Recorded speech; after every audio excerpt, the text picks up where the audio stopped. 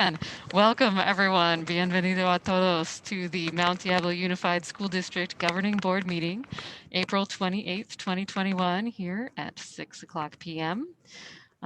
We've just received a notice that there might be an issue with the Zoom link on the website. So I think that is being worked on here, but the recording will be available for everyone. Our interpreter, Mr. Brewer, are you here? Would you be able to explain how to reach the Spanish translation, please? Yes. Si usted quiere escuchar en español, busque el botón con un icono en forma de círculo que dice Interpretation. O desde un celular oprima sobre los 3 puntos y luego oprima sobre Language Interpretation. All right. Muchas gracias. All right. Okay. And it is time for our Pledge of Allegiance. I think we'll use our actual flag here behind me. All right. Please join me. I pledge allegiance to the flag of the United States of America and to the republic for which it stands, one nation, under God, indivisible, with liberty and justice for all. All right. It will be nice when we're all in person to be able to do that together as well. There's a small group of us here without the public in person. So, all right, moving on to roll call. Vice President Mason. Here. Trustee Mayo. Here. Trustee Nzewi. Here. Trustee McFerrin. Here. I'm also present. Oh, and student board member, is she here? Trustee Alas.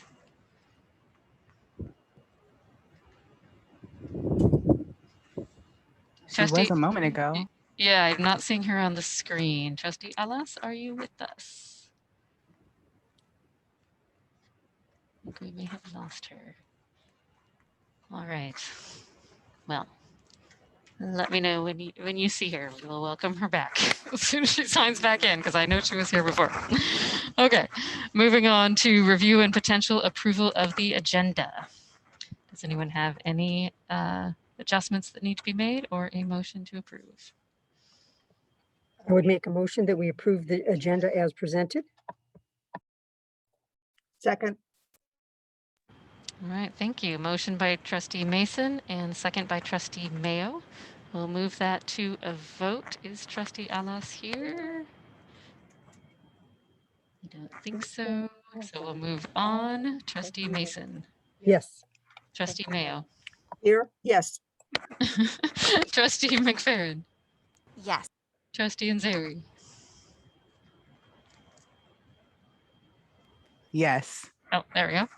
All right. And I also vote yes. Motion passes 5-0 without a vote from our student board member at this time.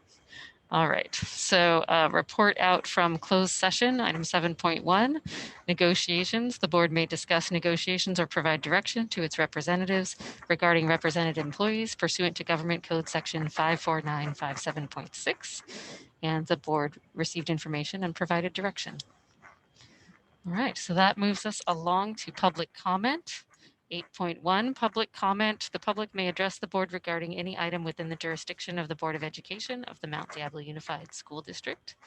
And Mr. Rennick, do we have public comment this evening?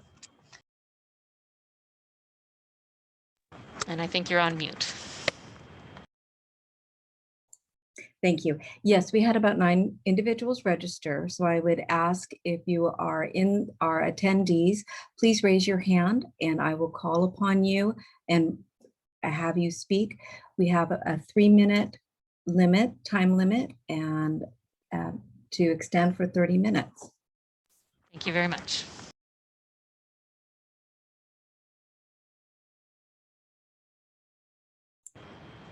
All right, our first comment will be from Shelley Foe, followed by Craig Yen and Laura Ferguson.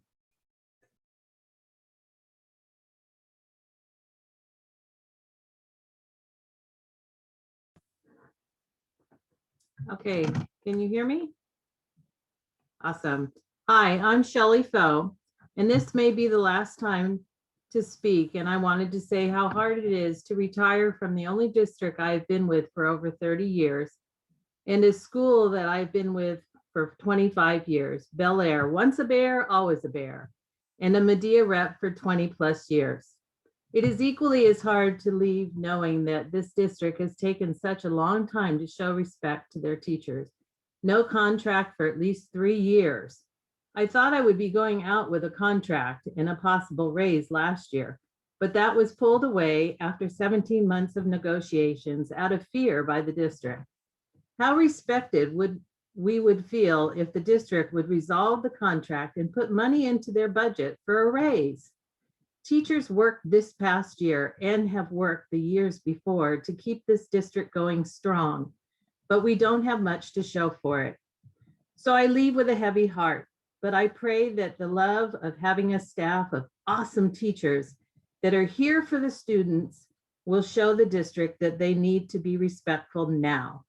Thank you. Thank you for your comment. Next, we will have Craig Yen, followed by Laura Ferguson and Ryan Clausen. Hello, my name is Craig Yen, and I have spoken to the board before. This is my 18th or 19th year within the district. I am an elementary executive board representative for Medea, and I'm over at Valley Verde Elementary. I have an ask for you. This is specific to the board members. And that ask is this: let's respect your #1 asset. I've heard a lot about social emotional, and it's very difficult as a teacher and as staff working with children and working with these families to be in that position where it is that year after year that you're not respected with the decisions that are made, with the way it is that you are treated, and those asks. We're hearing of surrounding districts that are paying their members for the additional workload during the pandemic. And Dr. Clark, you spoke of making this a destination district. That was Medea's call, that was like 10 years ago. We said, we need to make this a destination district. We need to make this a destination district. We can go back to those recordings. If you truly are saying that, let's take those steps. Actions speak louder than words. Sure, it's nice to have a resolution that says, oh, this is going to be Day of the Teacher and Staff Appreciation Week. But again, you have to take those steps. The state's still doing deferrals, so the 1.5% bonus is technically off the table, but it doesn't have to be off the table. There are the funds to be able to support it. And as a show that you value your employees who have not received a raise, who have not received that respect, that's something that you should consider. Take care of your employees. So again, the state is putting us into a position right now where it is that funding is being guaranteed in multiple ways, with ADA being guaranteed for this next year. That's average daily attendance. And our standards of living and costs of living continues to increase. I was gonna grab my bills that actually show that. We need to keep pace. You're increasing sub rates by 30 some odd %. You just increased summer school rates, or going to, by 30 some odd %. So take that next step. Sorry. Your 3 minutes is up. Thank you. Thank you for your comment. All right, next we do have Laura Ferguson, followed by Ryan Clausen, then Cora Mitchell.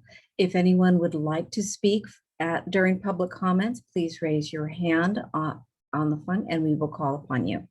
Thank you. Good evening. I am the mother of a kindergartner and first grader at Strandwood Elementary. When the board voted no to layoffs for the upcoming school year, I felt relief, hope, and trust in the district. I felt that the groundwork was being established for a stable and safe return back into the classroom. However, this was short-lived and was a false sense of relief, hope, and trust, as now the decision has been made to involuntarily transfer some of our essential teachers out of their classrooms and out of our school. You have chosen my son's amazing kindergarten teacher, Ms. Jillian Carey, as one of those being displaced from her classroom and homeschool. If you had the pleasure of knowing Ms. Carey, this decision would cause you to lose sleep, as she is easily one of the district's brightest stars. These teachers are vital to our home schools that they have served for years. They lead our children and families in creating a sense of class pride and school pride. These are teachers who have grown up in the district, attended the schools, and decided to return after obtaining degrees to share the passion for education with our students in this community.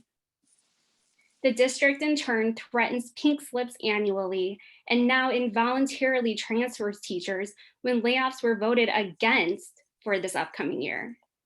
This is not the year to shuffle staffing around. This is a year that is vital to hold steady with strong, returning, experienced teachers to welcome our children back to a normalcy that they have not had in a very long time. It is irresponsible on the part of the district to plan for pre-pandemic class sizes. Our goal needs to be smaller, safer class sizes for this upcoming school year. Just because you can legally have class sizes in the 30+ range does not mean that you should. There is absolutely no way a teacher leading a class size that large can meet the academic, social, and emotional needs of each of the students. Needs will be heightened further coming off a pandemic year. Our teachers and our children deserve better than that. We need to maintain the stability of our current and dedicated teachers who our children already know and feel most comfortable and safe with. Keep our teachers in their positions, in their classrooms, at their home schools, and say no to involuntary transfers. Thank you. Thank you for your comment. Next, we have Ryan Clausen, followed by Cora Mitchell and Laura Steele. Hello, my name is Ryan Clausen, and I'm a teacher and parent of 2 MDSD students. I was planning to discuss how teacher pay and how that should be a budget priority, but it seems like statements from the board preemptively cut this conversation short and sets the board's agenda moving forward. I can't help but feel like Oliver coming to you for a second helping of oatmeal. In the 14 years I've taught in MDSD, we have bled talented teachers. Districts around us compensate better, and our district consequently is a place where newer teachers remove their training wheels and leave. As an aside, I think it's in public interest to look at turnover data and exit interviews. You know, why is it so easy for other districts to pay their employees?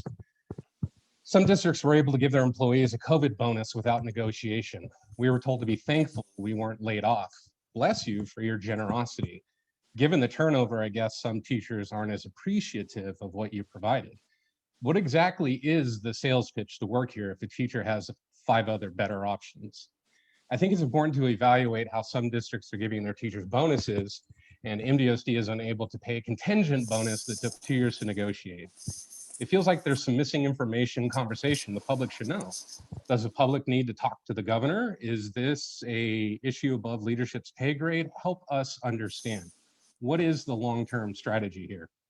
What if you paid the superintendent what a 30-year teacher makes? Would you be able to attract and retain a talented super? Probably not, as evidenced by his salary. If a superintendent is worth 6 figures, what's a teacher worth? Or why is the super worth more than me? Decades of budget crisis, it's either mismanagement or Chicken Little. It's not a flaw, but a feature. I personally qualified for welfare my first 2 years. It'd be interesting to see the superintendent use EBT at the store to buy groceries. If compensating teachers for 6 years of inflation is too much, how about an easy compromise? With the overage in the supply budget, divvy it up to underfunded PFCs so I do not have to budget for school supplies every year. With inflation eating my pay, the next time an admin asks me why students don't have pencils or paper, I'm going to ask for their credit card number. Realistically, what is each board member's personal Amazon account login? There is something a little immoral about making our at-risk kids run laps so they can have paper, but it's a fun run. It's especially immoral while maintaining a budget, a supply budget surplus in the millions. As a property owner, I'm no longer willing to subsidize my classroom because of funky budget rules when I've already paid my property taxes. I've never had a job where I've had to spend so much personal money to do my job, but bestow the title of teacher and it's expected. Perhaps it's time to start taking care of your employees, or given the district narratives this year and my time at MDOSD, it sounds like a not likely. Given my time in the district, this is how it's going to be. This is how the board likes it. Excuse Turnover me, does keep. that your time is up. Okay, thank you for listening. Thank you. Next, we have Cora Mitchell, followed by Laura Steele and Carmen Terrones Torres. Hi, my name is Cora Mitchell, and I'm a parent to 2 students in the Mount Diablo School District. There's actually a couple things that I wanted to talk about. I wasn't able to call in to the meeting when the license for the radio station was on the agenda, and so I just wanted to voice my support for keeping it. I think that that is a really great opportunity to develop a program for kids who may have an interest in going into broadcasting and exposing them in some sort of a vocational program that could promote their career in that area. So I hope you guys decide to keep that in the long run. The other thing I wanted to talk about is I'm a parent who has to have a remote option next year. And I think we often hear from parents wanting to go back, rightfully so, and their perspective on what this has been like for their kids. And so I just wanted to offer mine. I know what it's like to have to visit my child in an intensive care unit for 13 weeks. I have a child who was 24 hours away from a liver transplant and was in multi-organ failure. The chances of that happening for most people is very small, just like it is for COVID being serious. But I know what it's like to live in that small margin. And so that's not a risk that I really can take again. My child who was ill actually has done quite well in distance learning. It's her sibling that is really struggling. And he's a kindergartner. So this was supposed to be his funnest year of school, and he's missed out on all that. And I'm very concerned about what the options are next year for the distance learning option. I am looking at the Horizons program because I don't know how conducive Zoom is going to be, but it's hard for me to really ascertain how to make a decision when I don't know really what the virtual program is going to offer. I'm hoping that you guys can start thinking in terms of maybe putting together a committee of teachers and parents who are looking at that option, not just as a last resort, but as something that we really need to make work and be successful for the students next year. I do want my kids back in the classroom so badly, but I can't do that until they're able to be vaccinated. So I'm hoping, I'm very fortunate that I have other options that I could utilize if I need to, but I know that there are other families that are in my circumstance who can't. And so I feel a responsibility to try to do everything that I can to make that option the best that it can be for all the students who need it. And I personally would be willing to invest some time in a committee if that's what it took to help get this off the ground. And I also want to appeal to the teachers who are listening tonight that there are some really great kids that need some great teachers for that program. And I know that being in the classroom is way more fun and we miss it. But I hope that some of you might be compelled to volunteer to jump into that program and give those kids the education that they deserve in a way that's going to work best for them and their health situation. Thank you. Thank you for your comment. Next, we have Laura Steele, followed by Carmen Terrones Torres and Charlene Leathers. Hi, can you hear me? Okay, I'm Laura Steele, and I'm wanting to talk about fall 21 school year and beyond. I believe that we have a trust and a financial issue on our hands. In March, Dr. Clark and Anita Johnson issued a joint statement that their intentions were to resume fall in person completely full time. And I want to believe that and I think a lot of parents want to, but we feel really burned by the last round of negotiations. And there's a lot of anxiety and mistrust around that, both from the district and the union. Not more than a month after that, Medea is now instructing their membership to demand raises. And I feel like this is really quite tone deaf. Just a few meetings ago, when we celebrated no layoffs for the next school year, that meant we could retain as many qualified educators as possible as we navigate the upcoming school year with potentially smaller class sizes. We know that we've lost a lot of students and potentially will lose many more. I know a lot of parents are idly watching and waiting to see what the board decides to do, and we'll hold on. I know that there's a lot of people duly enrolled right now, and we won't know what those numbers are probably until August 12th. The other thing to note is that the state required reserves have been spent down, and without the cuts, the district is facing receivership. And it feels like we're living on a hope and a wish that perhaps the COVID relief funds will be enough to float our district long enough to not only retain teachers, but also to give them raises. That doesn't really make sense. We can't keep dipping into this same pot over and over, especially on ongoing expenses. And per the Ask the CBO videos, 94 cents of every dollar spent in the district is spent to personnel, which is 10% more compared to neighboring districts. And we have higher class sizes, which means that we have fewer teachers. So we're spending more on fewer teachers per classroom. It's worth mentioning also that those districts are beginning to offer something that resembles more like full-time instruction this year.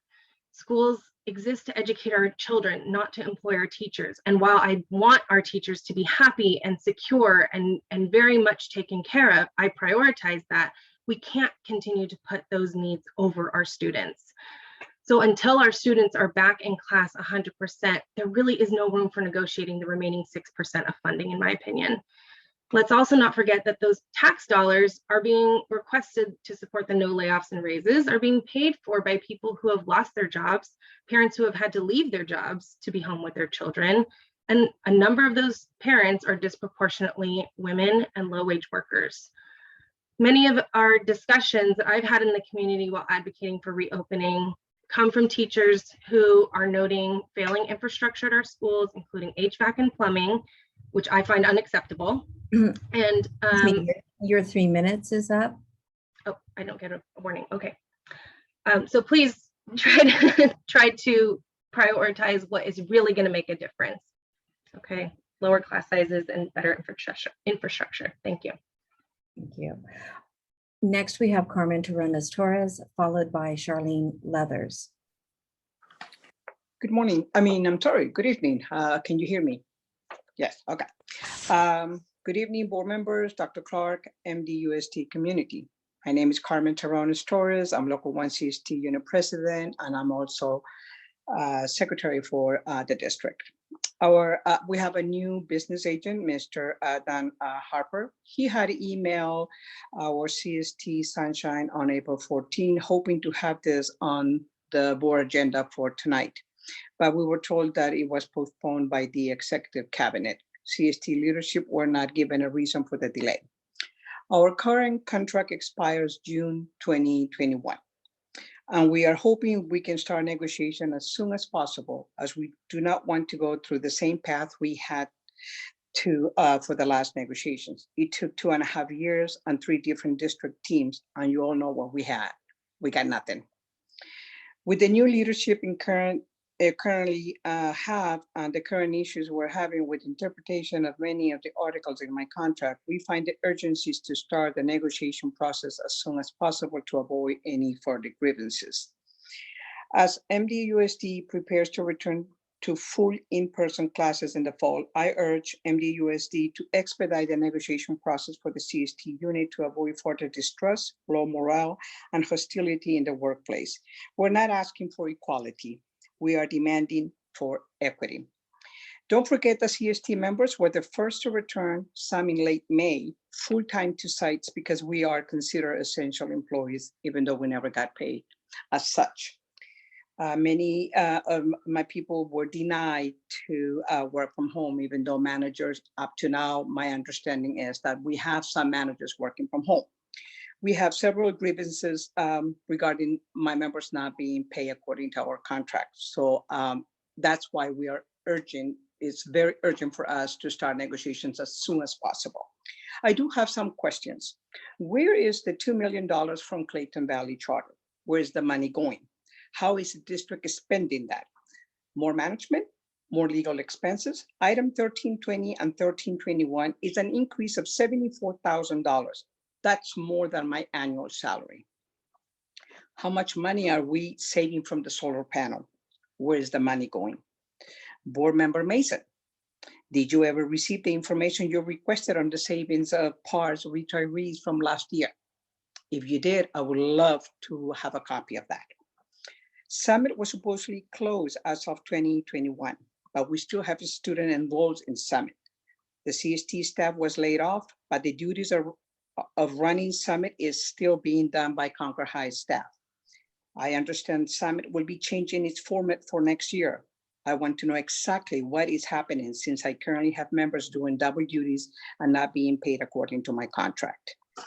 I'm sorry, your 3 minutes is up. Thank you. That's it. Thank you for your comment. Our last speaker for tonight is Charlene Leathers.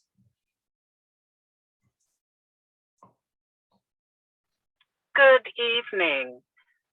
My name is Charlene Leathers, and I'd also like to say good evening to Dr. Clark and trustees. I only have a few issues, one of them being I strongly encourage that not only teachers, but all school staff receive pay increases. Now, everyone has spoken about the various funds coming from the state, and figure that a lot of those funds are also coming from federal government.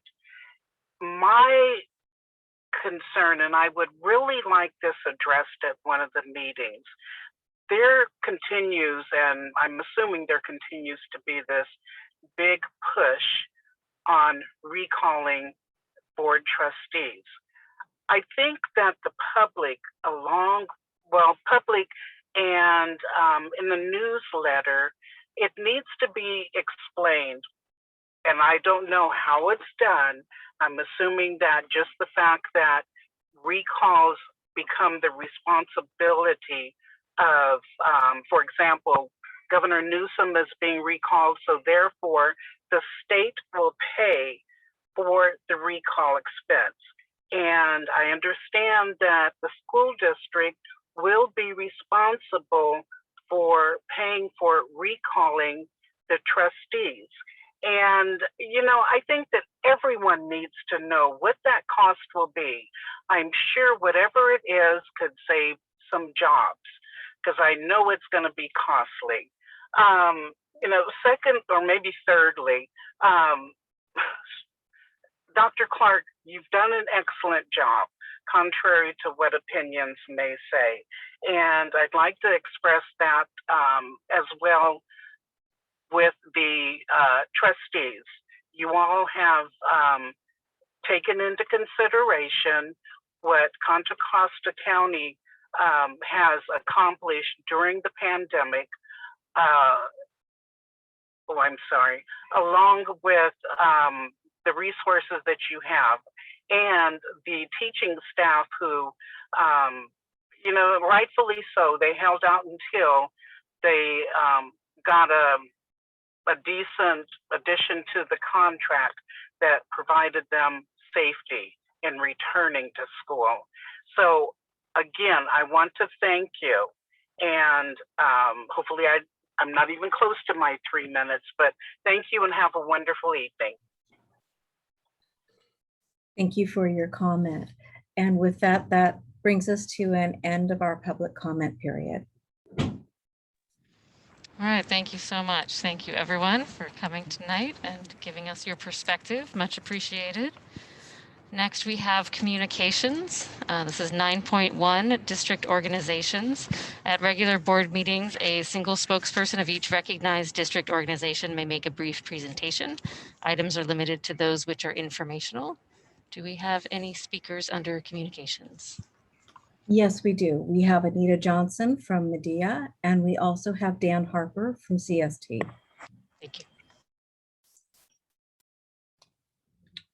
I can go first. My name's Dan Harper. I'm the new staff union representative from AFSCME Council 57, which covers AFSCME Local 1, the CST unit at Mount Diablo Unified School District. And as I know, you all, the board and Dr. Clark as well, worked pretty closely with Lisa Davis, some of you for almost 20 years.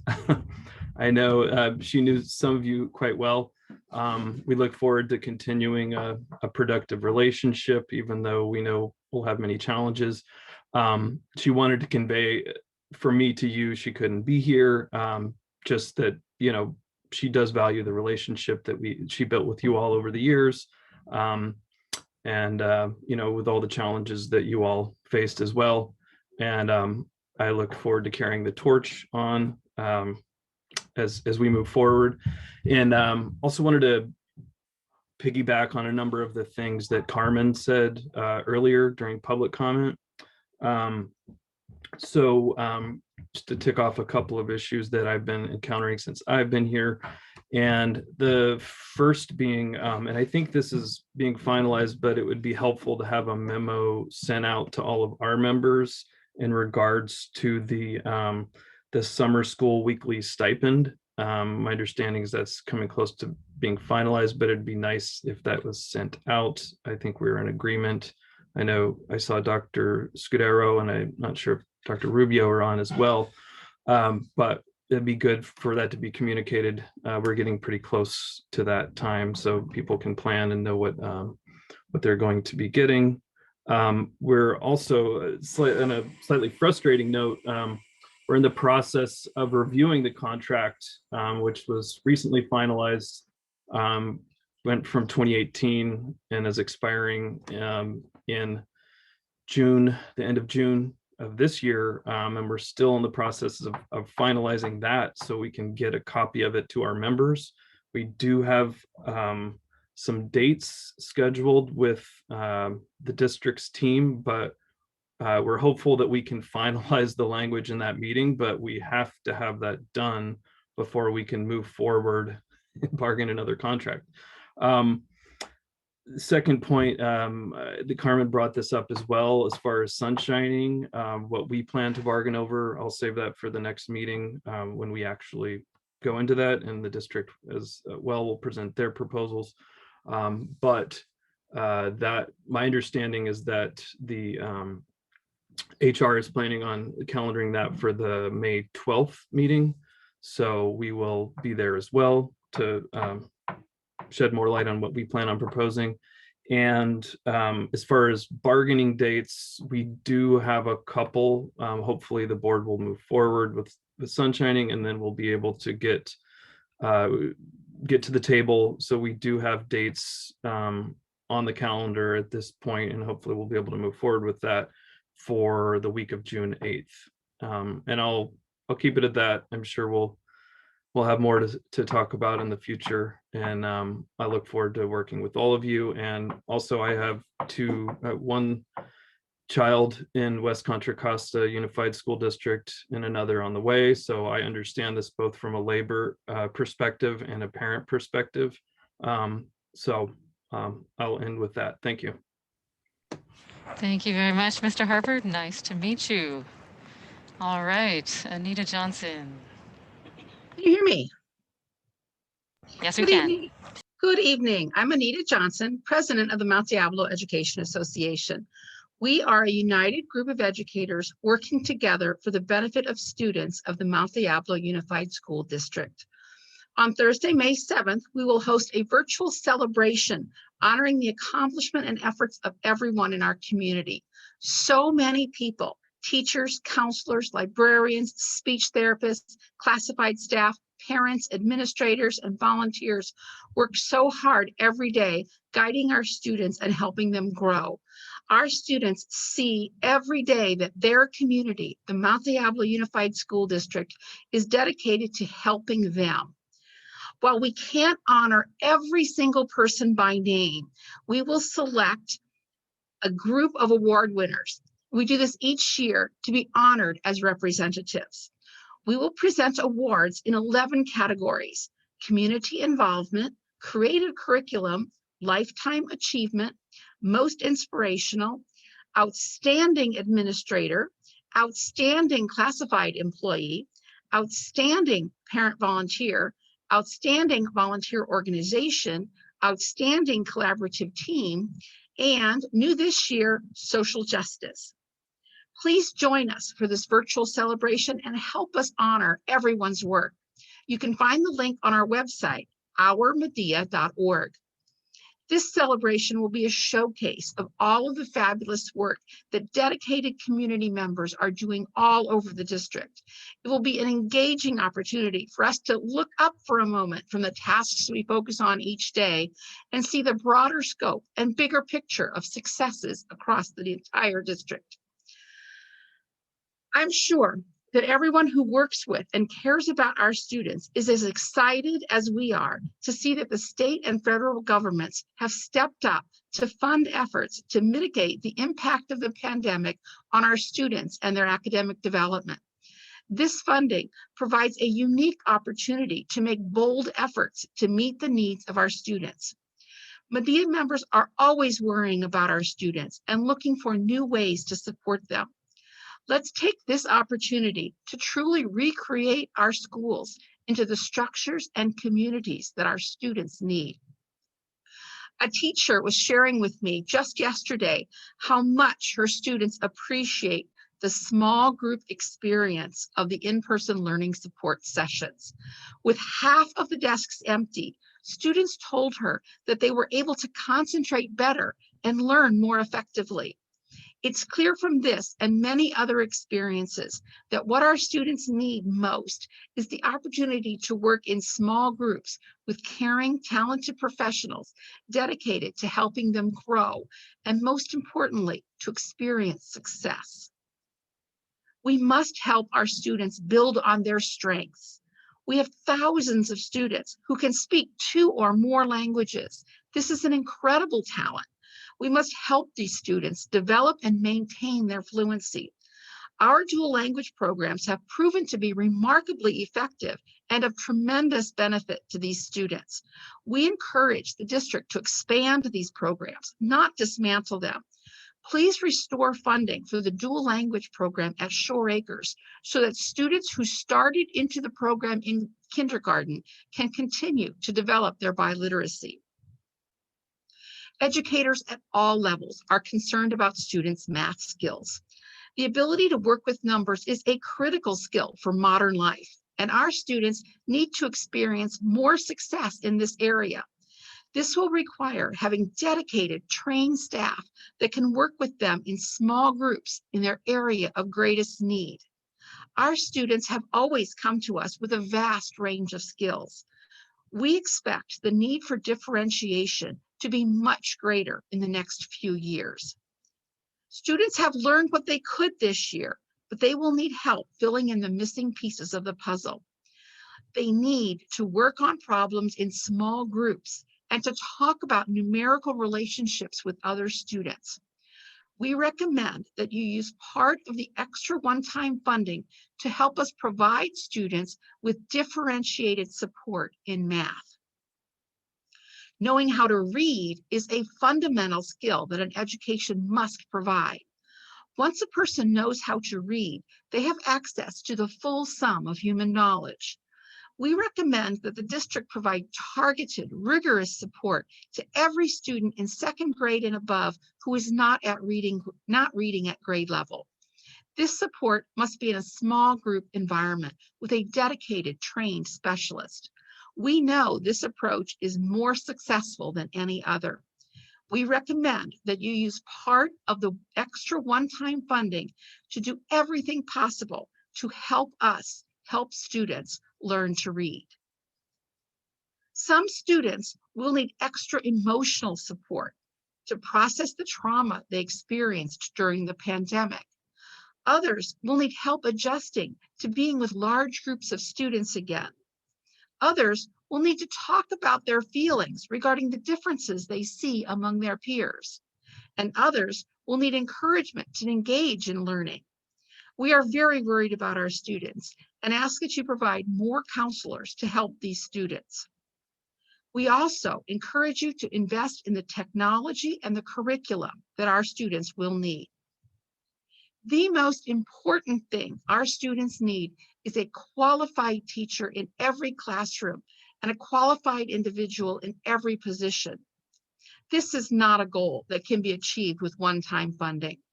We encourage you to prioritize your budget to ensure that the district can attract and retain highly qualified employees. The district has reaped over $15 million in savings from the draconian layoffs enacted last spring. In addition, the state has ensured that no district will have their funding reduced due to lost enrollment for this year or next year. In addition, the governor has proposed a 3.84% increase in school funding for next year. As you develop financial plans for next year, it is imperative that the budget include salary increases for all employees. We have gone almost 4 years without a salary increase. The district agreed to a 5.5% increase for the 3 years we are finishing, and the district now has the financial ability to fund an increase.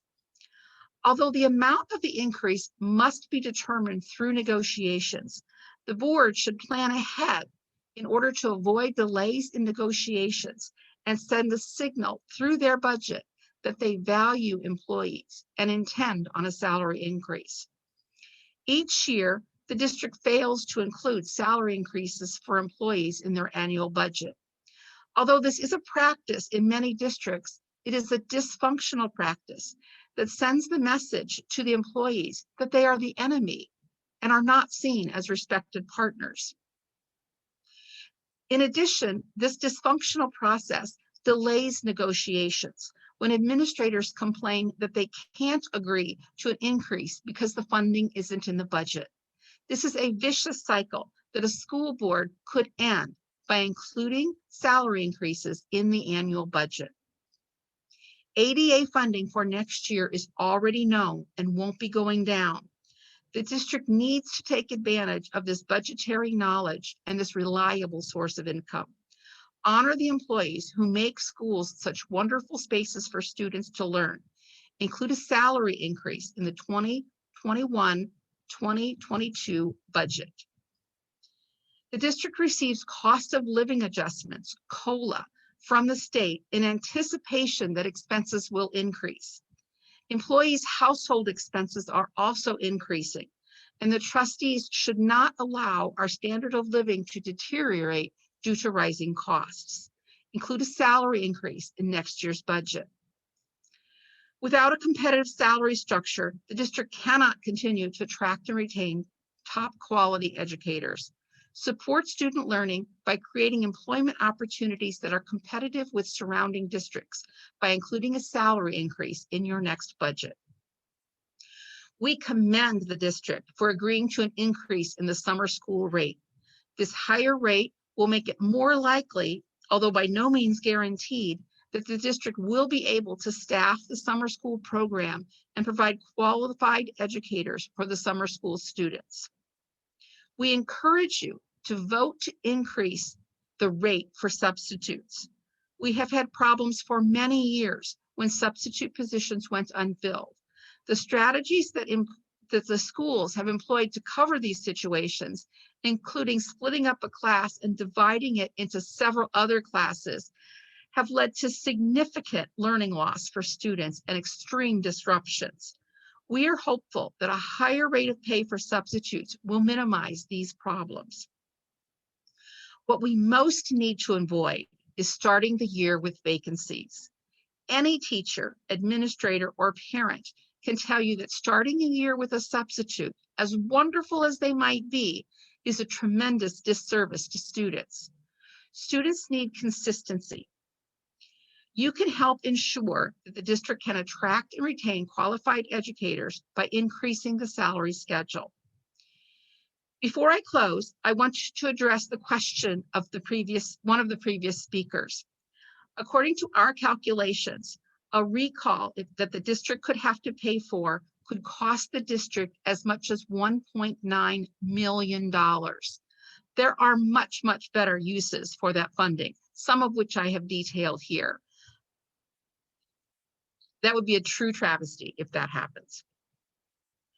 In closing, let me say again, Medea is a united group of educators working together for the benefit of the students of the Mount Diablo Unified School District.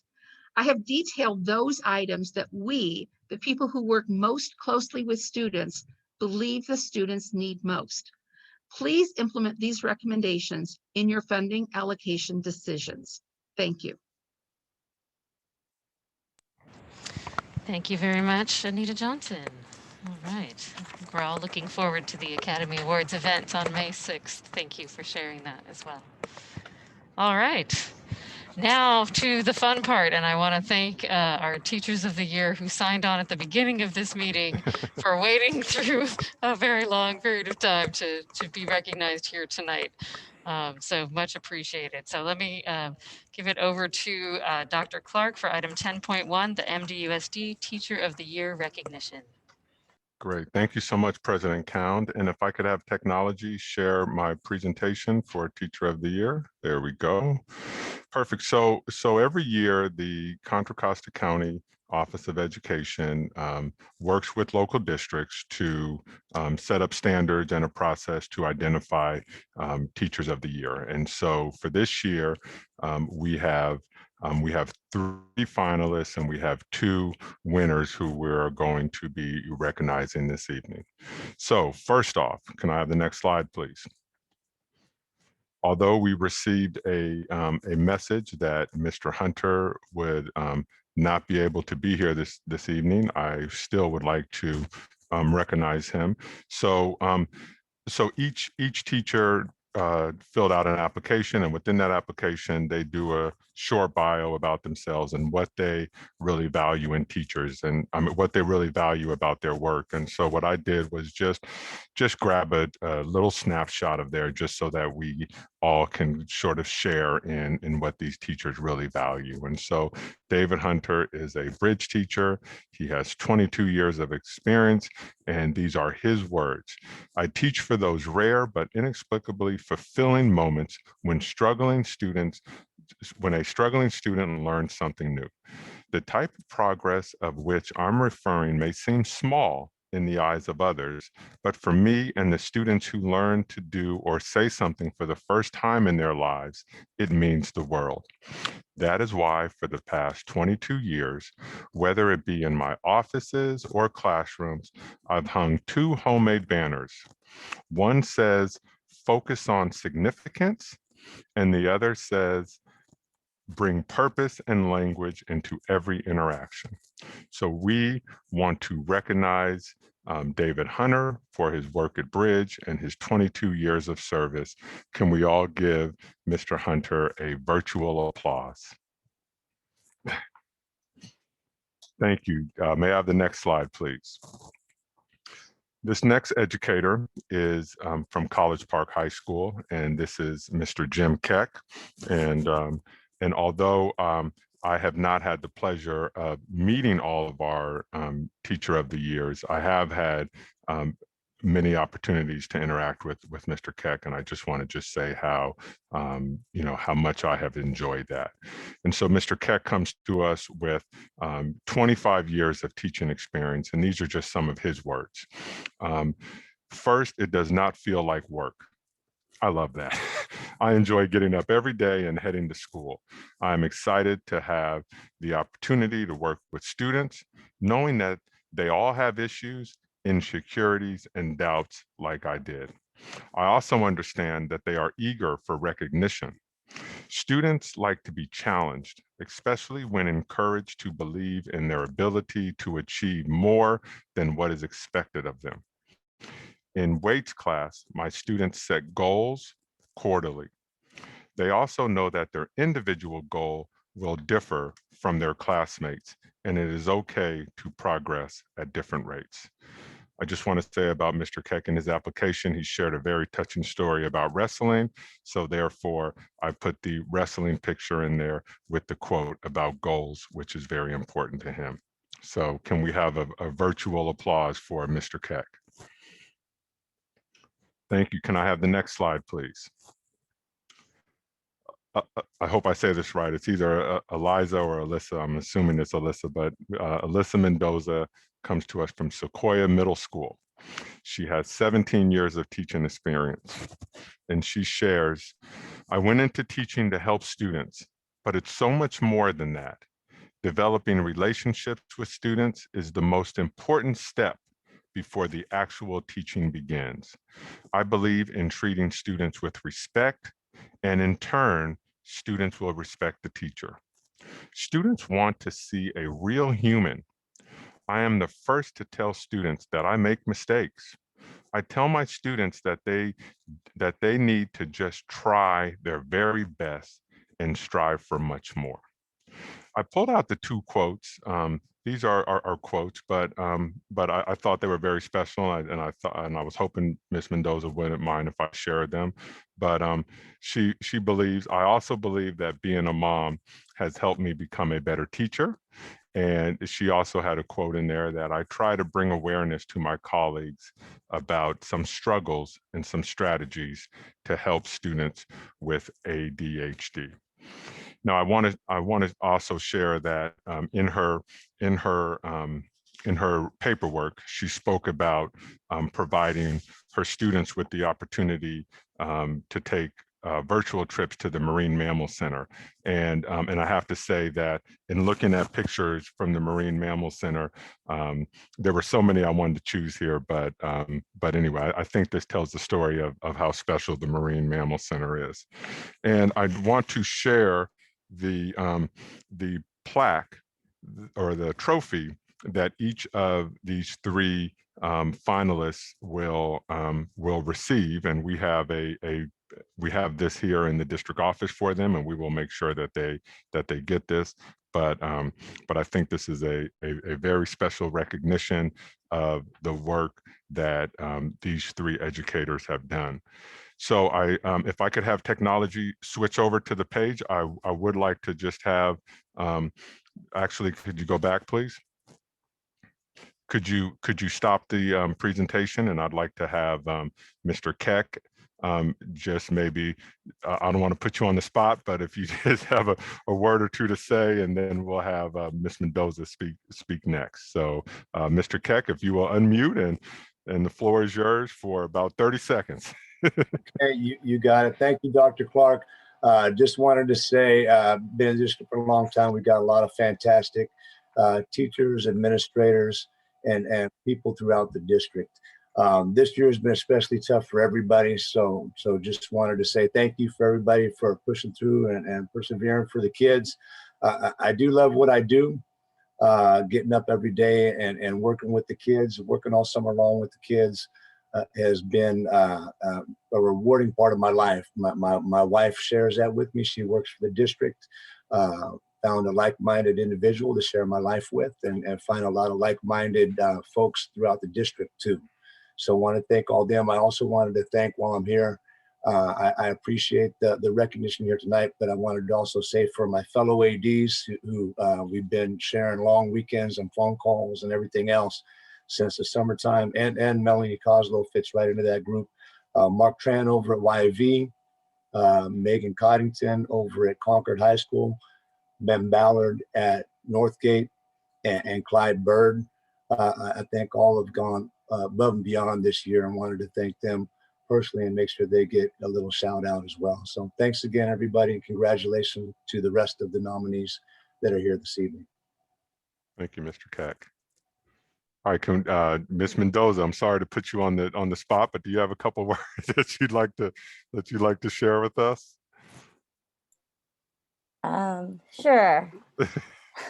Thank you, Dr. Clark and the board members. So being nominated by my peers was a huge honor. I am a mom of 3 boys in the district, one in high school, one in middle, and one in elementary. So I am tired, but also I'm impressed with how well the teachers have been working. In my last 17 years, this has been probably the most difficult and the most challenging as a mom and a teacher. All teachers worked so hard this year, they gave it to the point of exhaustion, which is why every teacher should be recognized and respected as teachers. With that said, I wouldn't be able to survive this year without my family, but as well as the support of Lisa Keck and Ashley Lung, the science department at my school, my team teachers, Sophie State, and the entire staff at Sequoia Middle School. Everything that I know came from them, so it's really for Team Sequoia. So thank you so much. Thank you. Thank you. So can I have technology please bring back up the presentation?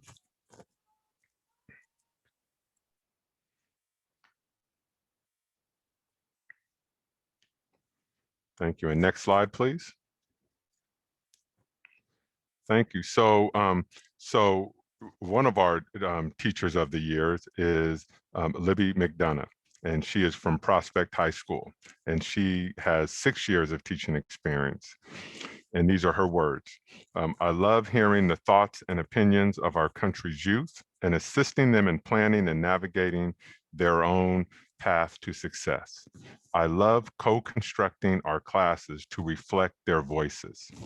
My students and I work together to build units of study that are interesting and relevant to their lives. It is important to me to have student voice in all that we do in my classes, as I believe that community is extremely important in education. I also love building relationships with my students. Understanding them as people guides my decision making from discipline to curriculum development. And I was really touched in reading Ms. McDonough's application, and again, I hope she doesn't mind that I shared a picture of San Francisco State University, where she is currently working on a doctorate, and we all should be very proud of her. And we will call her on the spot after I go through our next individual. Can I have the next slide, please? And yes, virtual applause.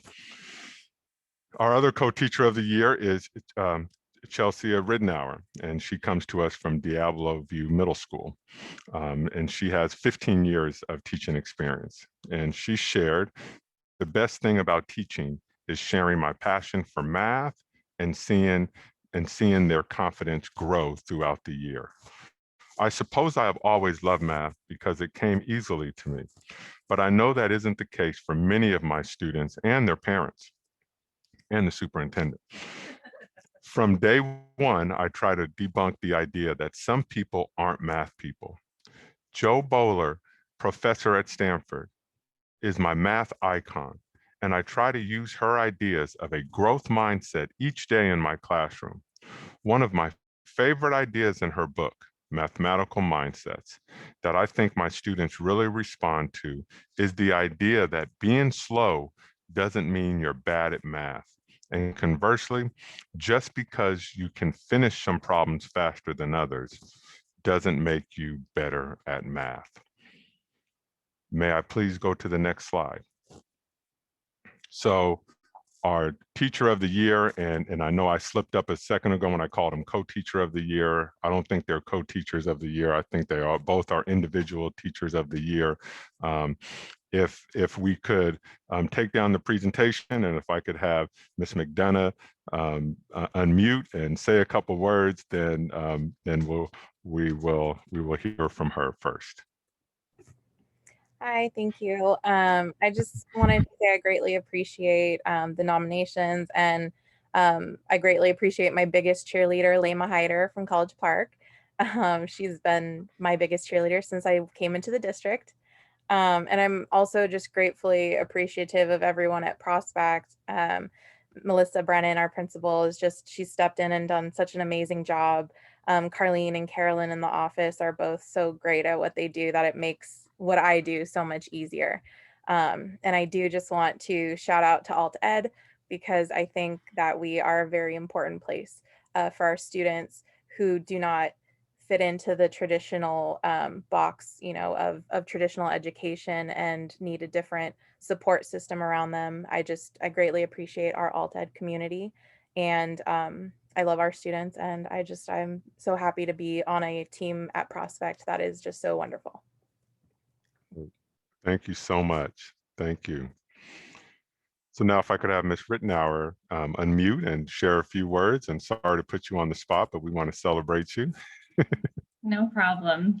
Thank you, Dr. Clark and board members, for this time tonight. It feels really special to be acknowledged in a year like this one. I am a mom of 2 elementary school students, so I have seen how hard their teachers are working.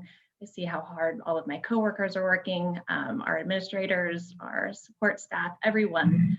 We are all working through this hard year, and I'm just very appreciative to be acknowledged in a year like this. Couldn't have gotten through it, like the others have said, without my colleagues. The 6th grade team at Diablo View is one of the strongest teams I've ever worked on. Everybody is coming up with solutions to the problems that we face in these years, and I really appreciate that. And my family has been very supportive as well. So thank you so much for this time and this acknowledgement tonight. So thank you. Well, I want to, yes, let's give a virtual round of applause to all of these folks. This really is one of those exciting moments. And I know that, here on the board and the superintendent, I know that, we don't have the individual and personal relationships with each of these employees, but on their school sites, I can guarantee that they are rock stars on their school sites. And also, they will also attest that they're just one of many who could be being recognized tonight. So, but tonight it is their night, and these 5 educators are amazing.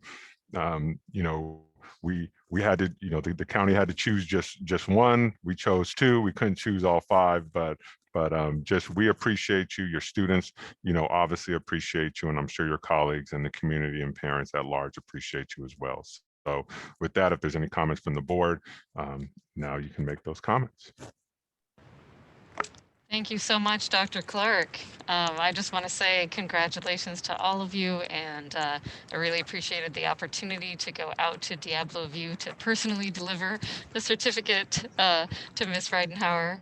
I'm not pronouncing that right. Ridenour? Ridenour. Okay. Good. Thank you to Ms. Ridenour. And I love what you were saying about Joe Bowler. I am one of those people who loves math, but also really, really appreciates her perspective on the idea that everyone can do math and that we need to be much more courageous about it and much more understanding of the idea of the way that you learn is to make mistakes and experiment and not necessarily be the bestest at things. So really, really appreciate that perspective. And Ms. McDonough, I would love to be able to come out and visit you at Prospect as well and see you in action. So let me know if that's a possibility as well. And I want to open this up to the rest of the trustees as well. Yeah. And if I could just pop in, I failed to show the wonderful plaque that these 2 individuals will be receiving, and so it is beautiful. We unwrapped it today, and all of them look good. The finalists and the Teachers of the Year. So we have these. We'll get them out to you guys, and just thank you so much again. And I would just say thank you to all for being there for our kids this year. I know it's been a tough year, and you had to be there for your own kids, and you had to be there for your family, and you had to be here for your school kids. It's a lot, and we really, really do appreciate and think about you every day. So thank you.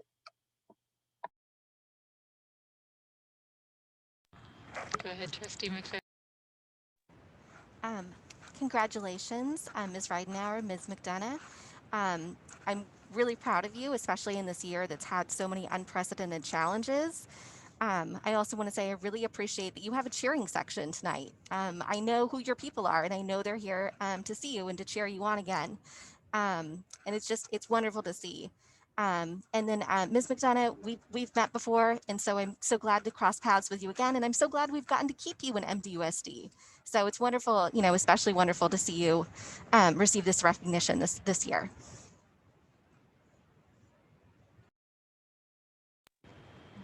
Thank you, Trustee McFerrin. Any other comments from the board? All right, well, thank you so much. We look forward to being able to appreciate you more in person as things open up. Thanks so much. All right. Okay, so we'll move on then to less interesting items. Apologies for item 10.2 is review and potential approval of resolution 2021-63 revision to board meeting dates. Dr. Clark. Yes, so what this item is asking is that we have to add an additional meeting. That meeting is scheduled for May 26th so that we can present our third interim budget to the board. So I would be asking for approval of adding that date. Thank you very much, Dr. Clark. Do I hear a motion?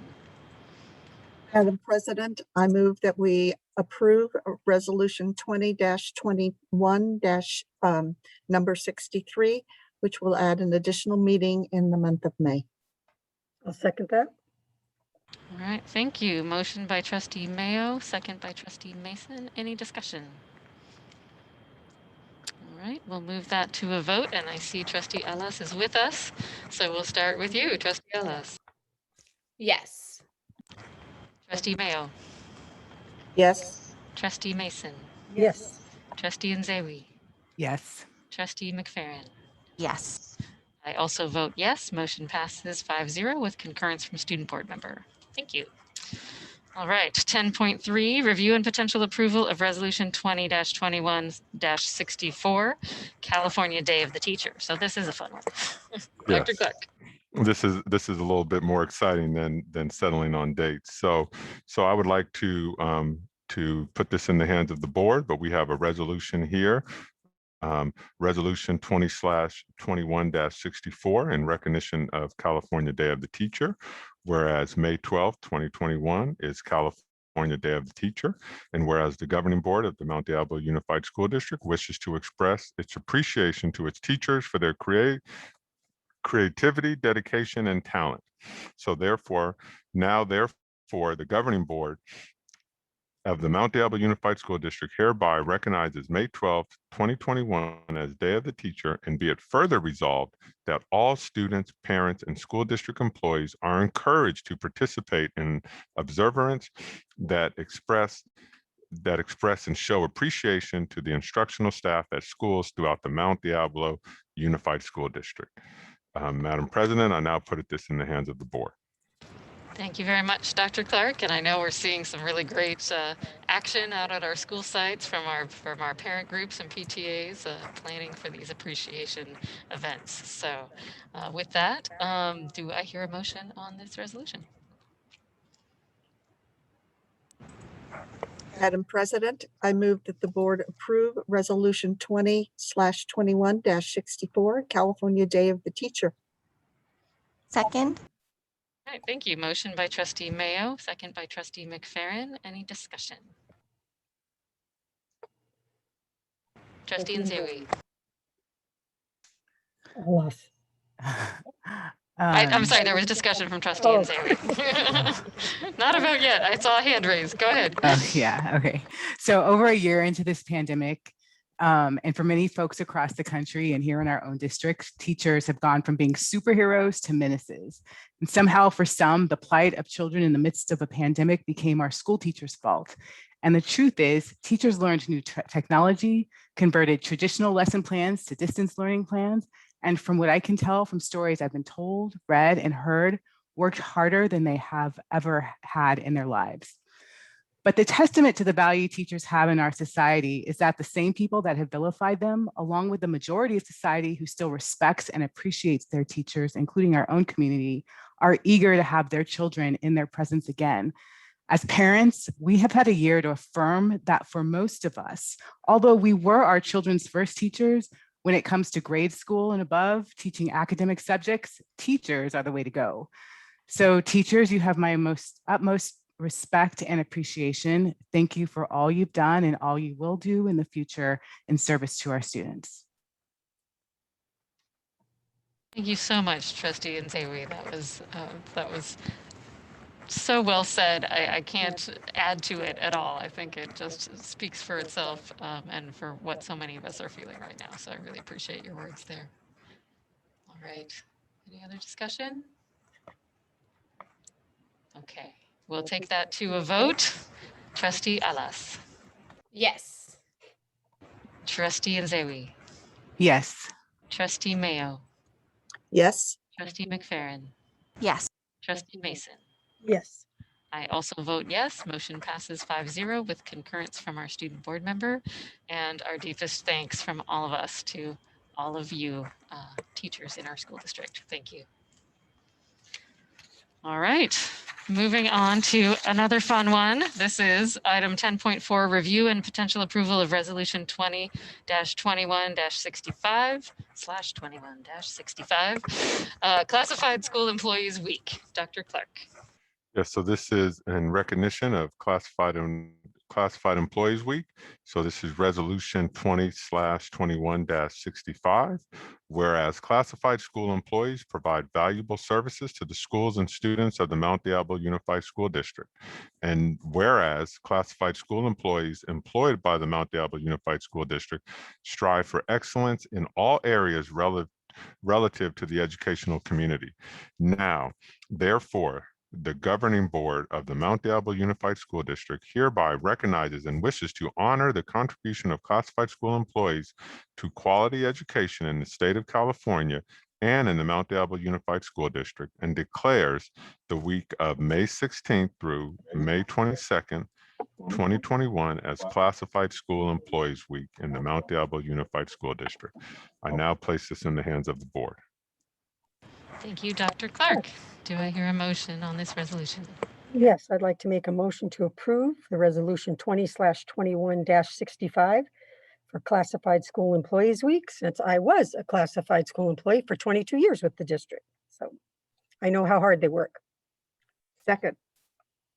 Thank you very much. Motion by Trustee Mason, second by Trustee Mayo. Any discussion? Trustee Nzewi. Gonna be somebody's running joke eventually. So hey, well, we'll go with your words. It's great. Keep it up.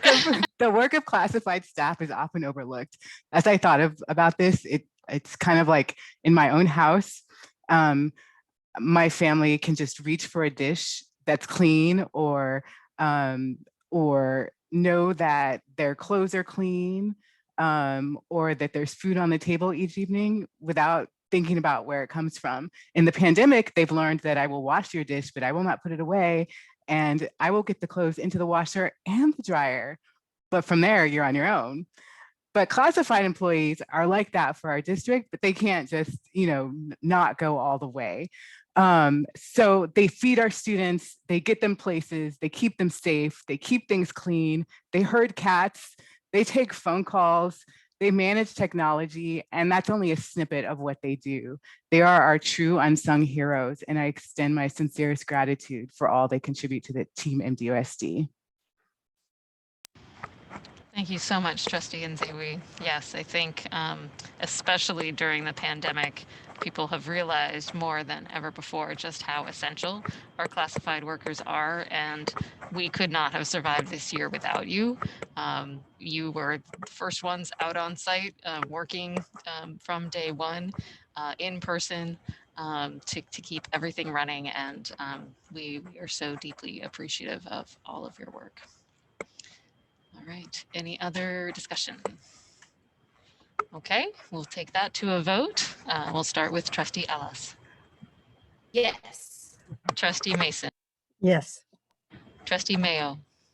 Yes. Trustee Nzewi. Yes. Trustee McFerrin. Yes. I also vote yes. Motion passes 5-0 with concurrence from our student board member, and our deepest gratitude to our classified employees. Thank you so much. All right, moving on to reports and information. So this is 11.1 enrollment and demographic report from Davis Demographics. And we'll pass that to you, Dr. Clark.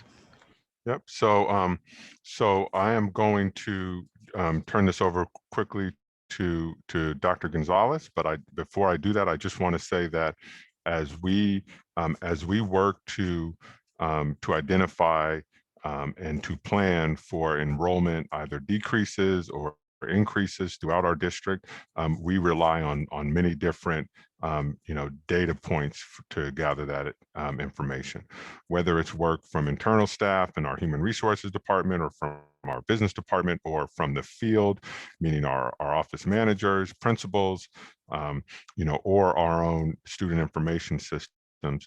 We bring all that together to try to make accurate predictions of what our enrollment will look like, not only next year, but the years to come. So one tool that many districts use is a demographer. And so this is this is a demographic study put together by Davis. And again, what I'm hoping they will share tonight is their methodology of how they go about these studies, because I know at times it may be confusing to those folks who aren't used to reading reports like this. So we're excited to have them here. This is their first presentation with staff and with the board. So, so with that said, I'll turn it over to Dr. Gonzalez so that she can introduce this next item. Thank you very much. He did a great job of introducing, and I noticed that Lauren Woods here from Davis Demographics. We've been working with a number of really outstanding staff on his team. And really the intent of tonight's presentation is to share a number of different data points to respond to many of the questions that I know our board has, perhaps some that our staff has as well. And then from there, really to move forward and allow them to finish up their final report, which will then address some of the questions that have come up and some of those answers as well. And I'd like to do a real quick shout out to a number of staff members on the MDUSD side that have been working really closely with Davis Demographics and their team for the last probably almost 5 months. Andrea Ramirez, Nicole Helton, Marie Hill, Janet Richardson, and Keegan Mize, they've all been instrumental in all the information that's been needed in order to complete that. So Mario, if you could get that presentation ready, we can go ahead and start. And Lauren Woods, welcome. Hey, good evening. Oh, wow, I got that automatic focus going. I want to thank everybody and appreciate your patience during this process. This is like was mentioned, Dr. Clark mentioned, this is our first year working with you all. And give me 1 second here. I want to change my screen. Technology, there we go. My name's Lauren Woods. Like was mentioned, we have a group of people in our office that's been working on gathering information for this process. Fortunately, usually the first year is always seems to be, kind of let's learn what's going on. Who do we need to contact?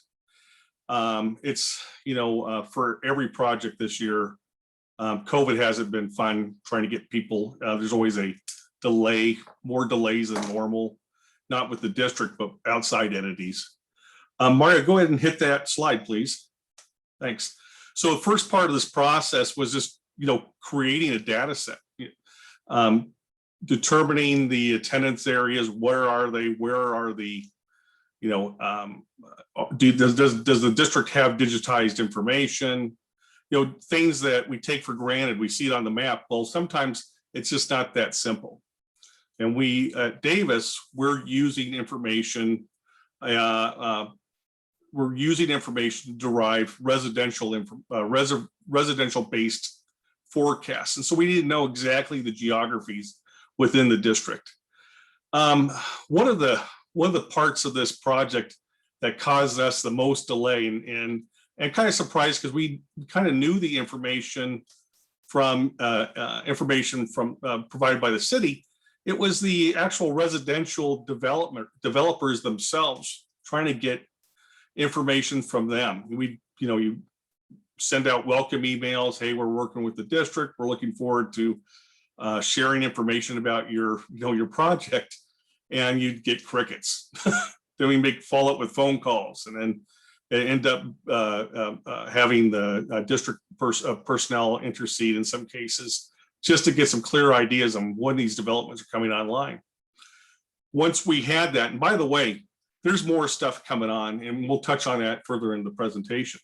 But once we're confident that we had numbers that could be used in these in the forecast, then we begin to analyze and look at the district information. And then that last step is developing the forecast. What tonight we're going to be looking at is the overview of the work, and like was mentioned earlier, the methodology within that within this process.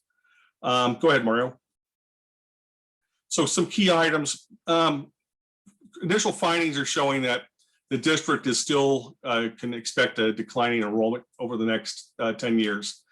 You'll notice in our report, we're going to show 10 years, just because we have the ability to show that, and keep that in mind. That further on into projections, those can be kind of more of gets to be more of a gray area the further out you go. But knowing that you're still having that kind of that trend, we don't see it dropping off like there's not a chasm. A lot of that has to do with you have development going on in the district. Right now, there's 20 projects going on, and fairly evenly split. Single family detached homes, SFDs, almost 490. Single family attached, like condos and townhomes, 77, and 41 apartment units are expected to come online during this forecast. That's stuff that we know based off these phone calls and research. Something that you might not know, or you may know just from being in the area, almost 40% of the development is occurring in rent tenant zone, which is something to keep an eye on.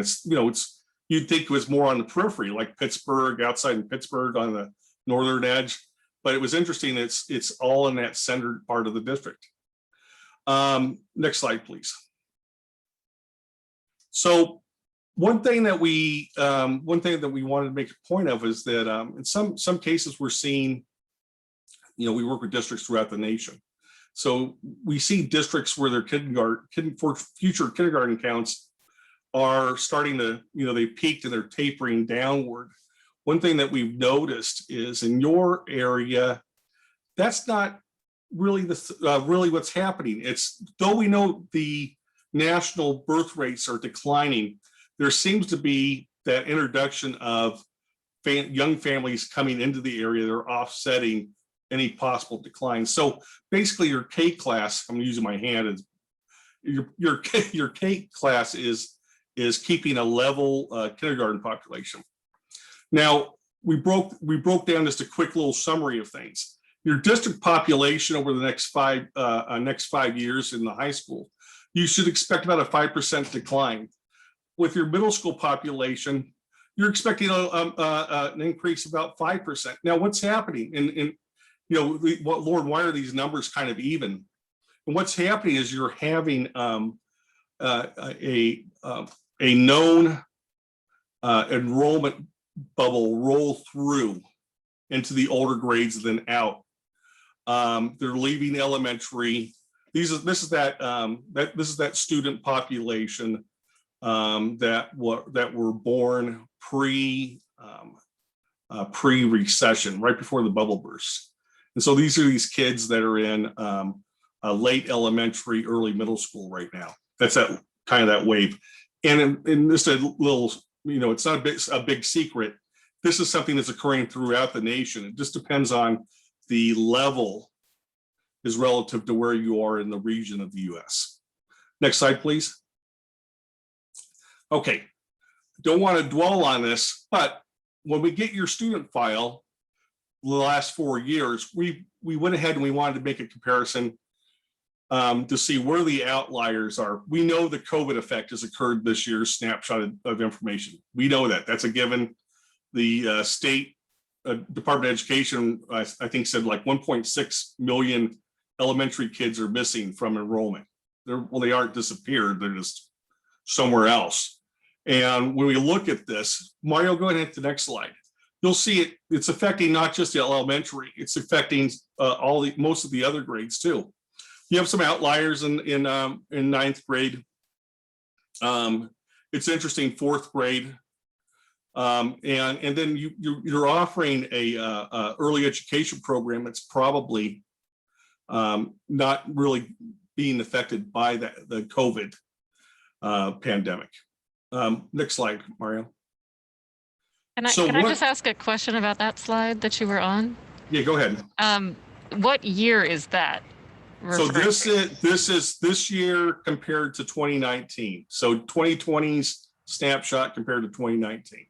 Okay, so it is reflecting the COVID. Yeah. Normally we don't show this, everybody. It's because of this unique situation that we thought. I've been showing this throughout every presentation I've done this spring, and just take a step back and remember you're not alone in this situation. All districts look like this. The relative size may be a little bit different, but the same effects are there. So keep that in mind. Next slide, please. For the previous slide, does that Go ahead, Mario. compare us? Mario, go to the next slide, the previous one, the one of the schools. So these are the school differentials. If you look at the school names that are the blue, you can kind of get an idea. Okay, well, I get it. Some of these are academy programs. There might be something going on at another site where I don't know your enrollment patterns yet. we're new to the district, but someone may have an answer to why there are more kids at Mount Diablo this year not affected by the COVID effect.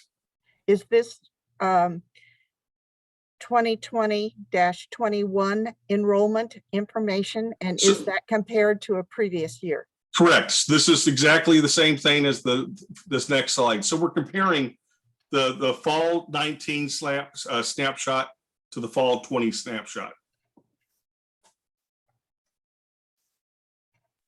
Oh, so these numbers are not like within the last few months. It was our fall enrollment of this school year versus the previous year. Correct. Yeah, Okay. we're not looking at in session mobility in these numbers. This is from year to year change. Everybody that's in the district and administration, we already know this. It's just that we use this as a visual just to so everybody can express, yes, COVID has affected, the COVID pandemic has affected these campuses, and there's a few outliers that weren't. Thank you. You're welcome. Mario, go ahead and skip ahead a couple slides. Here we go. So once we get the student data, and we did that information was part of the previous slides were part of our student verification process. So we receive files from the SIS manager from the district, and we'll go ahead and we run an accounting to make sure there aren't any students aren't doubled up. We make sure that the student ID number, there's only one for each record, and then these are the program numbers and things. And then we send it back to Lisa's office, where she went through and they did a very thorough account of making sure the numbers matched. There may have been something that might have been not right, and they sent us another batch over. We'd run that accounting again, and we got it. And then in late January, they went on ahead and said, these numbers look good, signed off, and sent us back the form, which meant we were good to start geocoding the kids, put them up on the earth.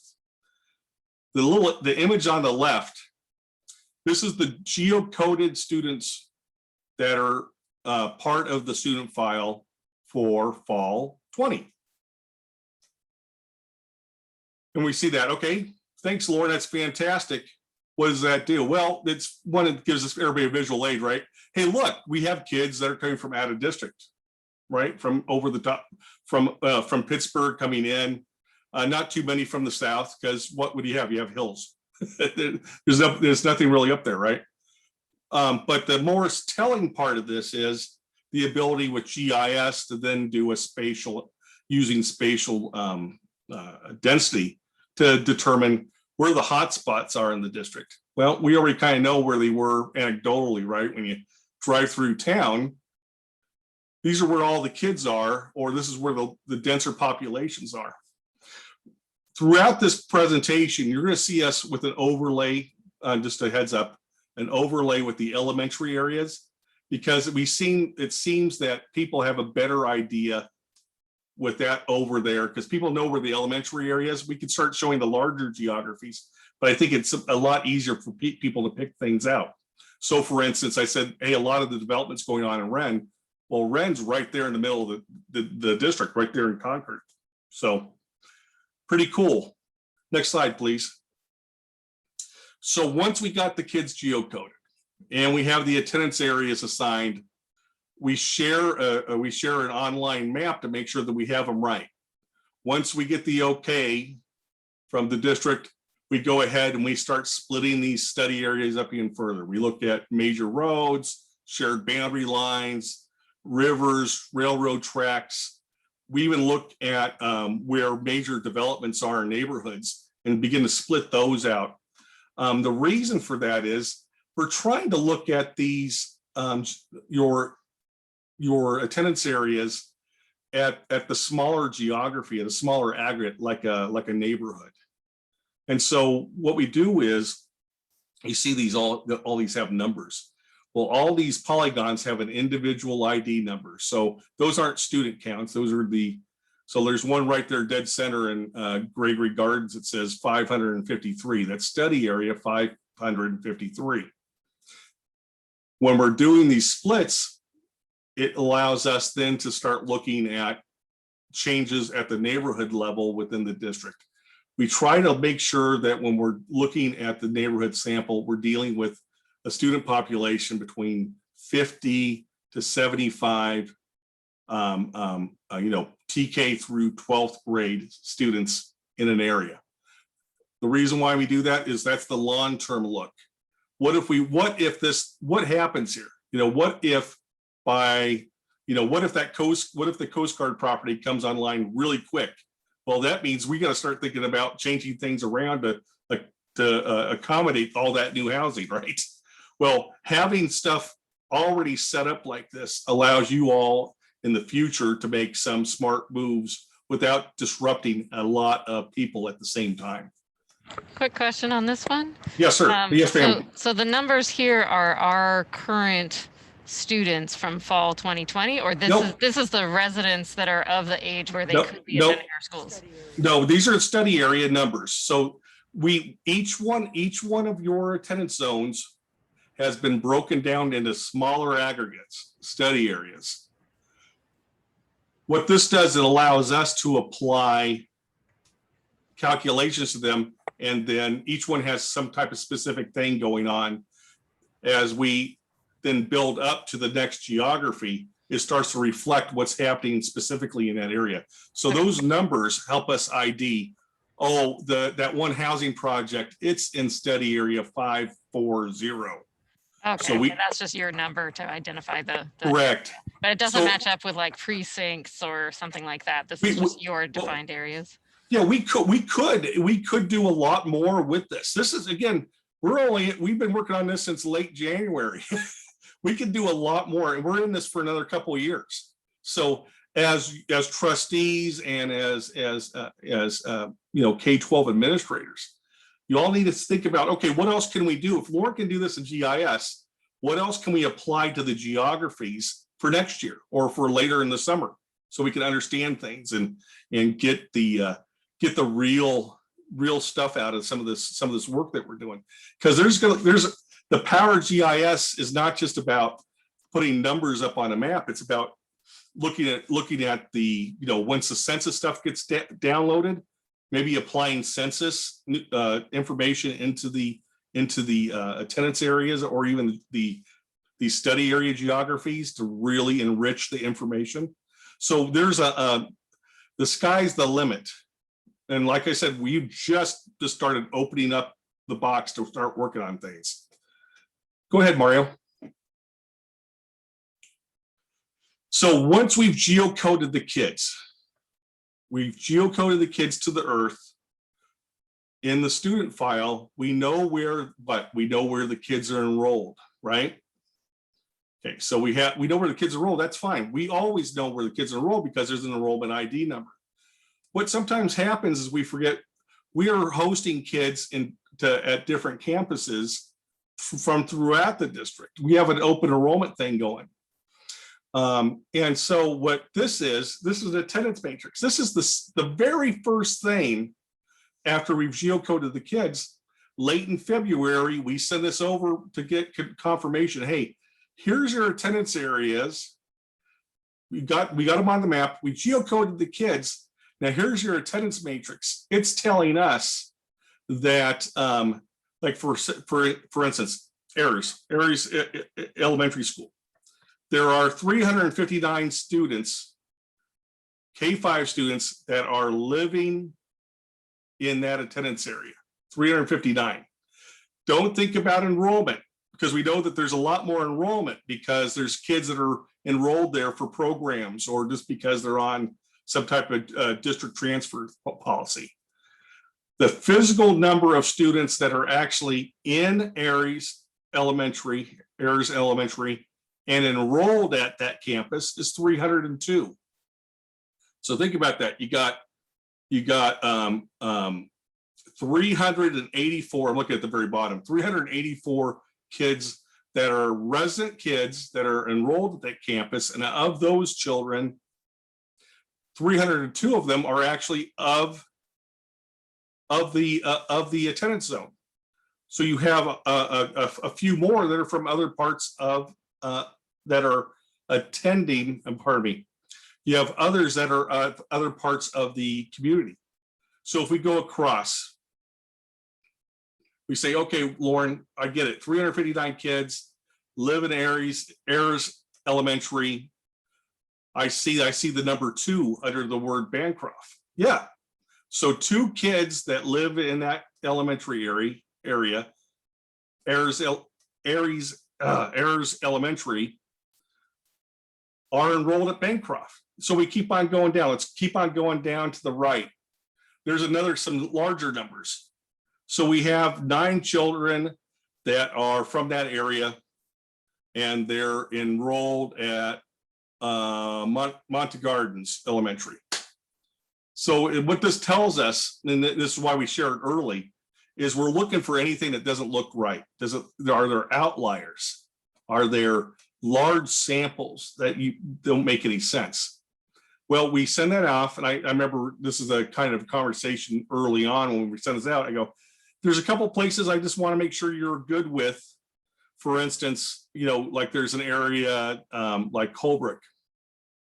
It hosts a couple classrooms of kids from the Sun Terrace area. Or look over at my head's in the way. I'm looking at the monitor part. Pardon me.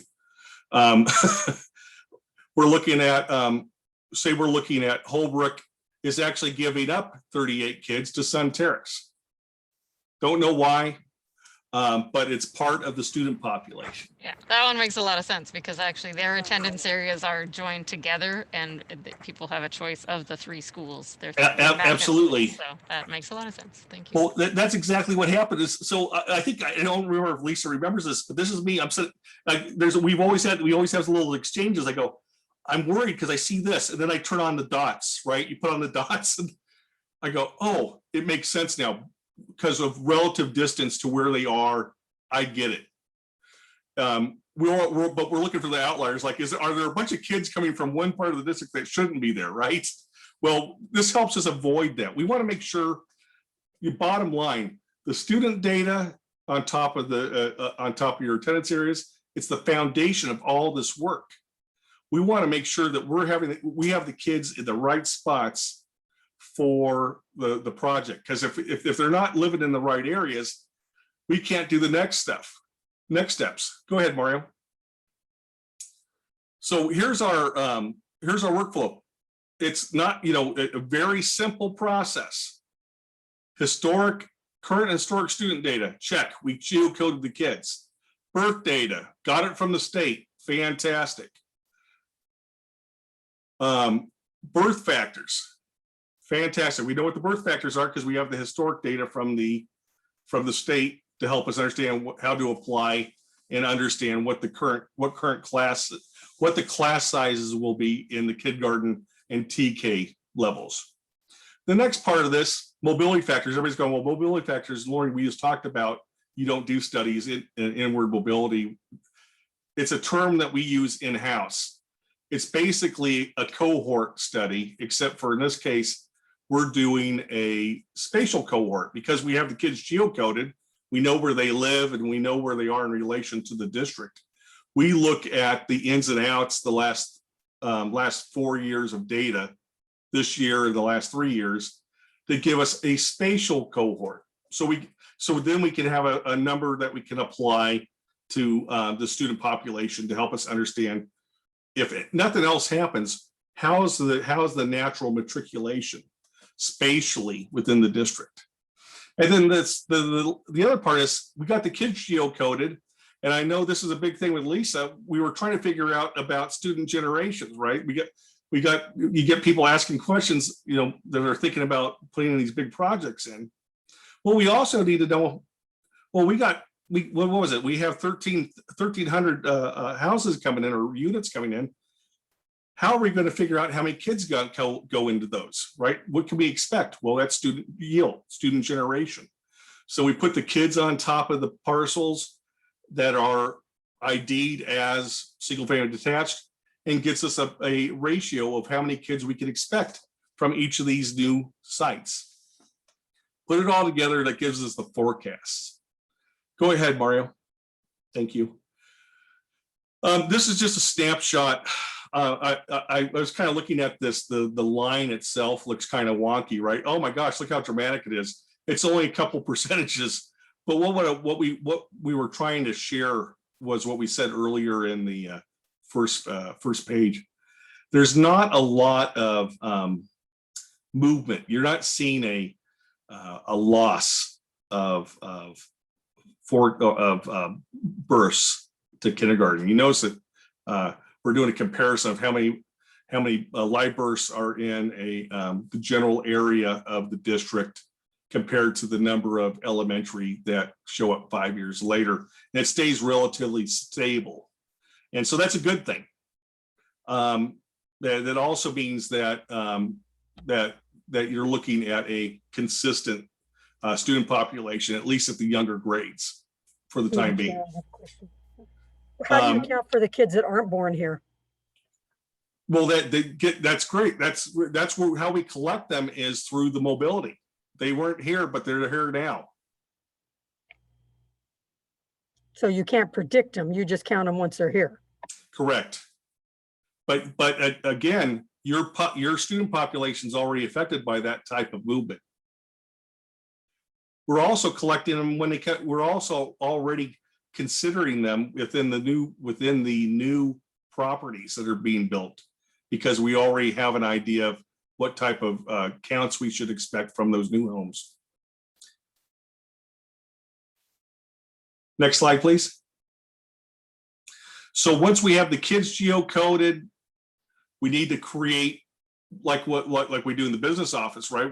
We're doing the enrollment style of cohort methodology. We put the Excel tables up and compare 1 year to the next to understand, well, maybe this will be what we'll get next year for our enrollment, and so we can plan on this. Well, in our case, it's a little different because we're looking at it at the smallest geography in the district, and which is great because it's your elementary, and you have so many elementary areas that allows you to have a really rich and in-depth statistic impact of what's going on. So like, for instance, Aries Elementary, pardon me. If you look at it, you see green, that means it's a positive number. That means that there's a positive number coming from kindergarten to first grade. So there's more kids showing up right now in this attendance zone from that are showing up that were here the year earlier in kindergarten. If you see red, let's go down to Bancroft. They're losing about 5% of the kindergartners from the year before. If you see a line where there's almost all red, you could consider that area a mature area. If you see an area where the numbers start to decline tremendously, like you see maybe a 0.88, like they're losing 12% from the prior year, there's something going on. There is something that's affecting the area. Like for instance, I'll use an example, the reverse in the high schools, especially in California. We have you notice that the retention rates increase as they get further on to the grades. So you'll see a lot of greens in the 12th grade, and that's because some of the kids are there a little bit longer, like 6 months or whatever, to get credit. You'll see in some cases, depending on the neighborhoods, your 9th grade will have this sudden appearance of like 5 or 6% of kids. There may be a private K-8 program in the area, or a charter in the program that only goes to 8th grade. And then those children begin to come into the high school system. What this does when we do it spatially, it takes the guesswork out of doing the tabular stuff from enrollment. It helps us understand, what are the gains and losses from each year, from the ins and outs of just true mobility in and out of the district, or in and out of attendance areas, changes within private schools, or my favorite story is like apartments going 55 and over, and suddenly what was family housing became zero housing. And suddenly you see a decrease in one area. So these help us kind of see what's been happening. Now, keep in mind, we're very careful not to apply these numbers in zones that have planned housing, because we know that some planned housing is coming online, or has been coming online in the last couple of years. Therefore, it may skew and give a inflated mobility number. And also, we are also applying a student generation to understand what that growth is in that area. So if I want to make this, to simple it down, if you have 100 kids in kindergarten this past fall, and your mobility rate is for the K to first grade mobility, and especially in Aries example, you're looking at 106 kids the next year. Just real simple math.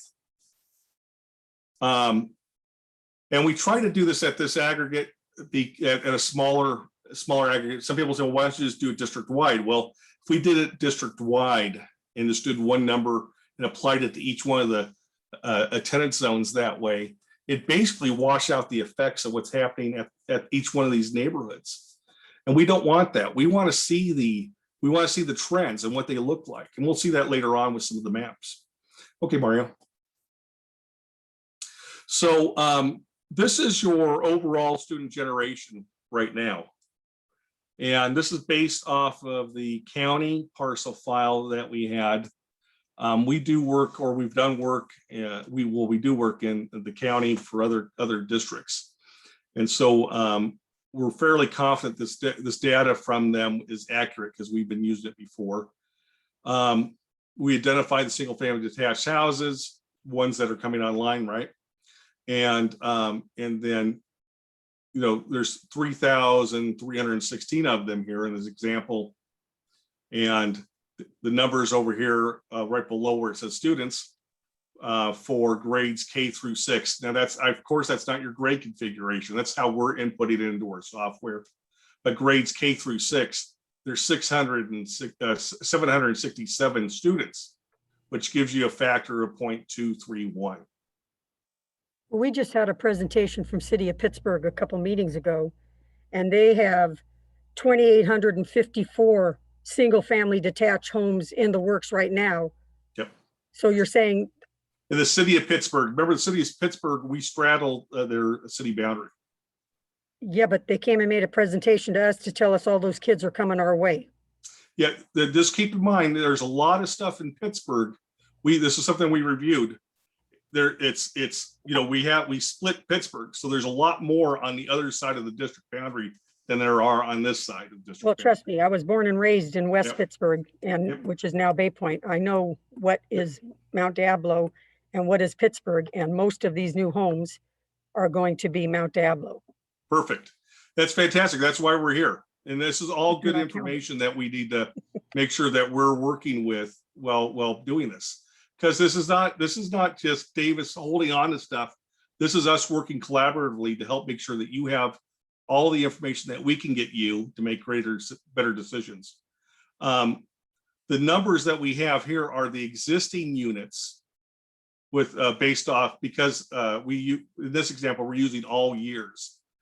And so your student generation rates are probably not going to be the same as what Pittsburgh's telling you also, because they're not using they're using a overall number. And what we found from municipalities are they don't usually have, or unless you give them access to, your student file.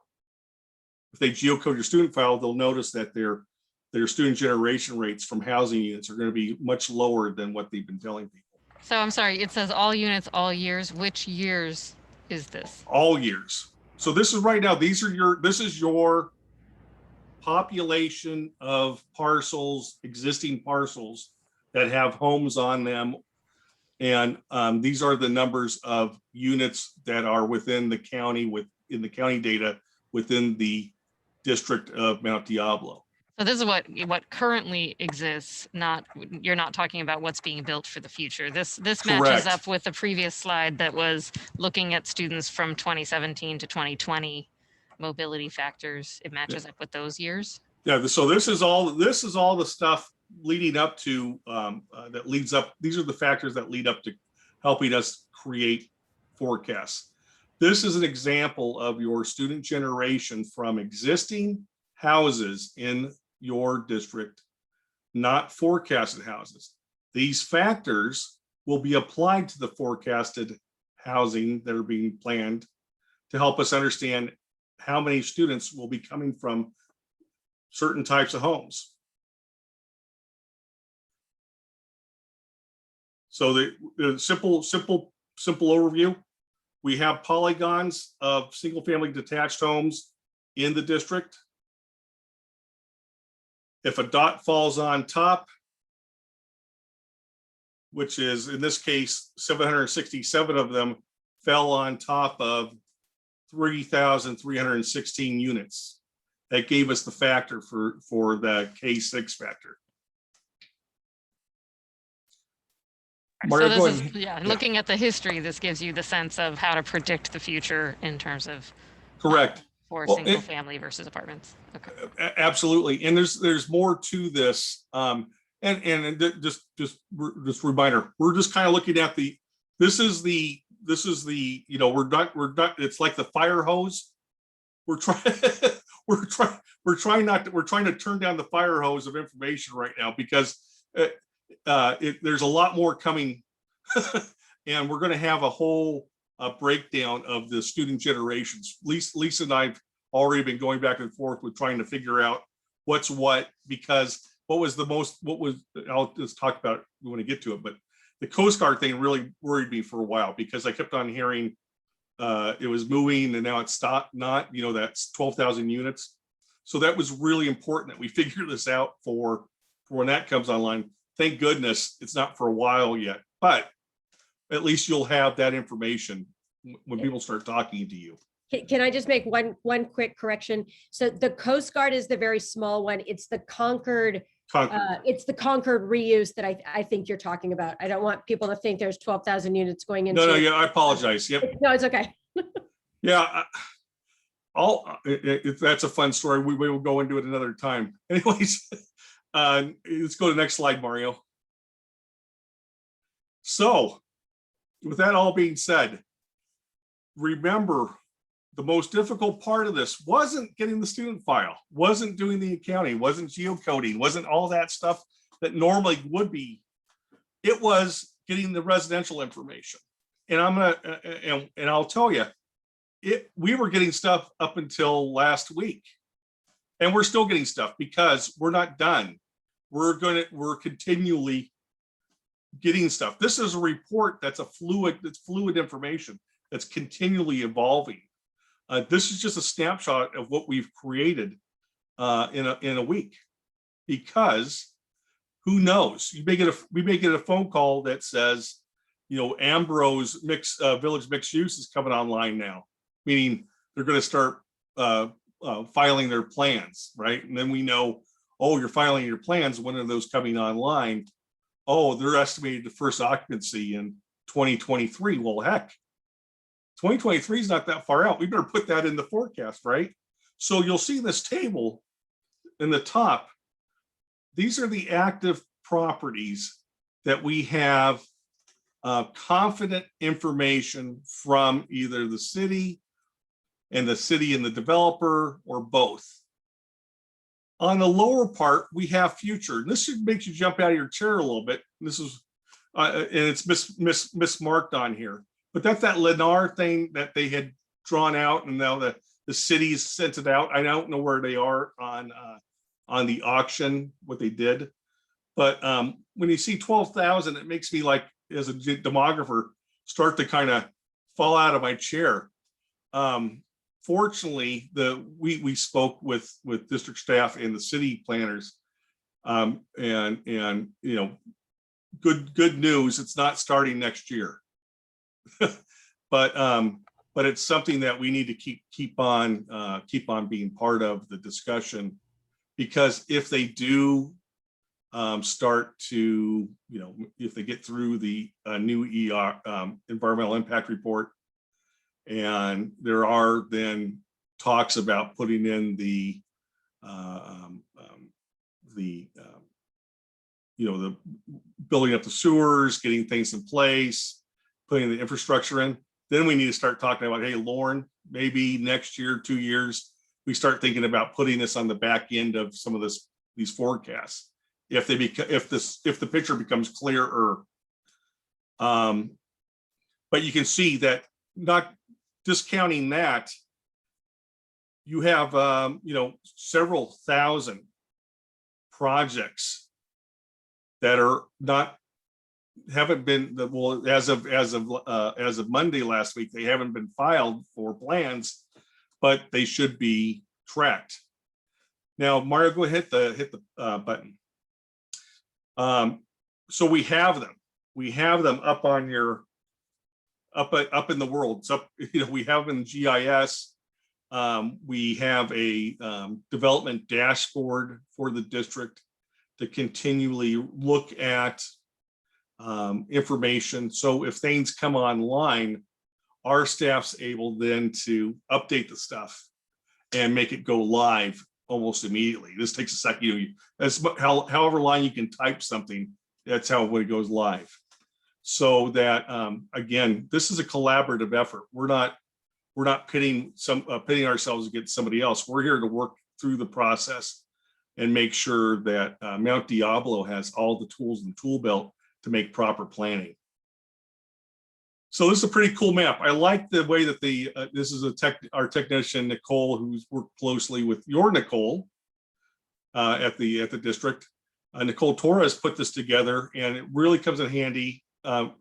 Unfortunately, she uses colors. I'm severely colorblind, so thank God she has numbers. But you can see where the activity is. And what's interesting is a lot of the stuff that's happening is in the center of the district. You say, well, Lauren, there's dots everywhere. Well, yeah, because we have the future stuff too laid out. And most of the activity is, or not most, but 40% of the activity is in the center of the district right now. Okay, next slide. Oh my gosh, we got to the good stuff, right? So we understand what we can expect for elementary, for the kindergartens. We've done the mobility, so we can see what the matriculation is from one grade down. You know, so for instance, like this red line. So the 2020 second graders is used an example. So 2,300 students eventually, based off of existing mobility trends, would be one of the smaller graduating classes in year 2030. That matriculation, just like with anything, when you're doing a enrollment cohort, you're looking for the next couple of years. Well, we're trying to aim out further, because when it comes to planning, better to be ahead of it than wait and then being there and it happens and you're not ready. At least we can kind of get an idea of what it looks like. And then residential development, the housing impacts, well, that impacts every grade, right? So if you have 100 homes and 40 of them and it produces 40 students, well, it's not 40 of one grade, it's 40 of 40 over 13 grades or 14 grades. And maybe those homes are built 20 this year and 20 next. So you can see that it starts to parse it out over the period of the phasing of when the development comes online. But bottom line, this year has been difficult for everybody that's in the business of education. We have the COVID enrollments that we have to deal with. You're going, oh my gosh, we've had to figure out, okay, well, we know these numbers are below average. These are not going to happen. Well, we know that they should not happen again, but how do you fix it? Well, we have to go in and look and say, okay, what should it look like? And then address it through either making some calculated decisions, or, oh no, that looks right. That looks like what it should be. But bottom line here right now, you all been losing kids the last couple of years, and this year wasn't great. This year's is not great, but that's okay. Kids are going to start coming back to school. They're going to come. Parents are going to, we're going to hope that this fall everything comes back to normal. That's what we're hoping for. We're seeing optimism at all the school districts. We see optimism at districts in Georgia to Utah to California. And when we look at these numbers at the bottom line here, we don't see a chasm really. We see something that's been occurring, but maybe and we're looking if we look here at years 7 through 9, 10. That's a real gray area, right? Because we only have so much information. We have all that other stuff, that future stuff that's coming online, that forecasts, and people need homes. And when those homes start to come online and material costs go down and the supply chain picks up, people are going to start buying homes or building homes easier and making it more accessible. Lisa and I talked about how people are coming into the county. Well, that's true. You build a house, they're going to show up. You build, it's the other part too, is affordable housing, who's doing what, are going to impact other parts of the county. So when you look at numbers like this, these are your resident numbers, okay? On the next slide, Mario, these are what we call your open enrollment numbers. These are your unmatched kids. You have rarely a very limited number of unmatched kids. Do not lose sleep over having four records not matched. Those are typically kids that have their addresses sealed, or maybe sometimes there's an address that just doesn't geocode. Those things happen. What's interesting, and I think this is more COVID related, but unless there was something internally done for policy-wise for enrollment, but along with your resident population, your open enrollment population coming in from outside the district has dropped from last year. Lauren, yeah, go ahead. Could I pop in for a second? So first of all, I want to thank you for this work. I think this is going to be very beneficial to our district and to this board and to district staff. I also want to thank you for sending this 29-page presentation rather than the 57 page. So no, but I just want to share that as we posted this, you know, it created a lot of angst throughout our community and throughout staff or whatnot, because we, you know, we're not used to your methodology and how this laid out. I appreciate that. But what you're sharing with us is very valuable. But what if I could suggest, you know, I'm just keeping an eye on the clock here. Oh, yeah. But no, but if you could hit a couple more, you know, key points, but then we could bring you back. I mean, because, you know, we're drinking out of a fire hose right now with all of this information, and it's valuable. But I think you hit it earlier by saying this is a long-term relationship that we're entering into. That's and right. So the more that this board and myself and staff can you know, can learn of your methodology and what's going on and what are, you know, what the data is telling us, I think the more effectively we can all digest what you're sharing with us. Absolutely. We can the rest of this is just the dynamics of each one of the areas, you know, and Mario just clicked through it. There's not a lot more that I can add to this other than we already know the numbers. These are just the visuals. Go ahead, Mario. There's the map of the attendance areas. Remember, I told you that we're going to keep staying at the elementary level just because we all know where the elementaries are. You can see the, you know, again, I'm sorry, I am colorblind, but I do know what the darker colors are red. Red is red are the growth study areas. So you can kind of see, you know, it's from that middle to the west. Go ahead, Mario, let's go through and we'll skip past that. We already know the numbers to that. Here are the changes that are expected based off the existing forecast that we're working on. So it's not like there are a lot of, you can see that the growth is in some areas and there's decline in others. It's kind of washing itself out in the big picture. We're going to get specific in this in the final report. So wait, there's more, but not right now. Mario, hit it. So there's more of the area. So again, you're seeing a trend, aren't you? It's all within that, all into the west southwest, isn't it? From the central part of the district. You notice those larger polygons in the Mount Diablo Elementary area. Keep in mind, there's not very many people there.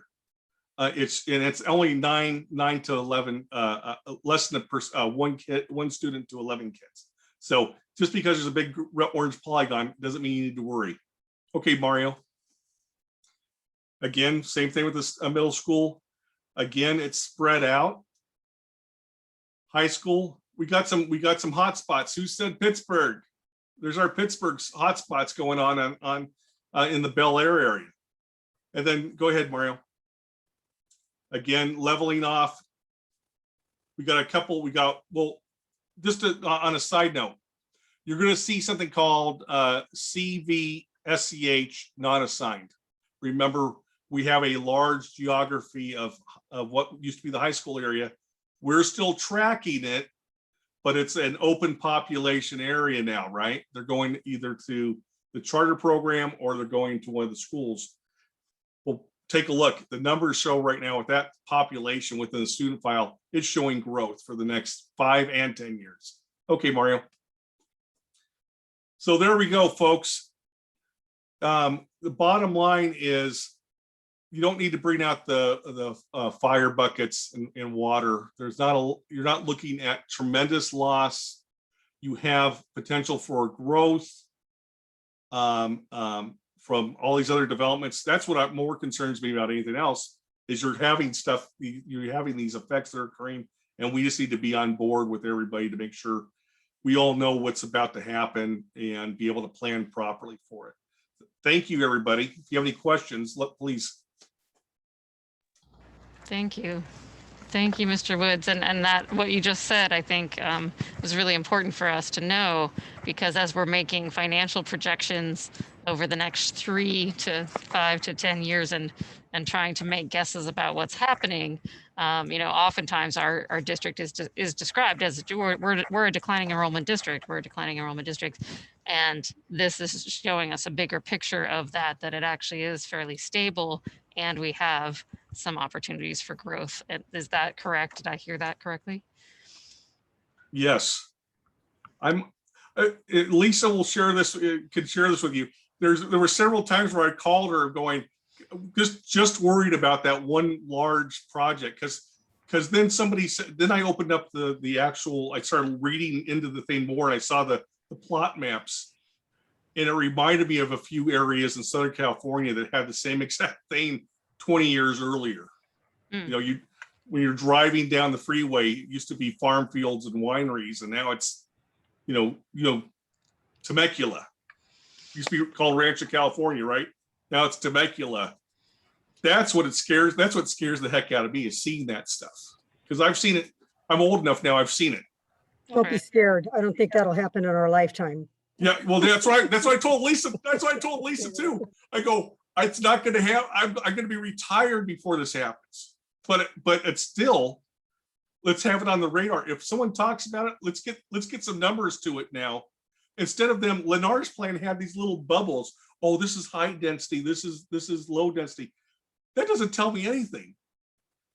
Give me a plot map and I'll put an analyst to it. I'll tell you what it's going to mean. Lennar quit, so it'll be somebody new coming. Yeah, but we do need to plan ahead. If we need to build a school, we need a lot of time to plan that out and the funding and all of that. I think I yelled. She heard me over the 3,500 kids. There's going to need, I started yelling out the numbers. It's like I'm like a Tourette's almost. Great. All right. Well, thank you so much, Mr. Woods. Any other questions, comments? Trustee Mayo. Yes. So I apologize. I'm probably not picking this up as quickly as you are saying it. On slide 27, which is the projected change in resident high school student population, and you mentioned the Clayton Valley Charter High School non-assigned. It looks like there's a major increase in that. Are these Mount Diablo students going to Clayton Valley Charter? No. Are they students from outside of Mount Diablo School District enrolling in Clayton Valley Charter? No. Or are these students that might go to other schools in Mount Diablo School District? Yes. Okay, thank you. Yeah, this is another one. This is one of those things, the being in the business for a long time, I did not want to, I wanted to make sure you all had all the tools available. So we treated that as its own geography still. So we're going to apply things to it so that you all can see the impacts of your resident students that could go to that charter school, but choose to attend one of the other high schools. And there's a matrix for that. Okay, thank you very much. Yeah, no problem. I appreciate it. This is just all fun stuff. I get wound up. I'm excited now. No, Lauren, just in closing, I just want to say that, that I'm so appreciative for this because, as a district, our lifeblood is enrollment. And we don't want to go out and see which way the wind is blowing and have that determine our enrollment. So to be able to have a scientific, a scientific method as what you're sharing is going to help. It's not going to guide everything, but it is going to help inform us. And the most information we can get is going to be so beneficial to this board and to future boards in allocating the resources to our students. So again, thank you. And we want more and more and more information as possible. So we just needed to sort of break the seal on this initial meeting. So I really thank you for coming in and being so detailed, but we need more of this. So thank you. Thank you, Dr. Clark. So thank you very much. Let you know there's more to come. There's going to be an online analytic that we're releasing that we're going to build off of this because we're working for several years. So it's going to be something that we're probably going to set up initially in-house, and then you all could then look and say, okay, we want to show this and this, and then we'll make it public so people can be involved all the way around. So there's lots of transparency and people are happy, maybe not happy, but happy that they get the information. That's really great. Yeah, it's really good to know that this wasn't just a one-time thing, that this is information that's going to continue to evolve, because we're seeing so many changes, right? I know Walnut Creek City Council just approved changing a business park to housing, and I know all of the areas, the cities are, under the gun to provide more housing within the state of California. So this is Absolutely. going to definitely continue to evolve, and that's good to know that we'll be on top of that information. Absolutely. We're glad to help everybody. Hey, I appreciate it. Thank you for the great questions and everything. All right. Thank you very much. Take care. Okay. All right. Moving on. Thank you, everybody. All right. Hope everybody likes math. That was great. All right. 11.2, review the increase and decrease of certificated personnel, FTE, for the 2021-22 school year. Yeah, I'm gonna have Dr. Rubio take all three, 11.2, 11.3, and 11.4. So Dr. Rubio. Thank you, everybody. Good evening. For your review, we have our usual board meeting review of the increase and decrease of certificated personnel. For your information, if there are any questions. I did have some questions about, there's 3 CSI positions that are being added for 1 year only. Are those being added at a school level or at a district level? Let me look. And I'm sorry, which 3? Oh, I see. Comprehensive student support and improvement. One is a psychologist, and it says the other 2 says teacher continuation. And one is a teacher ESL. So in terms of that, I might need Miss Wendy Gilly to help if she knows about those. I don't have more information on what we have in here in terms of. So your question is are they going to be at a school site? Is that what you're saying? I'm sorry. Well, who made the decision to add them? Was it something that the school decided they needed, or who? Dr. Rubio, I have some information. This is Jennifer Sachs. Hi. So thank you for the question, Trustee Mason. These are ones that the school sites decided. These are ones that they worked with their site council on. There is one that's listed as a district-wide teacher for English learner support. That position's actually at Oak Grove.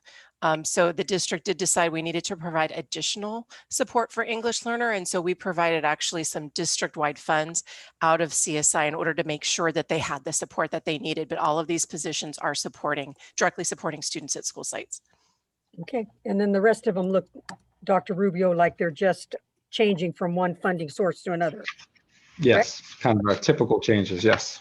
Thank you. Ms. Sachs, thank you. Thank you. Any other questions? Okay. So that was 11.2, and then also 11.3 is the same, but for the classified personnel. Were there any questions on item 11.3? Don't think I see any. Jump in if you have them. Okay, so those were both informational items. Thank you very much, Dr. Rubio. So 11.4 is the review and potential approval of resolution 2021-66 to reduce the number of classified employees based on a reduction of a particular kind of service, PKS. Yes, thank you. So we have this information for you this evening. And as the board knows, since September 28th, I think, we've been bringing the transactions that go up and down and move back and forth, right, in terms of position. So I just thought it would be prudent that we do have, even though many of them were vacancies, some are not, but over time, that we have some record of that there was formal board action on them. So we probably can do that once or twice a year. And then the second, maybe more pertinent or important column right now is that second column that starts with the 1.7225 at the top. And there's one slight change. I apologize. There was a miscommunication we became aware of in the last few hours. So if I could just let you know that coming down the second column where it says coordinator work-based learning, where you see 3.0, that actually should be a 1.0. So, you know, a lot of these positions are, the funding ends year to year, and the transaction in the fiscal office is the positions are eliminated and then recreated. And what we missed was that 3 were coming to an end, but 2 were being recreated. So that should be a 1.0, which changes the total at the bottom of the second column from 9.28512 to instead 7.28512. And I apologize for the change in the math, but that's at least it's going in the right direction. And the total of 19.91772, sorry for the long decimal, is actually now 17.91772 from going back to September 28th up until this board meeting. For the board's information, this does affect about 9 employees for a total FTE, because some of these positions are vacancies, for a total FTE of 3 in actuality, in terms of total FTE. All right, thank you very much, Dr. Rubio. Do we have a motion on this resolution with the changes? Do we want the motion first and then the discussion? Doesn't matter to me. Okay. Let's go ahead with your questions. We don't have a motion. On the site support tech 2, is that a vacant position? You know what, Dr. Scudero might have to chime in. I'll try to find that one very quickly if I can find. I don't know if offhand if that particular one is vacant, but I might be able to look that up here. Let me see if I can. I just know I'm always hearing that we're short on tech support, so I would be surprised that we're cutting one. Well, remember, these are usually, most of these are school site-based budgeting decisions with their parent funding committees, and so this is not district funding. So, the site, if I could jump in, Dr. Rubio, the site support tech 2 is a position that was actually eliminated earlier in the year. I'm not sure why it showed up on the most recent PKS, but it was actually eliminated earlier in the year. Okay, so maybe it should be in the other column. Yeah. Let's see. So it should be in the first column if it's something that we had already approved. But you're saying it was eliminated, but it didn't come to the board until now, which is why it's 0 in the first column. Yeah, it just was on the cusp of it looks like it was eliminated on April 15th, and I can't tell offhand if there's an employee in that position or not. No, there's not. That employee actually was addressed quite some time ago. Okay. But it looks like it was left on the books and we were cleaning it up, but we actually addressed it previously. Got it. Okay. And the board actually approved the cuts previously. Okay. So then we need to change column 1 for site support tech 2. Column 1 needs to be a 1. Well, what I don't know is Dr. Scudero if there was actual board action on it. So I would suggest leaving it for now, and then if it's incorrect, then we can bring it back and make that fix with you. Because we have notices that will have to go out this week to make it by June 30th. Okay. So I would need to confirm it, but I think it'll be more prudent to go ahead and just have the board include that in the action, then I can correct it if it needs to be corrected. Okay, and my last question is SEA for behavior assistant 3, was that funded individually or cut in funding? Well, remember, these are school sites making decisions in their budget. So let me see if I can spot it. We wouldn't have a SEA hired by a school. Well, school sites, special ed assistant. Right. Yes. That was a special education cut of positions that were vacant is my recollection of that one. So that's on the previous plus minus list that had happened before. Oh, I'm sorry. So yeah, those were transactions that has in the left column. So those were going up and down sometime between September 28th and this meeting today. So those happened during the course of the year. It may have been the special ed department. It might have been school sites in terms of funding and whether or not they have sufficient number of students where those needs were there or not.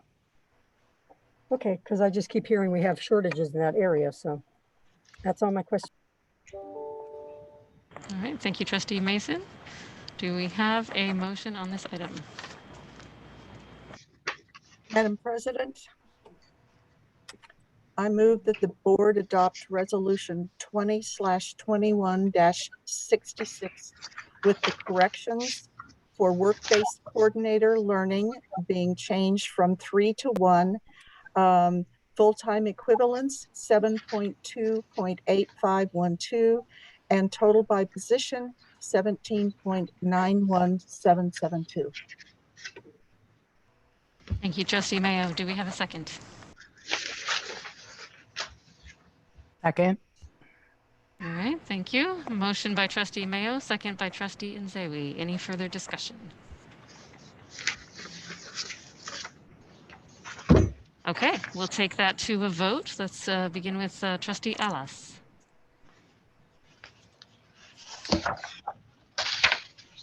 I'm going to abstain from this vote.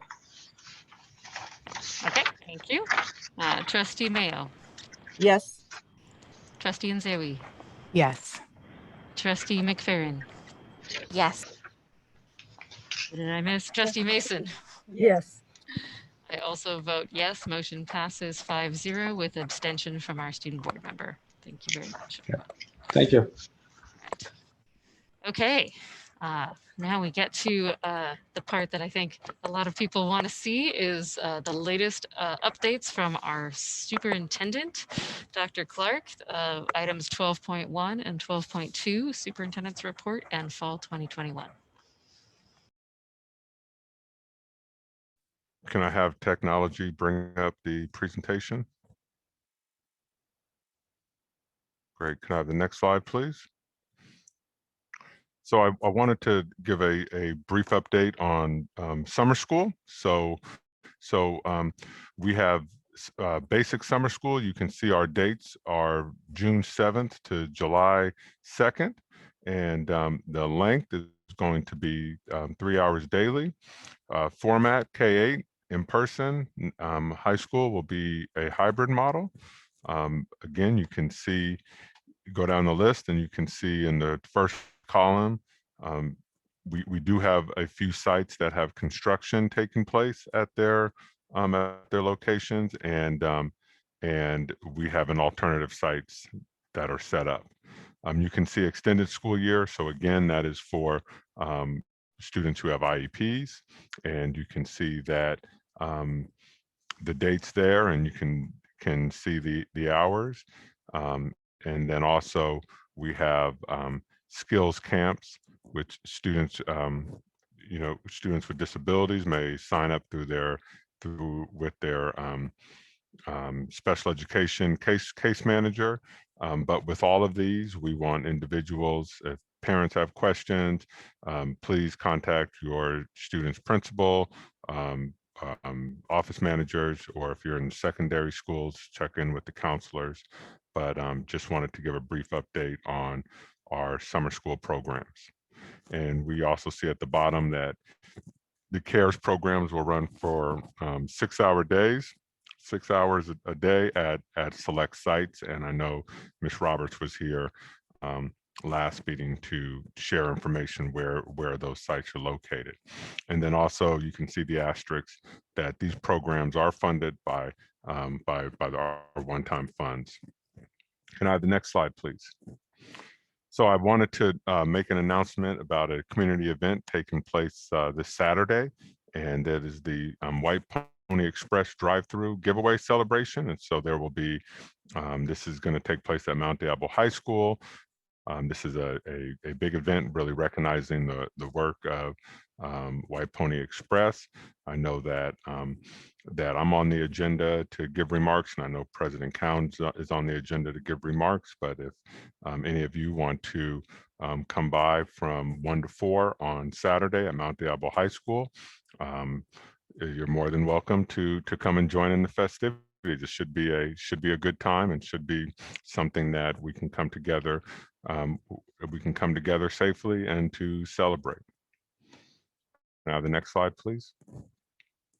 So I wanted to give the board a heads up that there is talk taking place at our high schools, at a couple of our high schools, who would like to see some changes within their mascots. And there is the AB 30, the California Racial Mascots Act that took place in 2015, 2016. And I know that work has been taking place at Ignacio High School over the last couple of years about removing some of the images of the mascot there. But Both of these schools have committees that are doing presentations for the public, doing internal talks, but I just, want to just bring this matter. This isn't anything formal that I'm bringing forward at this point, but eventually we will have to discuss this in a more formal setting and formal action. But I, again, just in all transparency, do want to give the board a heads up that that this is coming forward. Now, the next slide, please. So I also wanted to share this information. We received, I received an update today on our positive student COVID cases throughout the district. And, with our in-person learning, I don't know, we're 4 or 5 weeks into it. We really have had limited cases. We do have data on all these cases, who they are, contact tracing has taken place, quarantining has happening, communication has happened, but you can see this the schools where it has taken place. We have 2 at Northgate, we have 3 at Valla Verde, 1 at Foothill, and 1 at Rio Vista. And so these, these have already taken place, they've already happened. And again, we have followed, protocols in terms of contact tracing and communicating with families, students, and doing the necessary quarantines that have taken place. So again, just with all transparency, want to share that with the board in a public meeting. Can I have the next slide, please? So I know Trustee Nzewi had asked for a report on our online tutoring. So the EL department put this report together for me. It's just about 6-7 slides. So I'll go through it rather quickly, but if there's additional questions, I'll entertain questions at the end of my report. Can I have the next slide? So again, the EL department purchased 5,000 hours of tutoring. We received a bonus 1,000 hours, and this cost us $125,000, and the funds came out of Title III. And we currently have 2,482 English learners who qualify to use this service in both middle school and high school. Can I have the next slide? So this is just a chart of how those EL students are, or let me rephrase that, how those students who require English services, how they are distributed throughout the district. So you can see there the numbers of students at each high school. So these are our high school students who require EL services. Can I have the next slide? And this next slide is our middle school students who require EL services. No surprises here. Just again wanted to give a update on how this service is being used. So this is just our overall numbers. Can I have the next slide? And then these are the numbers of students who are actually participating. And I'm going to break this down a little more, but we can see there's 88 high school students who are taking advantage of this opportunity, and or 88 middle school students who are taking advantage of this opportunity, and 32 high school students, for a total of 120 students. So let's break that down a little more and see what that looks like. Can I have the next slide?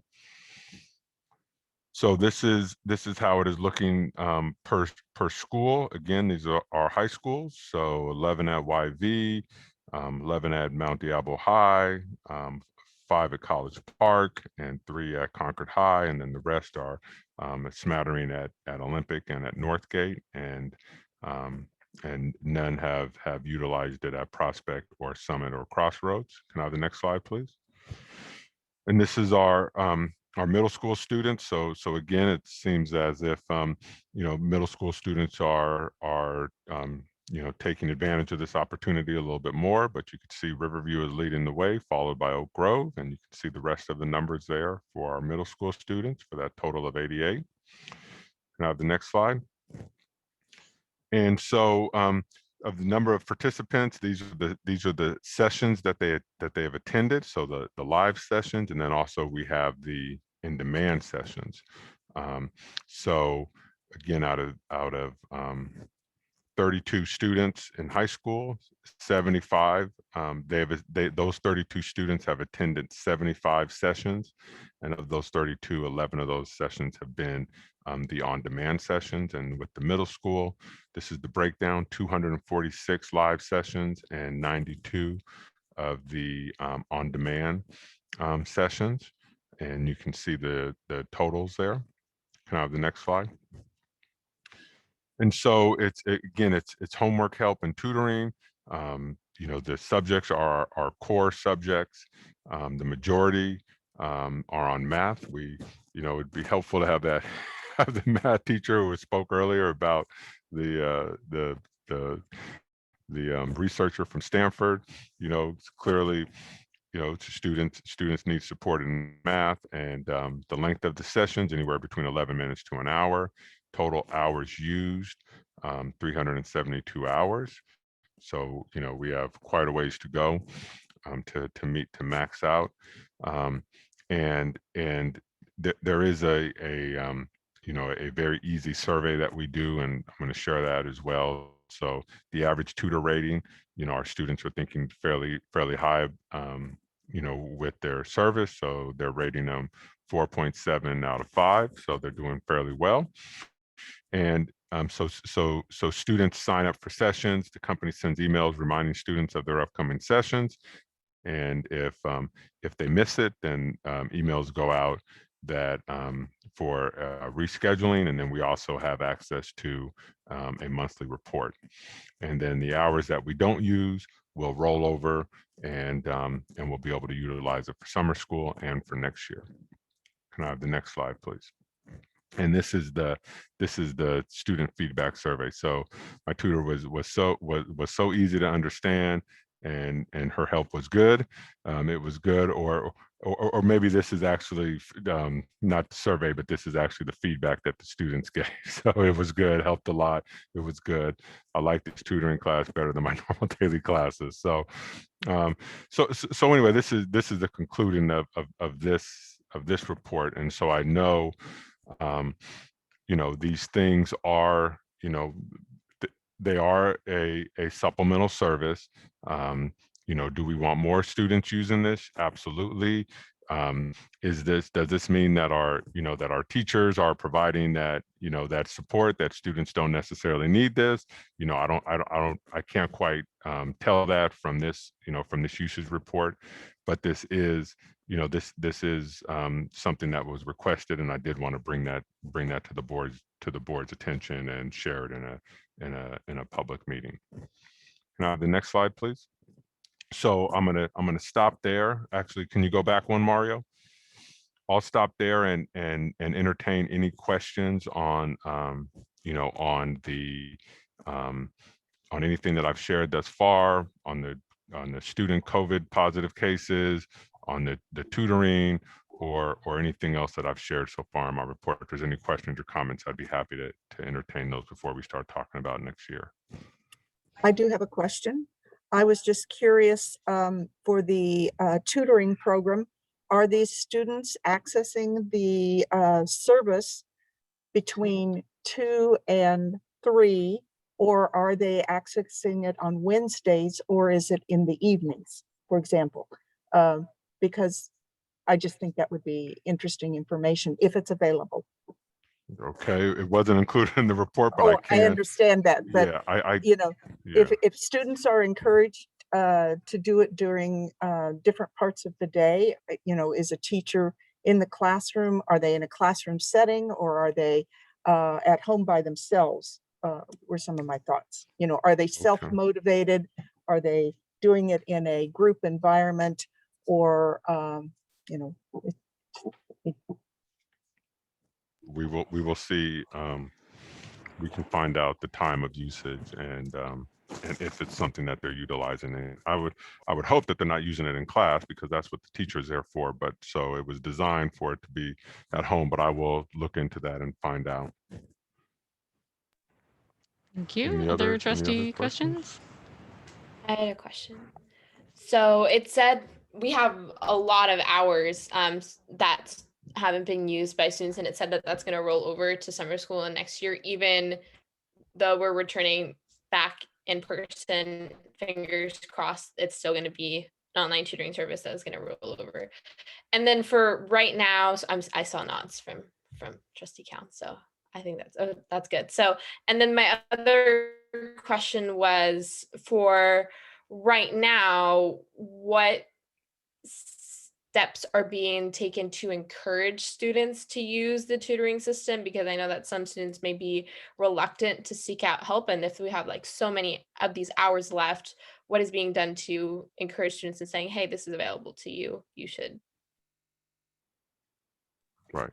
So I can't answer that second question, but I can answer the first. Is that within some of the title funds that we receive, they are designated for outside, and this kind of goes back to Trustee Mayo's question. They're designated for support outside of the school day. So it would, be for tutoring. It would be for, support that they can receive out. If we were to do a after, if everyone was in person and we were to do an after school sort of, tutoring session or boot camp or, math lab or something like that, that's traditionally how these programs work. However, sometimes it is difficult to staff those, or sometimes it is difficult to, number one, the best way we'd want to staff them is with our own teachers and with our own employees. But oftentimes after working a full day, like additional, hour or so after school is not, it's not something that many people sign up for. So then another thing that districts do is contract with outside agencies to come in and provide those services. And those are hit and miss. Some of them are good. Sometimes they don't have the relationship with students. But this particular program was brought on because it is trying to, tap into students who may be shy or maybe, don't have access to any of those in-person programs. And so it lets them get this help in their own home and their own time when they want to do it. And so, yes, it will carry over to next year. We will, again, this program was purchased by our EL department. It wasn't necessarily implemented at the classroom level in all of these kids' classes. So again, you ask really good questions because, our classroom teachers are the ones who have the greatest access to students. And so I just don't know offhand in this report if our classroom teachers are, are encouraging their students who require EL services to utilize this system or not. But those are all things that I can find out and bring back. But we do have the usage numbers, which most of these vendors provide with their service. So good questions, and we'll continue to pull information. Great. Thank you, Dr. Clark. Yeah, I think definitely information going forward about how they heard about the program and how easy it was to sign up for the program. Because I know sometimes it seems very simple, like just click to sign up, but actually when you're the one doing it, the user interface can be really difficult and you might not click all the way through and do all the registration. Sometimes can be challenging. So to hear that and to know if there's, any barriers out there that are preventing more students from signing up would be helpful. Yeah. Exactly. I'd like to add, thank you so much for bringing this back. It's good to see what's going on, and the feedback is really positive, which is great. So for the small amount of students who's utilizing it, it looks like they see it as value. And I wonder, or I would encourage our team to utilize this feedback in marketing to other students, and especially if they're like, I am not the student. I am the shy student who would not go and actively seek it out. But if I hear about it from others who've used it, it would make it easier. It would make it easier to have to connect with a stranger. Like I would have had hesitancy. I'm still a shy adult, believe it or not. And so I would have hesitancy, but hearing that it worked well for so many of my peers might help motivate me, and it might, and with parents to hear that it worked for their children, for other parents' children. So. Great. Yes, thank you. Yeah, so making sure that our parent liaisons know how to connect people with this information about how to sign up, and our math teachers as well, even if they're not, solely focused on English learners, to know that this is an extra support they can be sharing out. Absolutely. Any other questions, trustees, on other areas of the report as well? Great. Great. Okay, so then I'll move on. So on the agenda, I listed as you well know, and maybe the public doesn't know this, but in order for us to be able to discuss a topic, it has to be on the agenda. It has to be noticed. And so for fall 2021, I put on the agenda, I put first day of school, Thursday, August 12th. I put our regular schedule, full day. I put labor partners down there. I put enrollments and transfer process, extended school year, summer school, student experience in terms of remediation, enrichment, and social emotional development, grade level standards, instructional programs, assessments, and curricular adoption. So basically, I'm opening up the whole gamut for the board. If you have questions, if you have direction about next year, about things that you would like to see, things that you would like staff to work on, things you would like staff to bring forward to this board for us to either take action on or to hear different reports. However, in case the cat's got your tongue and you don't have any questions on this, I do have some slides that I can share about next year. And if I could have the tech department go to he has already gone to the next slide. So again, this is similar to what I shared at the last meeting, and it's also very similar to what we shared last night. And for those of you who don't know, President Count and myself held a town hall meeting yesterday where we had close to 400 participants. Folks were able to submit questions ahead of time, and then we did a presentation and tried to address as many of those questions as possible. And we did respond to some of the questions in the Q&A and in the chat. But for fall 2021, our goal, what we're planning for and what we're moving forward on is 5 days a week full time. I mean, just as school was a couple of years ago, right? At least in our schedule and how it's designed and our curriculum, like we're moving forward. We shared information, and I have some other slides on Horizons Independent Study Program. So I think that is something that might benefit some of our students and some of our families where they learn better in that environment for whatever reason. So we're going to have the Horizons principal at some point. She is going to hold an information session, and so that she can answer questions about her program. She's very excited about the program, and they have a lot to answer. They also, if you go onto our district website and click schools and go to Horizons, there's a wealth of information on there for any families or any students who want more information on that particular program. And that is a K-12 program. And then in order to respond to the pandemic, and we know that there are some students who have health issues who may not be, and I think we heard from one of those parents during public comments today. We are creating this virtual academy, which will be 100% online.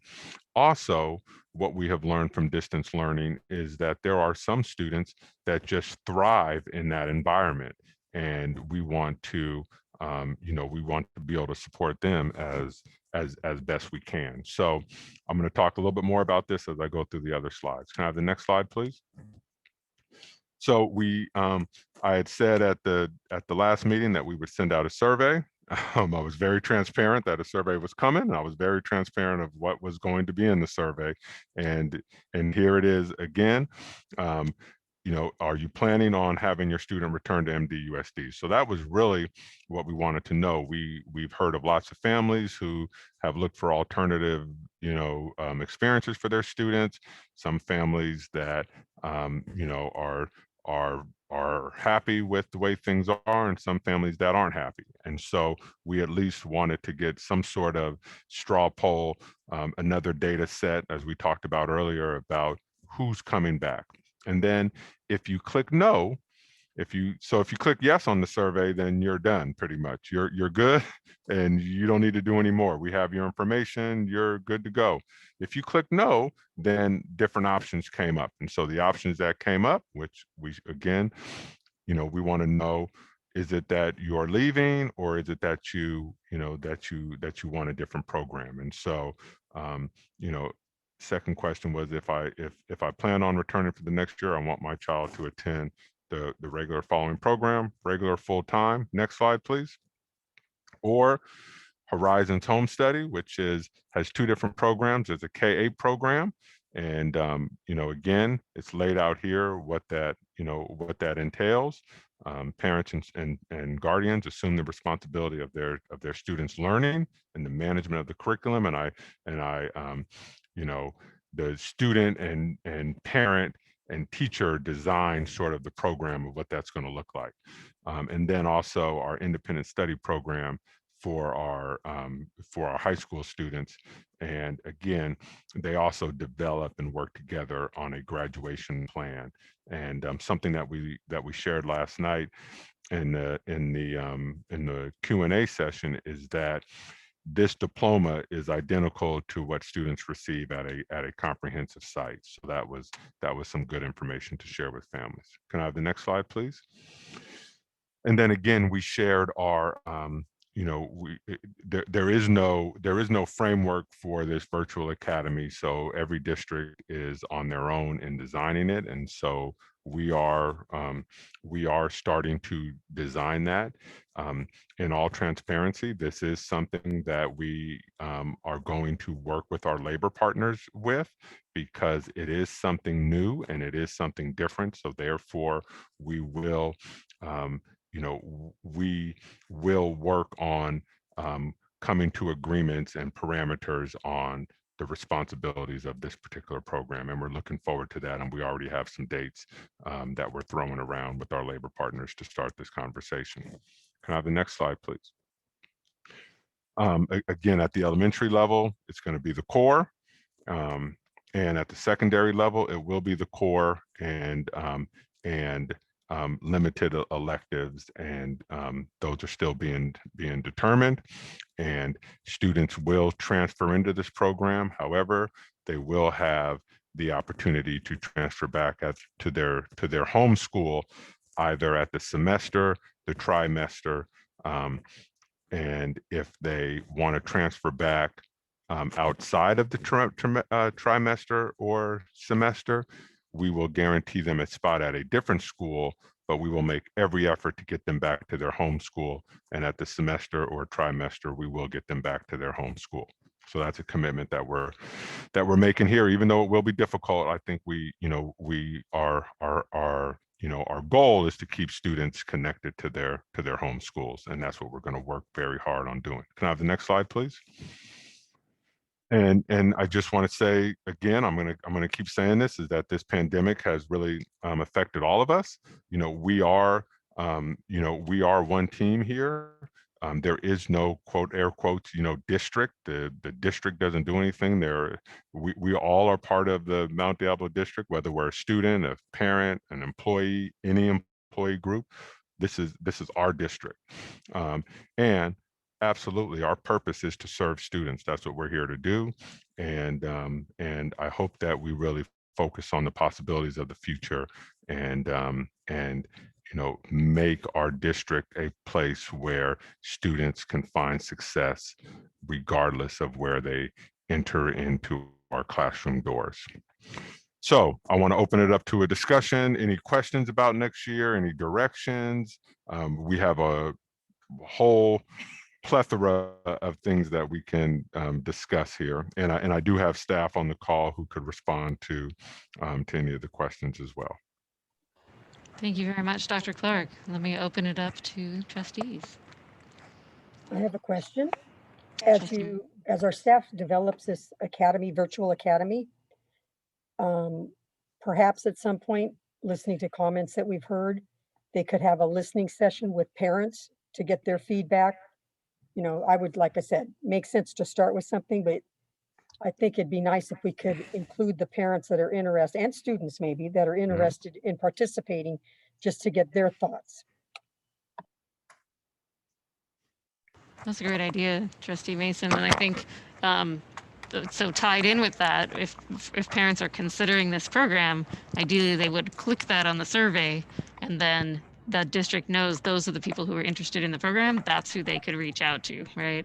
So we know that this current survey out there is non-binding, but we do want to know who's interested in these various programs, whether it's full-time 5 days, the Horizons home study, Horizons independent study, or this virtual academy. And so if you, I think that is how the district will know who to outreach to, right? So That's encouraging correct. everyone to participate in the survey. Yes, thank you. Other trustees, or did you have another comment?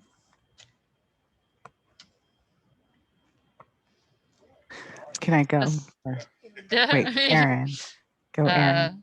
Trustee Oh. and Zoe, you want to go next, and then Okay. Trustee McFerrin. Go ahead. Dr. Clark, we hear from a lot of parents still that they don't know what they, well, I don't know how to say it.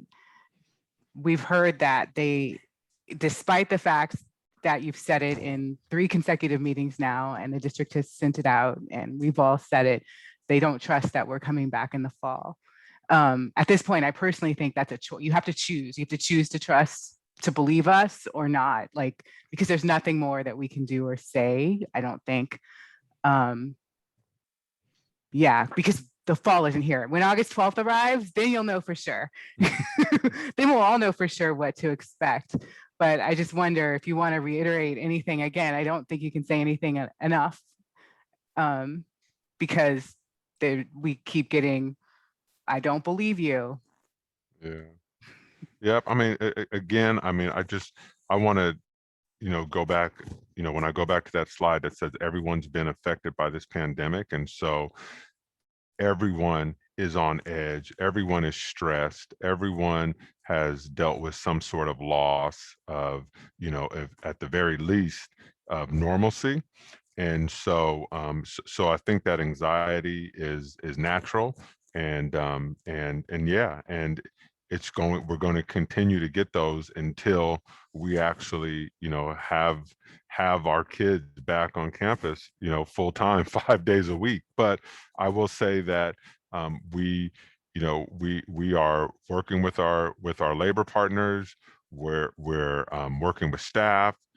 Folks are excited about planning for next year. We're doing staffing, and so whenever you're doing staffing, there's always, you're either going to be overstaffed, or someone has to get transferred, or someone's has low seniority, and so they're being bumped, and so those conversations are happening now, and that's a natural thing for this type of year. So for this time of year, and so. Yeah, so we're moving ahead full bore for the fall. We can't wait. We're going to finish out this year strong, and then we can't wait to get there. So parents, we're coming back, and we're gonna keep doing what we're doing. So I think maybe related to that is that question about the 6-foot rule. How long is that in effect, and is it possible that someone might try to negotiate the 6-foot rule for the fall?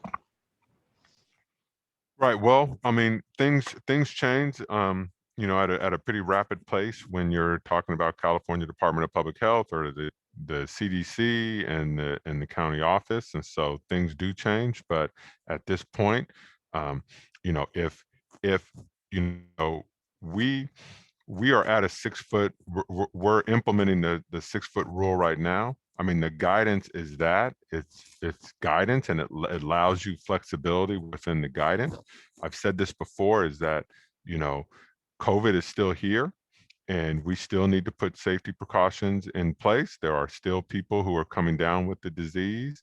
And so, yeah, we are enacting 6 foot at this point, but going forward, our plan is to enact 3 feet unless the California Department of Public Health tells us that we don't have a 3 foot a 3 foot rule, and then we won't do that. So we are moving forward. So I know Trustee Nzewi, it looks like you had your hand up again. So I don't know if I fully answered your question or if you had a follow-up question. You did. I just have a brief comment. One, people get angsty when you say we have to negotiate with our labor partners, but our labor partners is like who brings us back to school, and it's just a normal part of our business.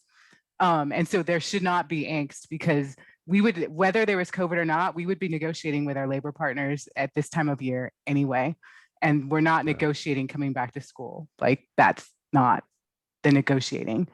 I just want to make a comment that we've as awful as this year has been, we were presented with this opportunity to shift the way we do things, to make things better. We've seen, we were forced to do things differently, and now we can see that things we never would have imagined do work.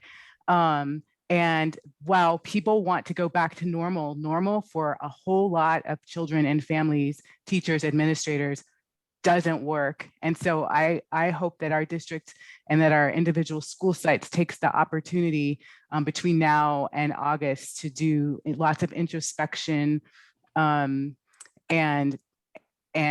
just all of us open our minds to what the possibilities are, and not be constrained by how we left it on March 13th of last year. So that's my final comment. Thank you. Thank you. And I did have a follow-up question about the 6 foot. In your meetings with the county folks, are they saying, because I know they're predicting now by the middle of May, they'll be vaccinating 12 through 16-year-olds. Are they indicating there'll be any change once kids are vaccinated? Or we haven't heard yet? Yeah, they haven't necessarily shared that. Again, the county didn't set the 6 foot or the 3 foot rule. That comes from the California Department of Public Health. But I know some interesting information that I did receive from the health department was that you know, we're in orange right now, and they're just not sure if we're going to get to yellow in time before the governor kind of does away with the colored system. So we may just be in orange until that system goes away. So again, I mean, you know, 3 feet is the rule right now. And so if we were starting school, we would start school at you know, more than likely at 3 feet. I shared this last night, but we have gone out to elementary schools, middle schools, and high schools, and we can fit students, you know, in our classes with the 3 foot rule, and go back to somewhat of normal in terms of seating and class student distribution as was before, prior to March 13th. And Dr. Clark, you said when you said that last night, one of the things that I also heard you say was, that's not to say that every single classroom could fit exactly the same number as the prior year. There could be shifting, you know, that would need to occur within a school site or things like that. But overall, that you are confident that if we are limited to a 3 foot rule, we can still fit district wide to be able to have full-time 5-day-a-week school. Is that Absolutely. Right. And I think people do have examples of a classroom here or there where they know that's not the case. So great. We have 63 campuses. They were all built at different times. They were built on different models. Some of our schools are identical somewhat, but they were all, you know, from different plans. And there's also different things that are in classrooms. So we don't have a mandate that everything needs to be removed from the class rather than desks, but that could be a possibility in some environment at some point, but we're just not there yet. But we're looking, we're looking at 5 days a week, full time with our students. I saw Trustee McFerrin, and then I saw Trustee Alas. You're after her as well. I just want to comment a little bit about the virtual academy. Just to say that until this school year, we hadn't in our district had any experience with teaching via an online program, distance learning or hybrid. It was a huge lift for teachers, and I am confident that that most teachers are so excited to leave, distance learning and hybrid behind. So I don't know how easy it's going to be, but I really am hopeful that we can find some people with experience, teaching distance learning style to be a part of the virtual academy, because it's a really, really steep learning curve for people that are used to, regular classroom in-person teaching. And then also I wanted to say, I'm really excited because just even thinking about, having worked on campuses that are really kind of bursting at the seams, there are so many different creative ways that we can maximize our school campuses. And really, I think we can, work within that 3-foot guidance. Like I feel that like as a classroom teacher. I know like I share a classroom, which a couple years ago might have been difficult for me, but certainly with everything moving online, I've become a total minimalist.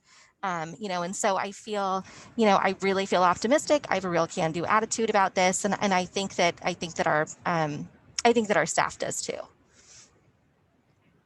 Yeah, I mean, just ditto on what you said. I mean, one thing I shared last night, and this is, we had several questions about lunches, right? And so let's just take an elementary school. Usually the way lunch is done in an elementary school is the kids get their lunch and they all eat in the multi-purpose room. And I shared this personal story. When I was an elementary principal, there's no way I'd let the kids eat out on the field because there'd be trash and things like that. But now, like I envision there might be a few kids in the multi-purpose room. There might be some kids sitting out at the tables. There might be some kids in the benches in the hallways. There might be some kids out on the fields. Like, this is going to give us, I mean, your point exactly, this is going to give us an opportunity, and just as Trustee Nzewi was saying as well, to think outside the box. Let's do things differently. Like, why does everyone have to pile into the lunchroom to eat lunch? Or why does everyone have to just sit at the designated tables for lunchtime? Why can't we spread it out? I understand, custodians out there, don't get upset with me yet, because I know it's hard to pick up, but maybe our students will be a little bit more thoughtful with their trash depositing into the trash can. That's a simple example, but like what you're talking about with this virtual academy, I think there's some real amazing things we can do. Absolutely.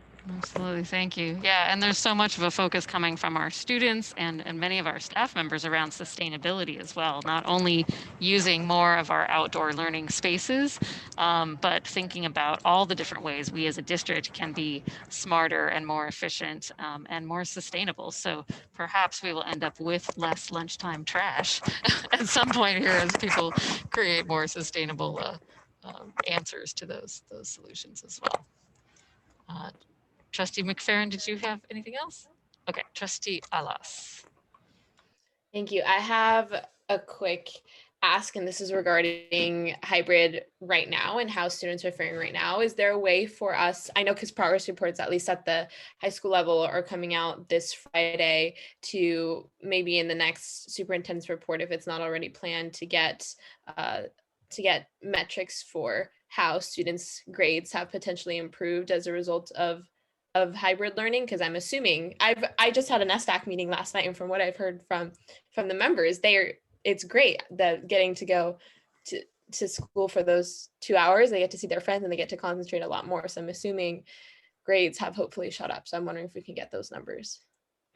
So I know Jen Sachs is on the call, so she is probably writing this down right now, and so we will work with Samantha Allen, and we will get those grades, and we will bring out some progress reports or some quarter grades of where our students are, and we'll be happy to share those. Absolutely.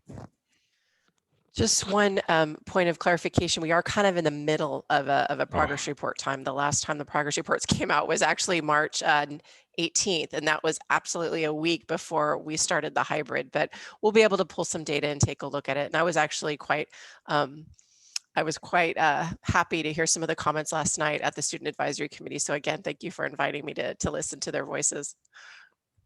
No, thank you so much for coming. Other questions? Well, good. Trustee Mayo. I just wanted to acknowledge the fact that you said that the principal, Mrs. Brennan from the Horizons program might make a presentation for parents.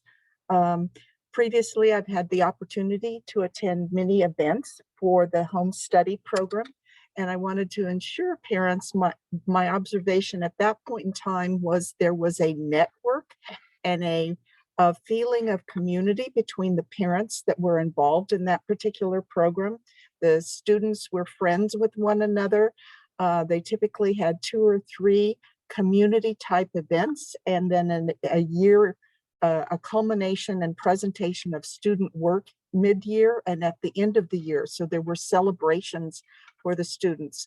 There were activities that some of the parents planned so that students could go to a museum or something together.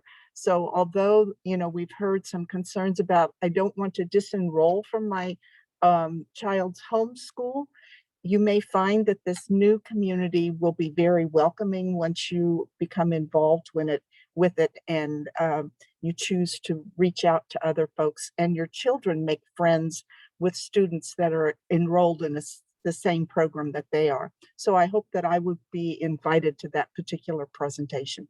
This program has served us very well in the Mount Diablo School District, and I want to say it goes back to somewhere around 1995 when it began.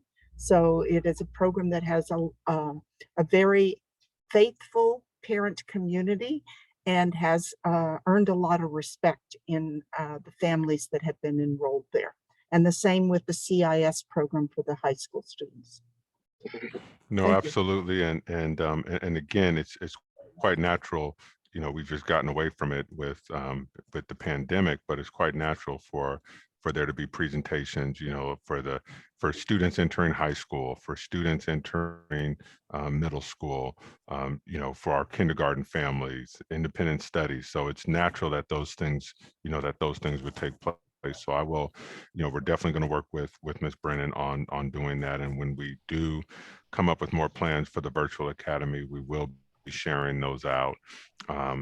Just 2 quick things, and then I'll sign off. But I did go and visit Ms. Brennan over at CIS last week.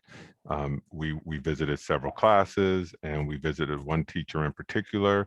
And I just have to tell you that the enthusiasm that she had working with her student, the student was, and I'm probably getting too much in the weeds, but the student was doing a design class, and she had designed clothes using, like, basically it was a top that was designed from tights.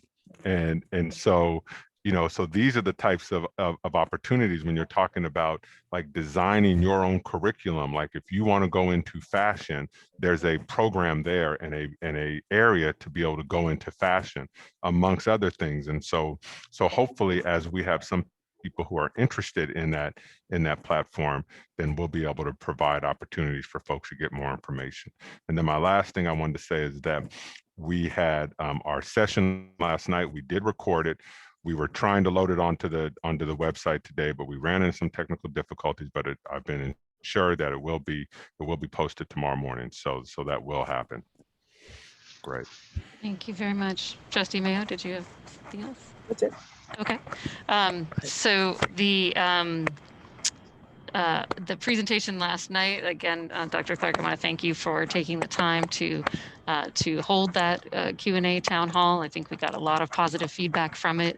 And I hope that we're able to continue to hold informational events like that You know, if desired by parents and community, for us to hold that in other languages as well, you know, as needed and desired to be able to get information out and let people ask questions. Trustee McFerrin? Just one small request. I'm just curious if we might be able to do like just a really short, frequently asked questions document, so that people that really are pressed for time could maybe just access, you know, the most important pressing questions, you know, that were covered, you know, in the meeting last night. Yes, that's actually something that we talked about. So, great.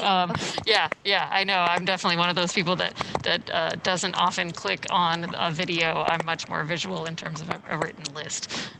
So yes, absolutely. I think that's something that we've talked about doing, at least with the overall highlighted questions that have come up about fall options and the survey.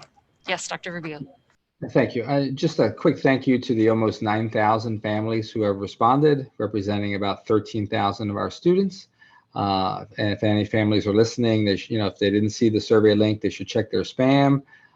We know that AOL, people who use AOL for email, if they didn't get that, we did send to all the schools today a link that they can post on our websites. And I think Mr. Ranick is going to be putting something on the district website where they can retrieve their personalized link or a generic link. So but thank you to those families who have responded so far.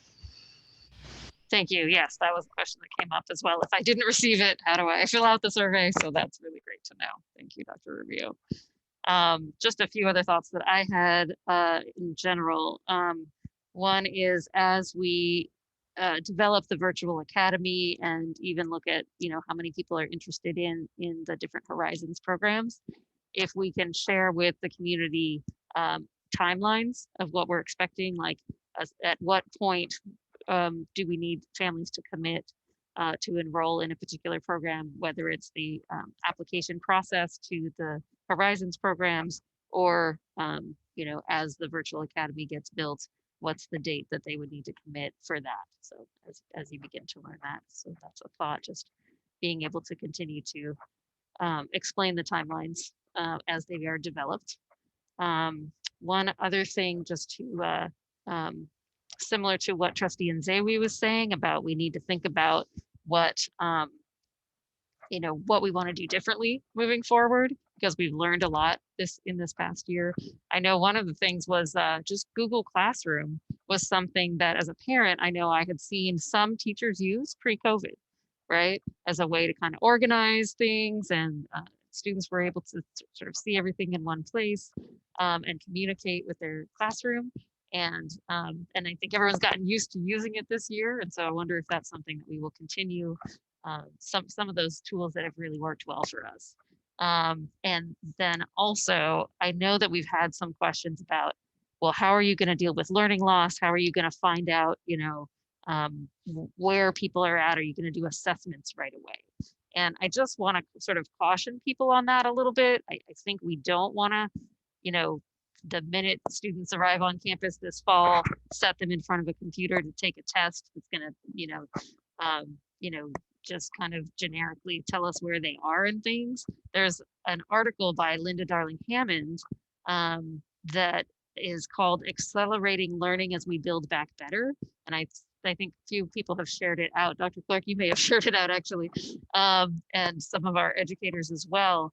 And it makes, I think, a really good point, which is if we focus on remediation for learning loss, we can go back, that could take us back to the unequal and inadequate pre-COVID education system.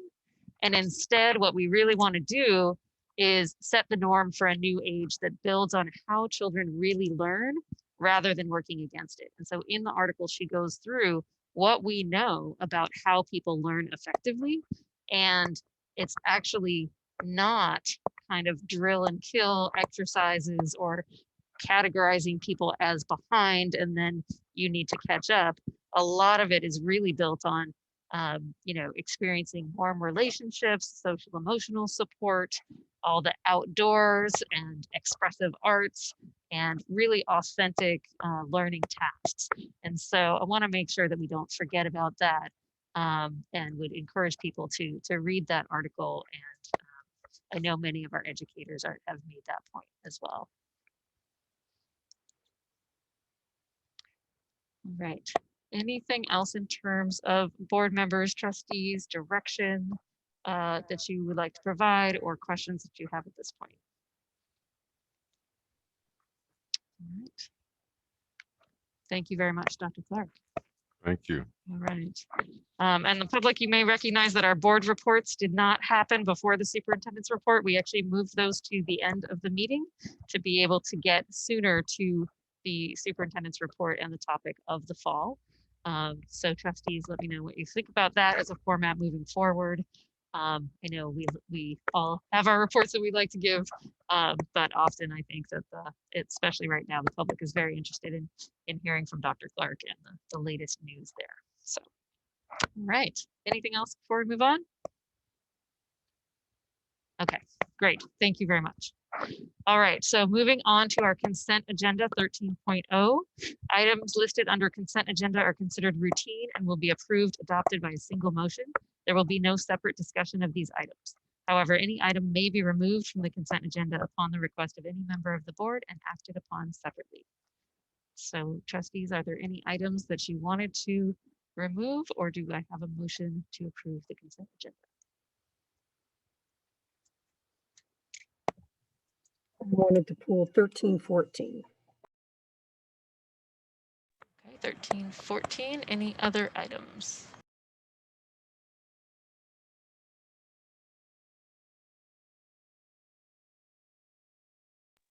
I don't think I see you. Speak up if I'm just missing a hand raise. Okay. All right. Do we have a motion for the consent agenda? I would make a motion that we approve the consent agenda with the removal of 13-14. Second.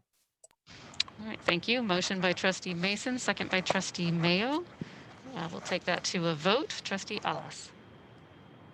Yes. Trustee Mason. Yes. Trustee Mayo. Yes. Trustee Nzewi. Yes. Trustee McFerrin. Yes. I also vote yes. Motion passes 5-0 with concurrence from our student board member. And that takes us to items pulled for discussion, which is item 13.14. Trustee Vice President Mason. Okay. Took me a while to figure this all out, but here's what I came up with. First off, when we approved it way back, there was a $1,000 error because it was supposed to be 47,000 one year, 47,000 the next year, and then 48. So that should have been 142. Then for Measure C, 15,000 for those reports they were to do. And then they said for Measure J, 10,000 for those. So all of that comes to 157,000. Then the additional contract that was proposed states it's $6,000 to $8,000 per the completed project. So, but there's like a $40,000 difference. So I'm confused. So there are a number of things that took place in this item, and I was as confused as you were because this was all done prior to my arrival. So I can't speak to the $1,000 error when the whole thing started, but there was an agreement that was never brought to the board, and it is one of the attachments that is here. Yeah, I have it here. I read it. Right. And so the amount that was quoted was for each of the items that went to the school facility program audit. For some reason, they gave a range on those of 6,000 to 8,000. There were 5 of them. So that's where the 40,000 comes from. Okay, but I don't know. Well, this wasn't you. You didn't approve this contract, but I read it several times. Nowhere does it say that it would be multiple projects. I kept reading it over and over. It sounds like it was supposed to be a project to look at the,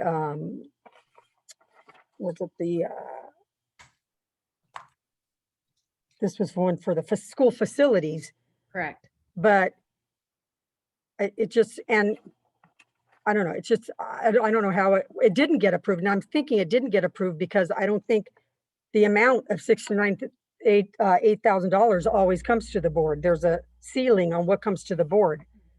So I personally wouldn't feel obligated to pay anything more than $8,000.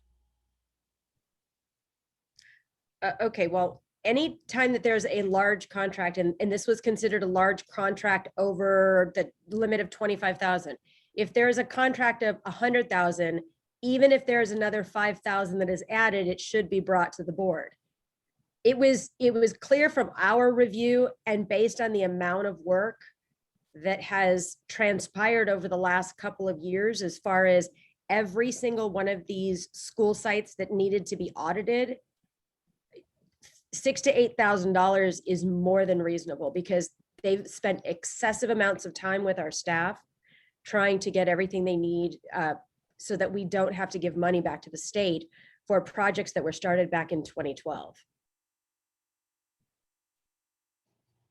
Well, again, I read it repeatedly, and that's not how I read it. And it then also says, because I know there was some comment about, well, they had trouble getting a lot of information, and they state in their contract that if they become aware of circumstances which will impact the amount of the contract, then they will let us know before any formal change happens. And apparently, and like I said, you may not have been here, but somebody was here. It wasn't Rose. She was gone by then. She submitted to us, but I believe that's the summer she left. Well, actually, there was a board attachment that I believe is part of this, and I can't open them right now. And the letter was signed by Rose. So it was original, right? Correct. So But I'm saying, even if they were voted on, then she left. So the assumption is somebody would pick it up when they got here and not just let it sit for 2 years. Nothing Whatever that might be. Nothing has sat for 2 years. For 2 straight years now, they've been working on trying to complete and close out these audits. There are 5 separate audits that they're working on. They are entirely different from each other. They're for 5 separate school sites. Okay, well, that's one interpretation. So, okay, that's I'm going to vote no, because that is not what's reflected in their letter at all. So thank you for your time. Okay, so can you clarify for the public here so that they understand what's happening? The vote tonight, the amount that we're voting on tonight, that's a change from what was previously approved. So what we're adding to it is, we are adding to it Measure J for 2 years at $5,000 per year, and the last one is being done this current year. So the 1920 fiscal year for Measure J, that's 10,000. And then it is 5,000 times, excuse me, it is 5 school sites times a maximum of $8,000 each for a total of 40,000. So it is an increase of $50,000.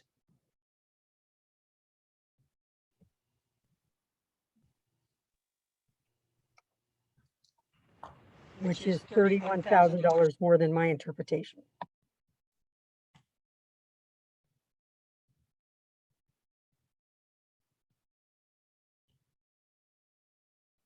Hold on to Trustee Mason, you're muted. There we go. Go ahead. Repeat what you said just said. nowhere does it mention, and I kept going back and looking, multiple school sites. It says they were looking at those funds to make sure we got all the money we were supposed to. That's all it said. So is there a time, is this an item that can be brought back with more information at a later board meeting, or is there a time crunch for this to be voted on tonight? We're happy to bring it back. What additional information would you like to document the amount of work that they've been doing over the last 2 years on these 5 separate audits for 5 separate school sites? And it's not so that we can get the money. We already received the money. What they're trying to do is make sure that we're not giving any money back. So what they're required to do is they're required to come in and do an audit after the fact to ensure that all of our spending was appropriate to be able to have received funds through the school facility program.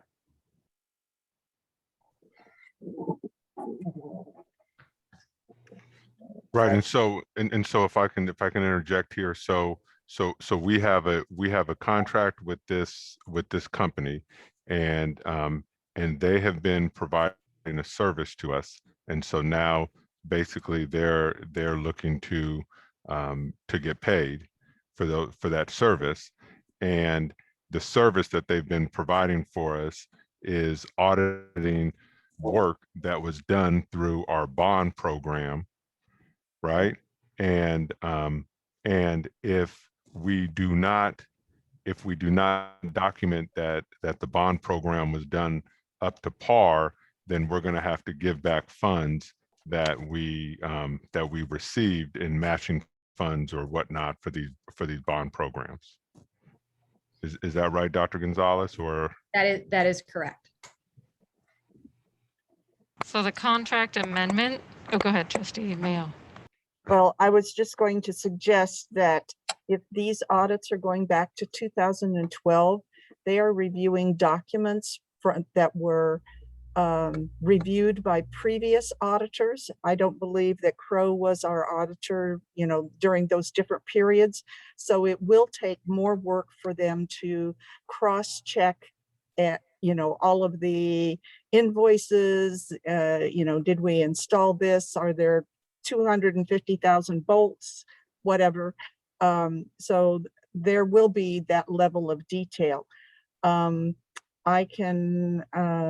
It's regrettable that the 5 sites weren't called out, but if there may be a question from the state that's requiring this review. So I guess I'm leaning more to the fact that they should be paid for the services that they are providing.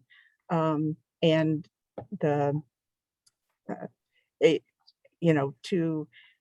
I don't think it's reasonable to say that they should get just the contract amount for the 5 sites. So if I may point something out on the document, because I'm now able to open it, the attachment that is entitled July 2019 agreement, on this agreement,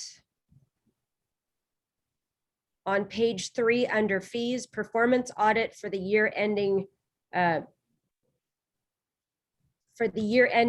June 30th, 2019, it says $6,000 to $8,000 per completed project. So each one of these is a completed project. The reason that I am putting the item up to, I'm sorry, Trustee Mason, you need to unmute. We're hearing you through someone else's, and then everyone else mute, please, so we can hear. So all those bullet points are individual projects. Is that what you're saying? No, I'm saying that every single individual school site that they were looking at, only 5 projects have been put into the school facilities project since 2012. They are auditing each one of those 5. You say that, but that's not what the contract says. They're going to audit our school facility program. And Ms. Mayo is right. You would expect, because they called out Measure C on the other, they called out those. Nowhere does it say at this school, this school, this school, and this school at $6,000 to $8,000 per project. It says we're reviewing your school facility program. It'll be $6,000 to $8,000 per the completed project. If we become aware of circumstances that would impact that amount, we will let you know immediately. So I think the bottom line is you're going to interpret it the way you're going to interpret it. I'm going to interpret it the way I interpret it. It's a poorly written contract. So yeah, and let me just look at the one that's called contract amendment, right? If you open that, and so it says master contract for work entered into an agreement with contractor on April 9th, 2019. And compensation, the contract amount is amended by an increase of $50,000 to the original contract amount. So it is now $206,000. But there's no information in section 5 that to say, well, I guess that's previous amendments. Well, I think that amendment is the one Dr. Gonzalez did for tonight. Okay, well, what I was going to say is that on this form should be the reason for the amendment, and that's where you could clarify which 5 sites, and it would all be clear in the item that then we as the the superintendent would be signing here. So we are happy to go back and redo the form. What we tried to do so that it was transparent to the public was explain as much as we possibly could in the summary, because this is all of what we've been able to investigate and what we have seen transpire and what we've been able to find over the course of the last 2 weeks since we had a board meeting and the board approved the next contracts for Crow. Appreciate all your work in cleaning this up from prior years.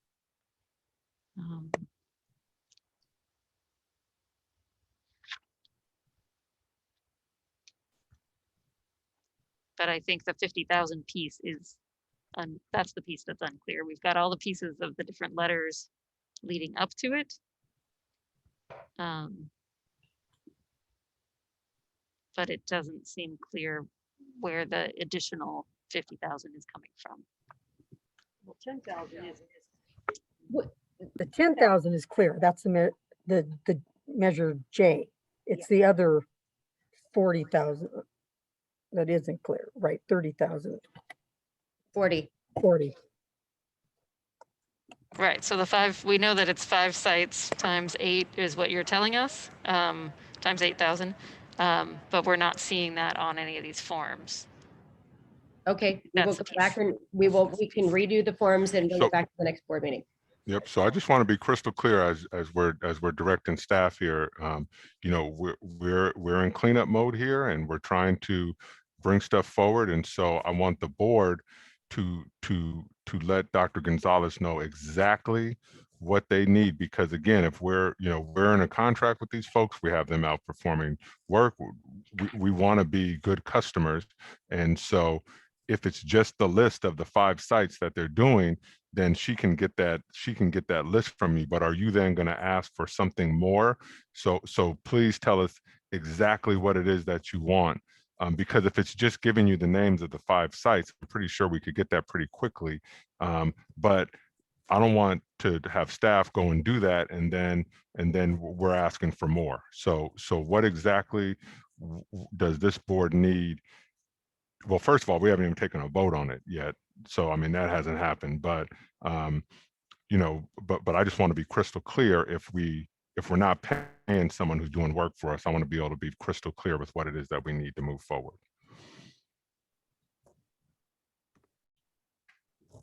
Well, I don't know what to tell you, because if I probably had read that contract the way it was written, and that was it, which was all that I would have voted, okay, it's going to be $8,000 to review these facility plans.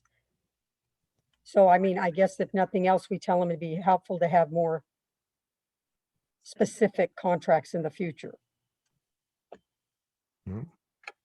And you know, I see this going back. I mean, Trustee Mayo brought up 2012, and I see, you know, some years back. And so, yeah, so it is very important. I mean, this is one of the reasons why we need very, very clear contracts. But we do have a relationship with Crow. We are working with Crow in the future, and I'm sure that they will work with us if they need to really document the work that they've performed for us. And so again, I just want to make sure that what we're bringing to this board meets everyone's comfort level before we, you know, not go forward with this, you know, with paying this particular contract. So as long as we have clear direction, we'll do what the board wants us to do, but we just want to make sure that it's clear. And if it's just listing 5 sites, I mean, that's just what we're just going to add 5 sites to an item and bring that forward, and then all of a sudden it's going to be okay. So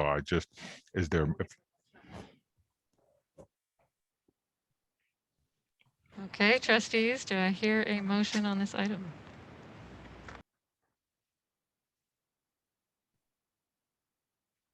Okay. All right. Well,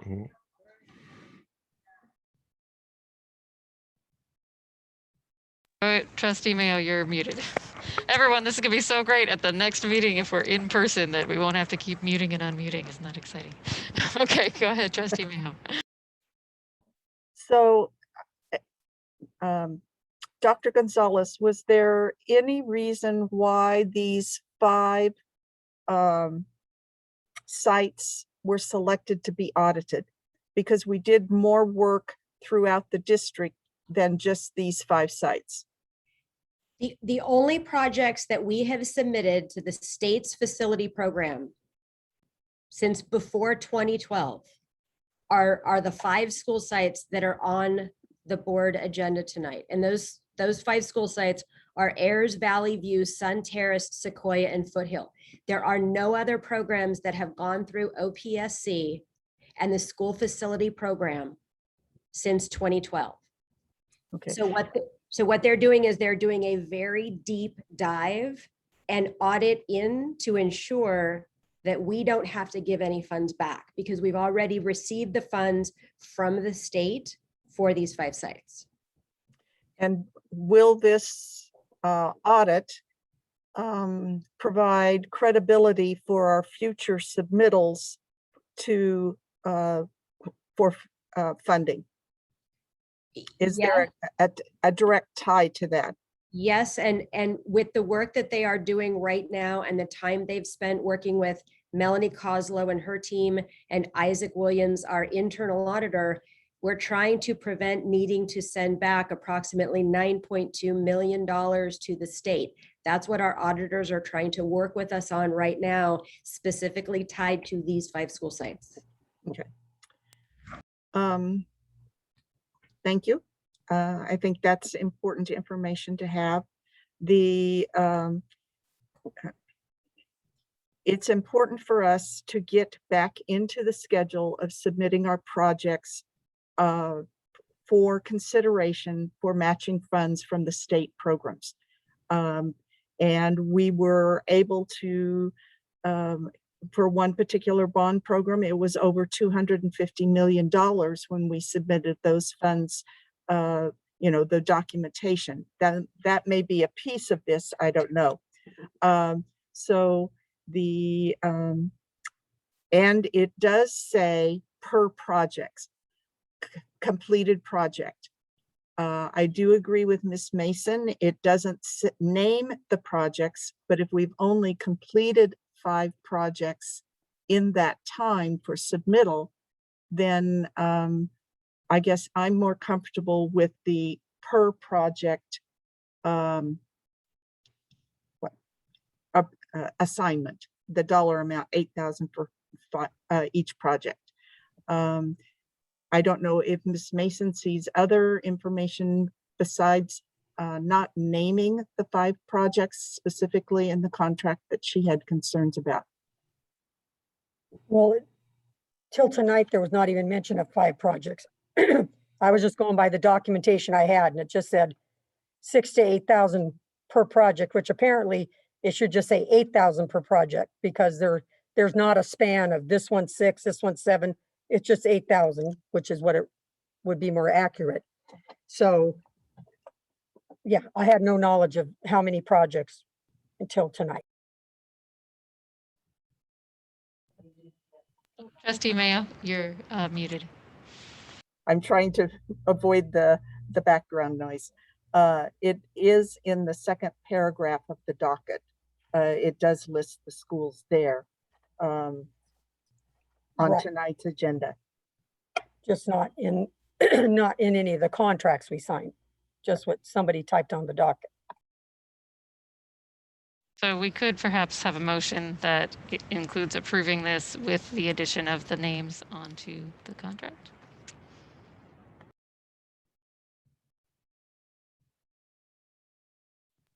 You're muted, Trustee Mayo. I apologize. I'll move to approve the contract as presented and with the addition of the 5 schools' names which are being audited. Thank you, Trustee Mayo. Do we have a second?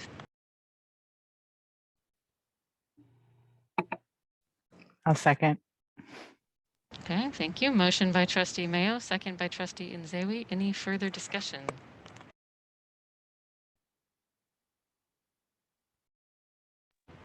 All right, we'll take that to a vote. Trustee Alas. Yes. Trustee Mayo. Yes. Trustee Nzewi. Yes. Trustee McFerrin. Yes. Trustee Mason. I'll vote yes, but I hope we can do better in the future. Agreed. I also vote yes. Motion passes 5-0 with concurrence from our student board member.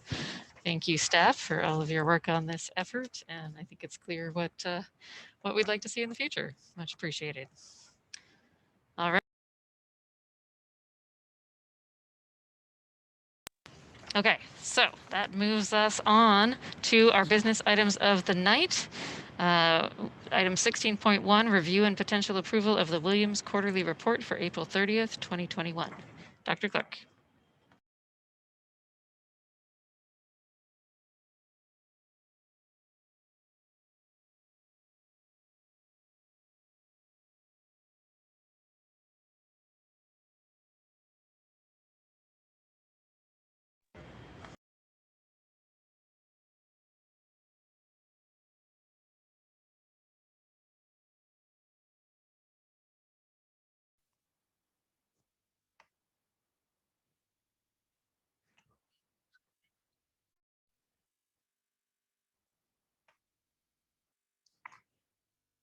So we have our 3-month 3 months of documentation for our Williams reports, and we don't have any findings. So we're asking the board to approve our Williams report. I would make a motion that we accept the Williams report. Second. Thank you. Motion by Vice President Mason, second by Trustee McFerrin. Any discussion? Okay, we'll move that to a vote. Trustee Alas. Yes. Trustee Mason. Yes. Trustee McFerrin. Yes. Trustee Mayo. Yes. Trustee Nzewi. Yes. I also vote yes. Motion passes 5-0 with concurrence from our student board member. Thank you very much. All right. Item 16.2, review and potential approval of increase of substitute teacher daily rate. Dr. Clark. So I don't know if, I see Dr. Rubio here, so I will let him take this item. Good evening again, everybody. I appreciate your review and your consideration for approval. I think this one is a little overdue for us, so I really do appreciate you considering this evening. We are trying to be more competitive and stay competitive, particularly as other school districts are increasing their substitute rates. I think I heard maybe Anita Johnson or a speaker mention this earlier this evening. What I'm proposing will not put us at the very top, which is where I would prefer to be, but it will make us very competitive, and I think that's important. And this is, I believe that you would maybe agree, a very important issue for our students. So I present this evening and hope to have your approval. All right. Thank you, Dr. Rubio. Do we have a motion on this item? I move that we approve the increase in substitute teacher daily rate. Do we have a second? I second. That Okay. was me. Thank you. Motion by Trustee McFerrin and second by Trustee Nzewi. Any discussion? Yeah, I'm having a little problem with this one because of the fact that we have not given our own staff raises over the last couple years. I don't think a good starting point is to start with giving subs raises. I would rather see us focus more on doing our best to keep the teachers in the classroom with the kids by not sending them to training and conferences and stuff during the day when they could be in the classroom with the kids. So I haven't made up my mind, but I'm not. I understand, Member Mason. That makes sense to me what you're saying. I think that it's the hard part is that we do know without being competitive in this area that we could end up in situations where students don't have someone to cover the class, and we are splitting up students among teachers, which ends up being very costly for the district. And the more costly things are also in that arena, it has unfortunately the same effect in some ways fiscally for us. So, I think that as I know the superintendent has shared a few times, and maybe you've heard me share, we are looking for how we can continue to improve the fiscal strength of the district. We're trying to keep our costs down. We're trying to examine why is it that, we have this constant tension with the bargaining units. Is it possible we have too many employees that we've hired over the years? Since as somebody mentioned earlier, I think a parent mentioned earlier, our general fund has a much higher percentage going to salaries than other districts our size. So I'm committed, as I've shared in closed session before with the superintendent, I think, to continue to improve our situation. And I feel like it's my responsibility to bring something like this to you because it's so close to our students that I think it's critical. As Ms. Johnson, I believe it was Ms. Johnson who mentioned it this evening. So I appreciate your consideration of it.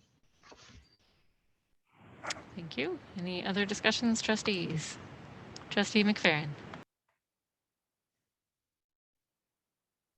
It's interesting. I've been seeing a lot in public comment, and I haven't really noticed this in most of my 10 years as a teacher, but just a lot of concern kind of over teachers versus students and what is spending money on students and what is spending money on teachers.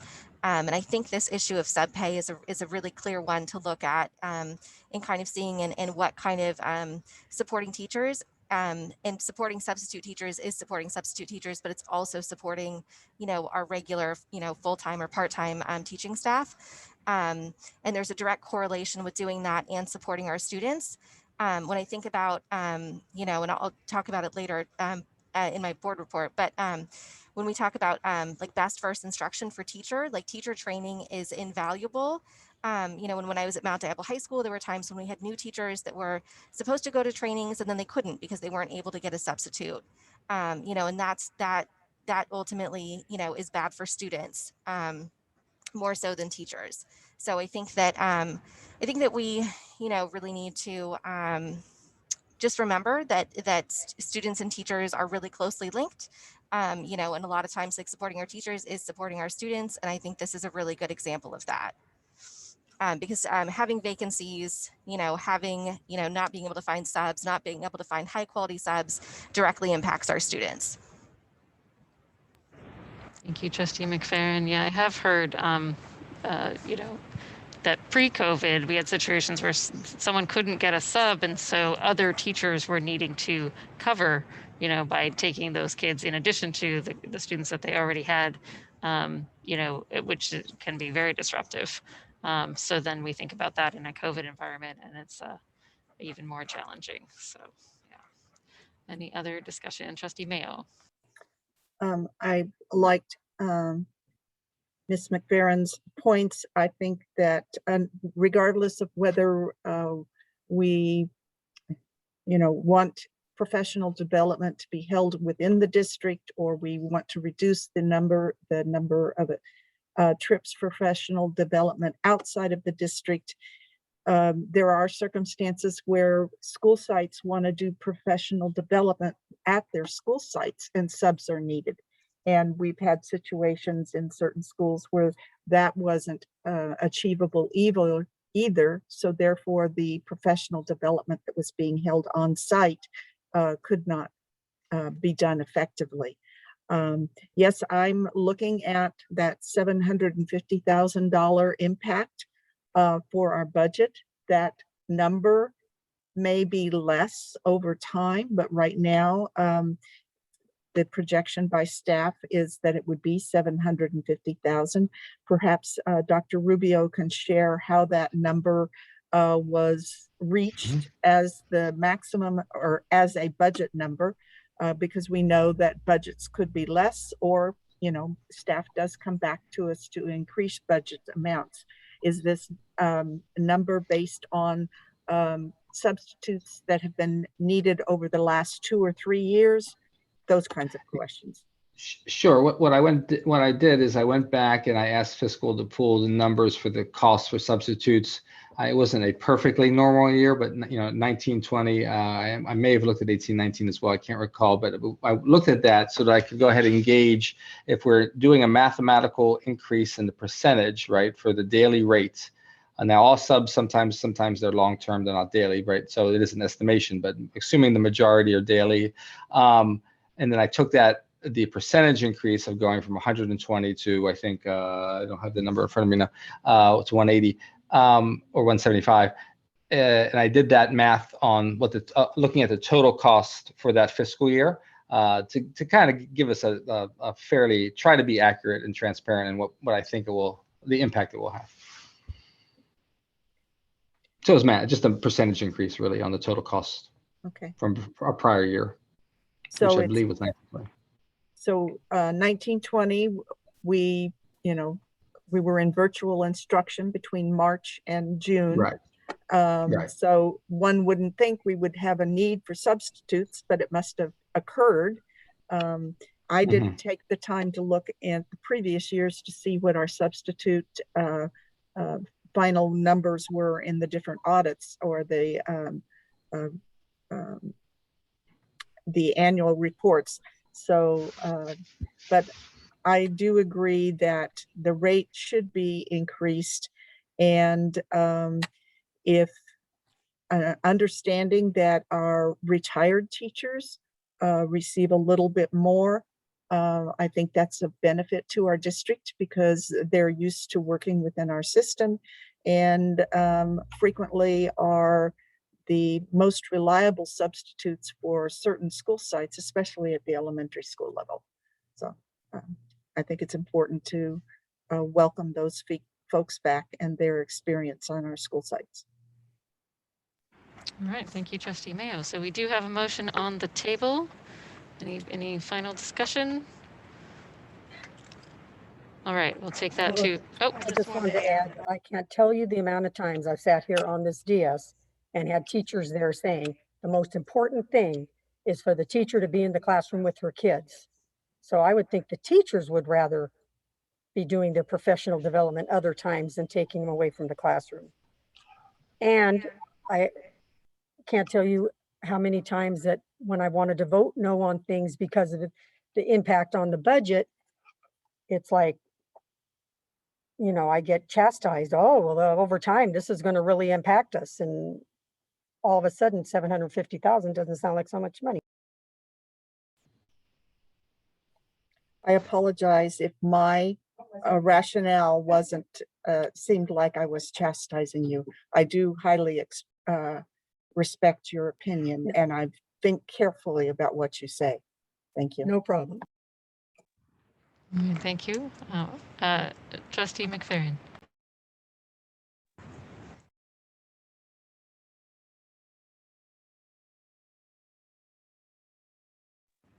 I was just doing some quick math and then I lost it. Oh, it's 185. But I was thinking about last school year at Mount Diablo High School, and before we went into distance learning, there were a lot of times when they weren't able to secure subs, and then they had to have teachers cover on their prep period, which really is kind of bad for students for a couple of reasons. Like one is that if teachers are losing their prep period too often, you know, that's our time during the school year, or sorry, during the school day to, you know, do all the grading, all the lesson planning, etc. And so losing a prep is really hard. And also I think the hourly rate for teachers covering a prep is something like $37. So I think that would be like, if you're covering like someone the full day, all 5 periods, at the high school level, and I know it would be, I think 6 at middle school, that's like $185, like, and potentially more, but that's what the hourly rate would be. So I just think that's another consideration. I just, you know, I don't know. I'm not convinced that this is going to have like such an impact, you know, on the budget, hopefully. All right, thank you, Trustee McFerrin. I think one other thought is that teachers are not out only for professional development. They could be out sick. You know, there are other reasons why they might be out, and especially during COVID potentially, right? So that's why I know that neighboring district Martinez just voted last week or the week before to increase their substitute rate, which is part of who we're competing with here, I think. So that's another piece that I have on my mind with this as well. All right, are we ready to take this to a vote? All right, let's start with Trustee Alas. Yes. I think that was a yes. Did I hear that correctly? Yes. Okay. Yes. Okay, great. Trustee McFerrin. Yeah. Trustee Nzewi. Yes. Trustee Mayo. Yes. Trustee Mason. No. I also vote yes. Motion passes 5-1 with concurrence, 4-1. I can't add this late at night. 4-1 with concurrence from our student board member. All right. Thank you very much, trustees. Okay. Moving on to the last item of the night, aside from future agenda items, is our board member reports. All right. This is incentive to to be concise. All right. Let's start with Trustee McFerrin. Right. Sure. I am going to try to be really concise. That's something I'm working on personally. So good evening, everyone. It's a busy time as we start wrapping up the school year and looking forward to summer and the coming school year. I've been able to attend several meetings in the last couple weeks, and so I'll share a little bit about each of them. On Sunday afternoon, I watched a conversation with women of color elected officials hosted by Faith in Action East Bay and the Robert DeVite Justice Fund of the Mount Diablo Unitarian Universalist Church. There were 2 facilitators and 5 local elected officials from school boards and city councils, including our very own Trustee Nzewi. So it was great to see her there and to hear her speak. Topics of discussion included the unique challenges faced by these women and how we can support them. A few of the women spoke about the importance of community members being engaged participants and maintaining an open dialogue with them, which I thought was an important key point. I attended the LCAP input meeting. There was a presentation about the common pieces of each plan. My ears really perked up when I heard that the State Department has provided us more resources than we were expecting. It was explained that we as a collaborative community group need to make sure that our plans work in concert. So these are things like academic supports, student supports. They need to work together in a streamlined system. We worked in breakout room groups to brainstorm about budget priorities to best support students. Ideas included offering both academic and emotional support in summer programs, surveying students on what they want to see in summer offerings. Also, a lot of people shared out about anti-racism and anti-racist focus and making our district more welcoming to African-American students and families at all levels. There was also some discussion about the focus on Tier 1 interventions and best practices, including best first instruction, also social justice in all subjects and topics, and AB 520, which seeks to diversify our school workforce. Last night, I attended the meeting hosted by Dr. Clark and President Cowan about fall 2021. I want to thank Dr. Clark and President Cowan for scheduling and holding this meeting. And I also really want to thank Dr. Clark for his dedication and strong leadership this school year. Dr. Clark has been an educator in our greater community for a long time. Dr. Clark, there are a lot of people that we know in common, and every time they get my ear, they tell me you are so lucky to have him. And they are right. So thank you. Thank you for being here during this year with incredible challenges. We're really, really grateful to have you, even if we don't always express it enough. I also want to share that next Tuesday at 7 p.m., a group of Ignacio Valley High School students, parents, teachers, and interested community members will discuss the efforts to change their school's native mascot, logo, and name. This was mentioned earlier by Dr. Clark as well. Students will be presenting, they're followed by Native activists, and then an open discussion where anyone that wants to will be able to share their opinions on this issue. This meeting will be on Zoom. I'll be there listening. If you're interested in attending, please reach out to me by email or on Twitter. I'm Erin MDUSD, and I'd be happy to share the details of this important meeting with you. And that's all I have to share for this evening. Thank you for listening. Thank you very much, Trustee McFerrin. All right, Trustee Alas. Hi, good night, everybody. I have a couple of events that I have attended. First of all, I had an SDAC meeting last night, Student District Advisory Committee meeting. I mentioned earlier that Jennifer Sachs was there, and the bulk of the hour was devoted to LCAP feedback from students. So Ms. Sachs asked a variety of questions such as what programs, initiatives that the district can initiate would be beneficial for students in the spring of 2021, in the summer of 2021, and as we head into the fall. And something interesting that a lot of students expressed was wanting to maintain that centralized hub of Google Classroom, ClassDojo, Seesaw, all of these apps that have come to facilitate children and students keeping track of their schoolwork. That's something that they said that was really useful and that they want to keep as we move in person. Something else that was really interesting that was mentioned at the meeting was wanting some sort of way for students to inform themselves about COVID, because there's a lot of fear, also a lot of misinformation, and especially now as we're moving into these different stages of vaccination and whatnot, having information available to students to alleviate fear and to make students more comfortable in coming back to school. So that was really great. I had middle school students there, high school students there as well. We had around 15 kids at our height. So very happy that we got to put that on last night.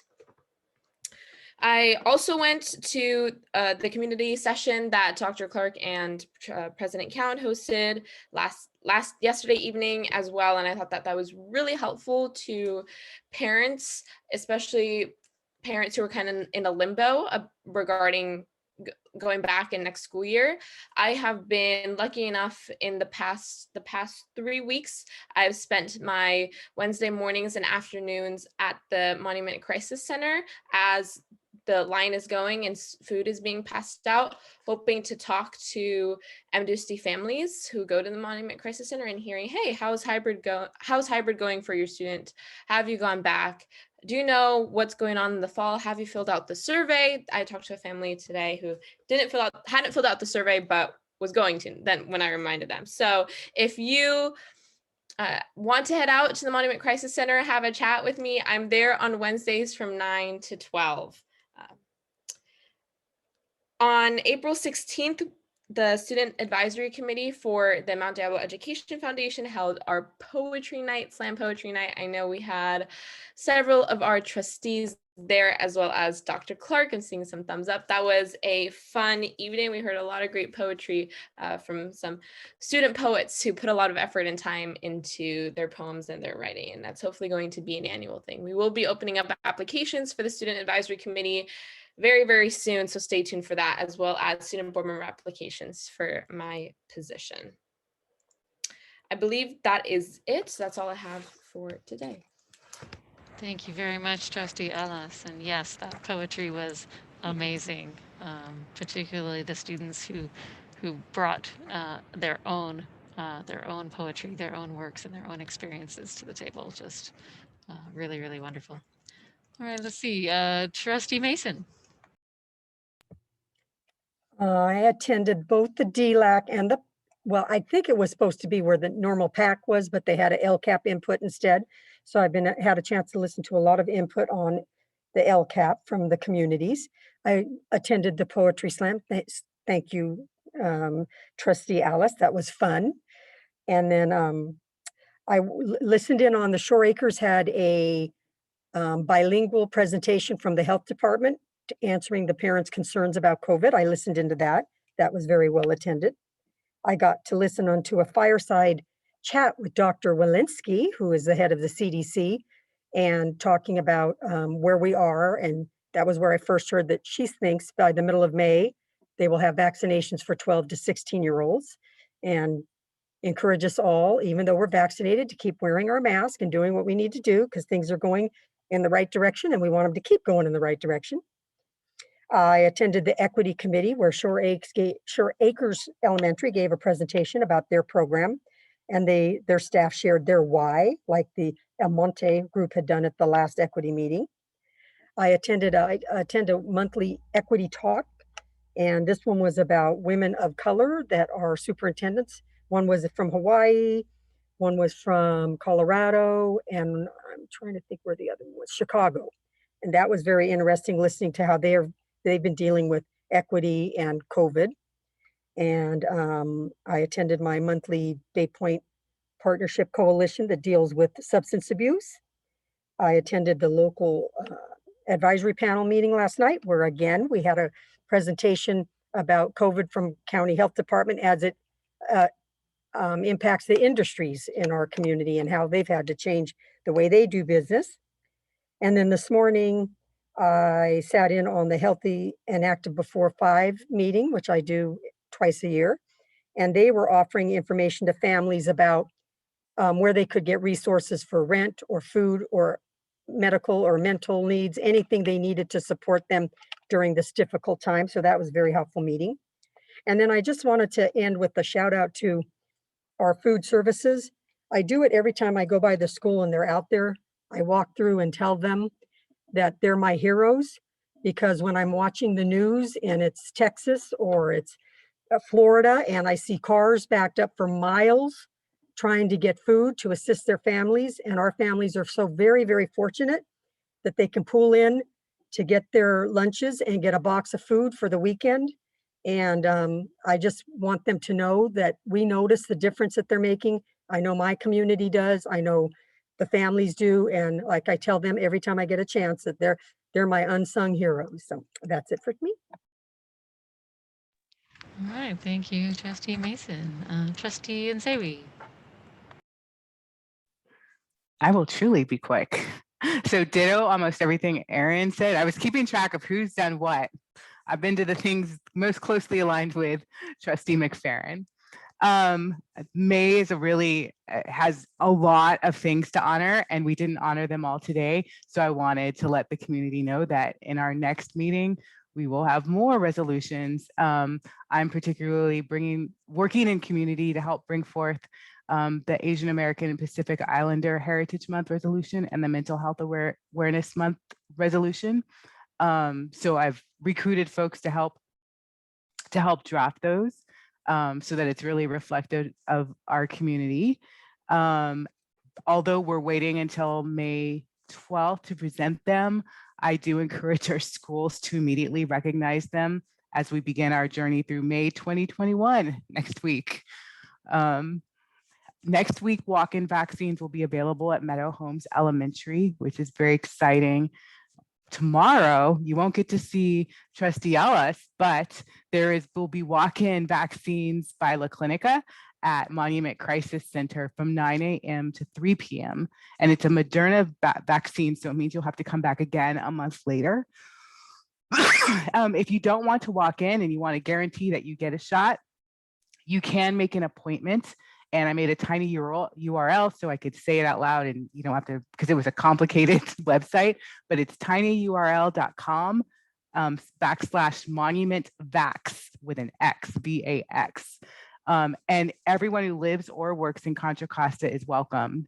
It's not limited, even though they call it the Monument Vaccination Site, it's not limited to those who live in the monument, but I encourage everyone who does live there or work there to go get your vaccine on either tomorrow at the Crisis Center or at Meadow Homes next week. By the next meeting, I'll have details on our Afghani listening session, which will occur after Eid later in May, so towards the end of May. And the t-shirt I'm wearing, just so you all aren't judging me that I've come underdressed to a board meeting, it's the t-shirt created and designed and for sale by the College Park Black Student Union. You can't see the back, that's where all the beauty is. But if you visit my Instagram, you can see what the back looks like. And the shirts are $20 and can be purchased at tinyurl.com /CollegeParkBSU. And that will take you to the site to buy one of the t-shirts. And I will stop there. Fantastic. All right. Thank you so much, Trustee Nzewi. Trustee Mayo. Good evening. Thank you very much. I too have traveled in great circles with the rest of you. And I want to give a shout out for the Poetry Slam, the different meetings around the LCAP input sessions, and the equity work that was being done at Shore Acres Elementary School. That's amazing, and the passion that's involved in that particular project. And I want to thank Dr. Clark and Ms. Cowan for the presentation on April 25th. On April 25th, I also participated in the CSB Extended School Year panel discussion. The school districts that were presenting about their programs for this summer included San Diego, West Covina, and Crow's Landing. So a large school district, a medium-sized school district, and a very small school district. I found it interesting, and there were a lot of ideas. I realize it's late for us to add any of those to our particular. It wasn't just extended school year, it was summer programs as well as extended school year. I've shared the information with Dr. Clark, so when he can't sleep one of these nights, why he can enjoy the presentation. This was the first of two.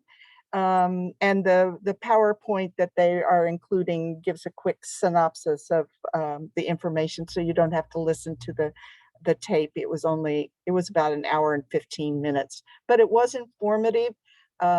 Those kinds of sessions, like going to a conference, reinforce things that you already know and understand and appreciate. It makes you appreciate your commonality with the situations going on in other school districts. And it also gives you a glimmer of hope that there are some things that you might be able to bring back for change within our own school district. So, you know, those are exciting adventures, even though they were in person. I mean, not in person. And then tomorrow, the San Ramon Valley Council of PTA is having a legislation conference. They're having a session on Thursday evening, though we will be in our workshop session, and then another one on Friday morning. And then the California State PTA Convention runs from May 3rd through May 16th.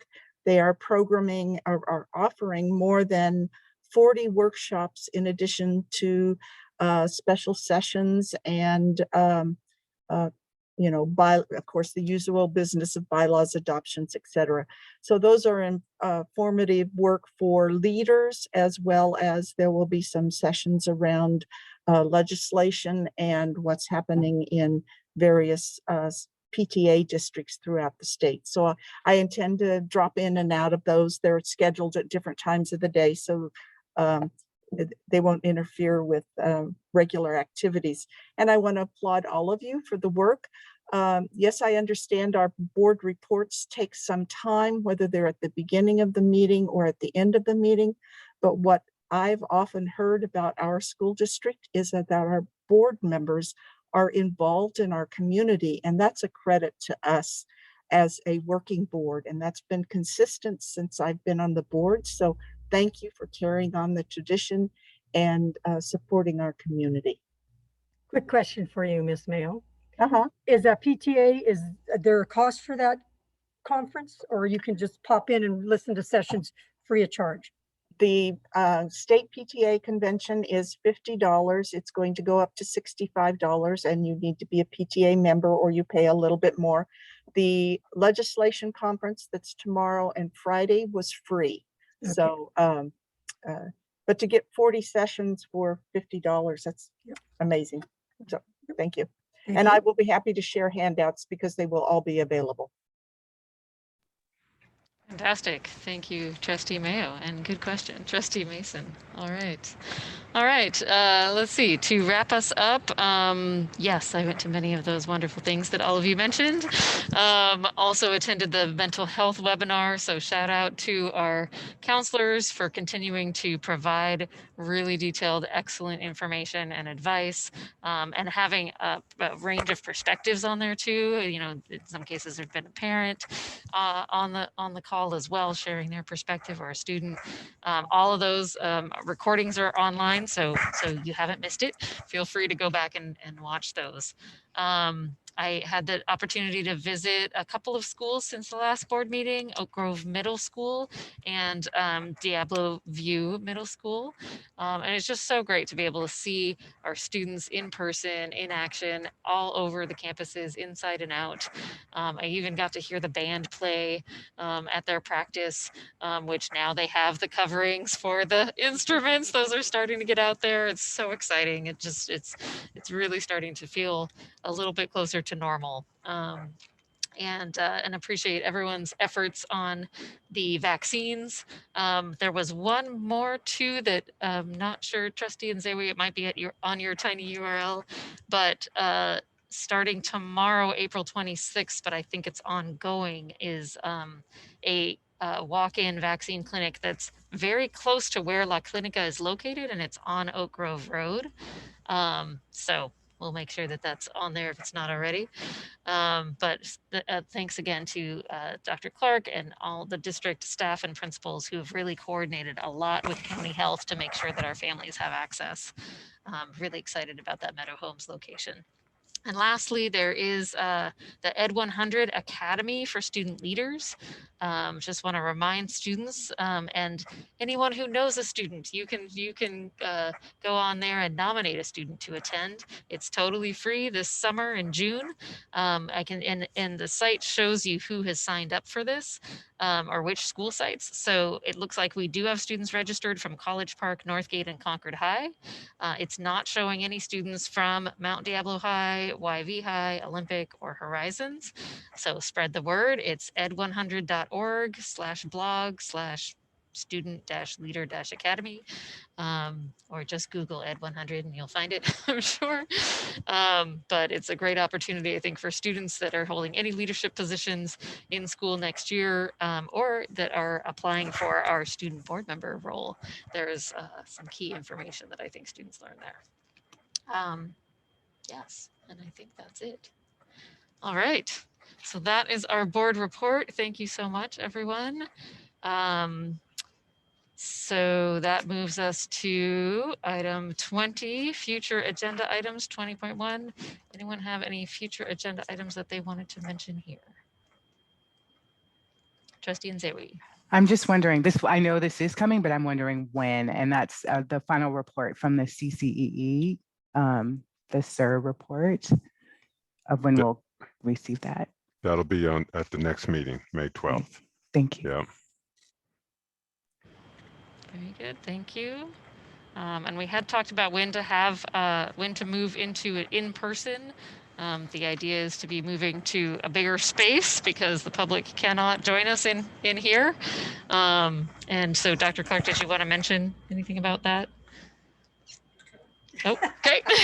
Didn't want to steal your thunder there, but we were talking about for the next meeting that we could locate, like we have in other situations where we've needed a bigger space, we locate right here next door at Monty Gardens Elementary. And so that way we would be able to be there spaced in person, distanced, and public would be allowed as well with the proper COVID procedures. So definitely. Will we not be online at all then? Strictly? Dr. Clark. It'll be strictly old format. I mean, we'll live stream it, but those who want to come and So be we a don't part even of the need to meeting. bring our computers. Yeah, I won't be I mean- attending in person. I won't be attending in person until the next the meeting after that, when my household is vaccinated. Oh, I thought you were May 12th. No? No, May 26th. May 26th. Okay. Sorry. So we will need our computers. Thank you for letting Party us know. pooper, yeah. All right. But I can't Glad wait I to asked. meet you all, and I'll bring snacks. All right, great. Well, keep in communication with Dr. Clark about any of your needs there, and we will plan accordingly. Thank you very much. All right, I think with that, we are ready to adjourn here at 10:25 p.m. Ooh, I have a gavel. Meeting adjourned. Thank you. Official now.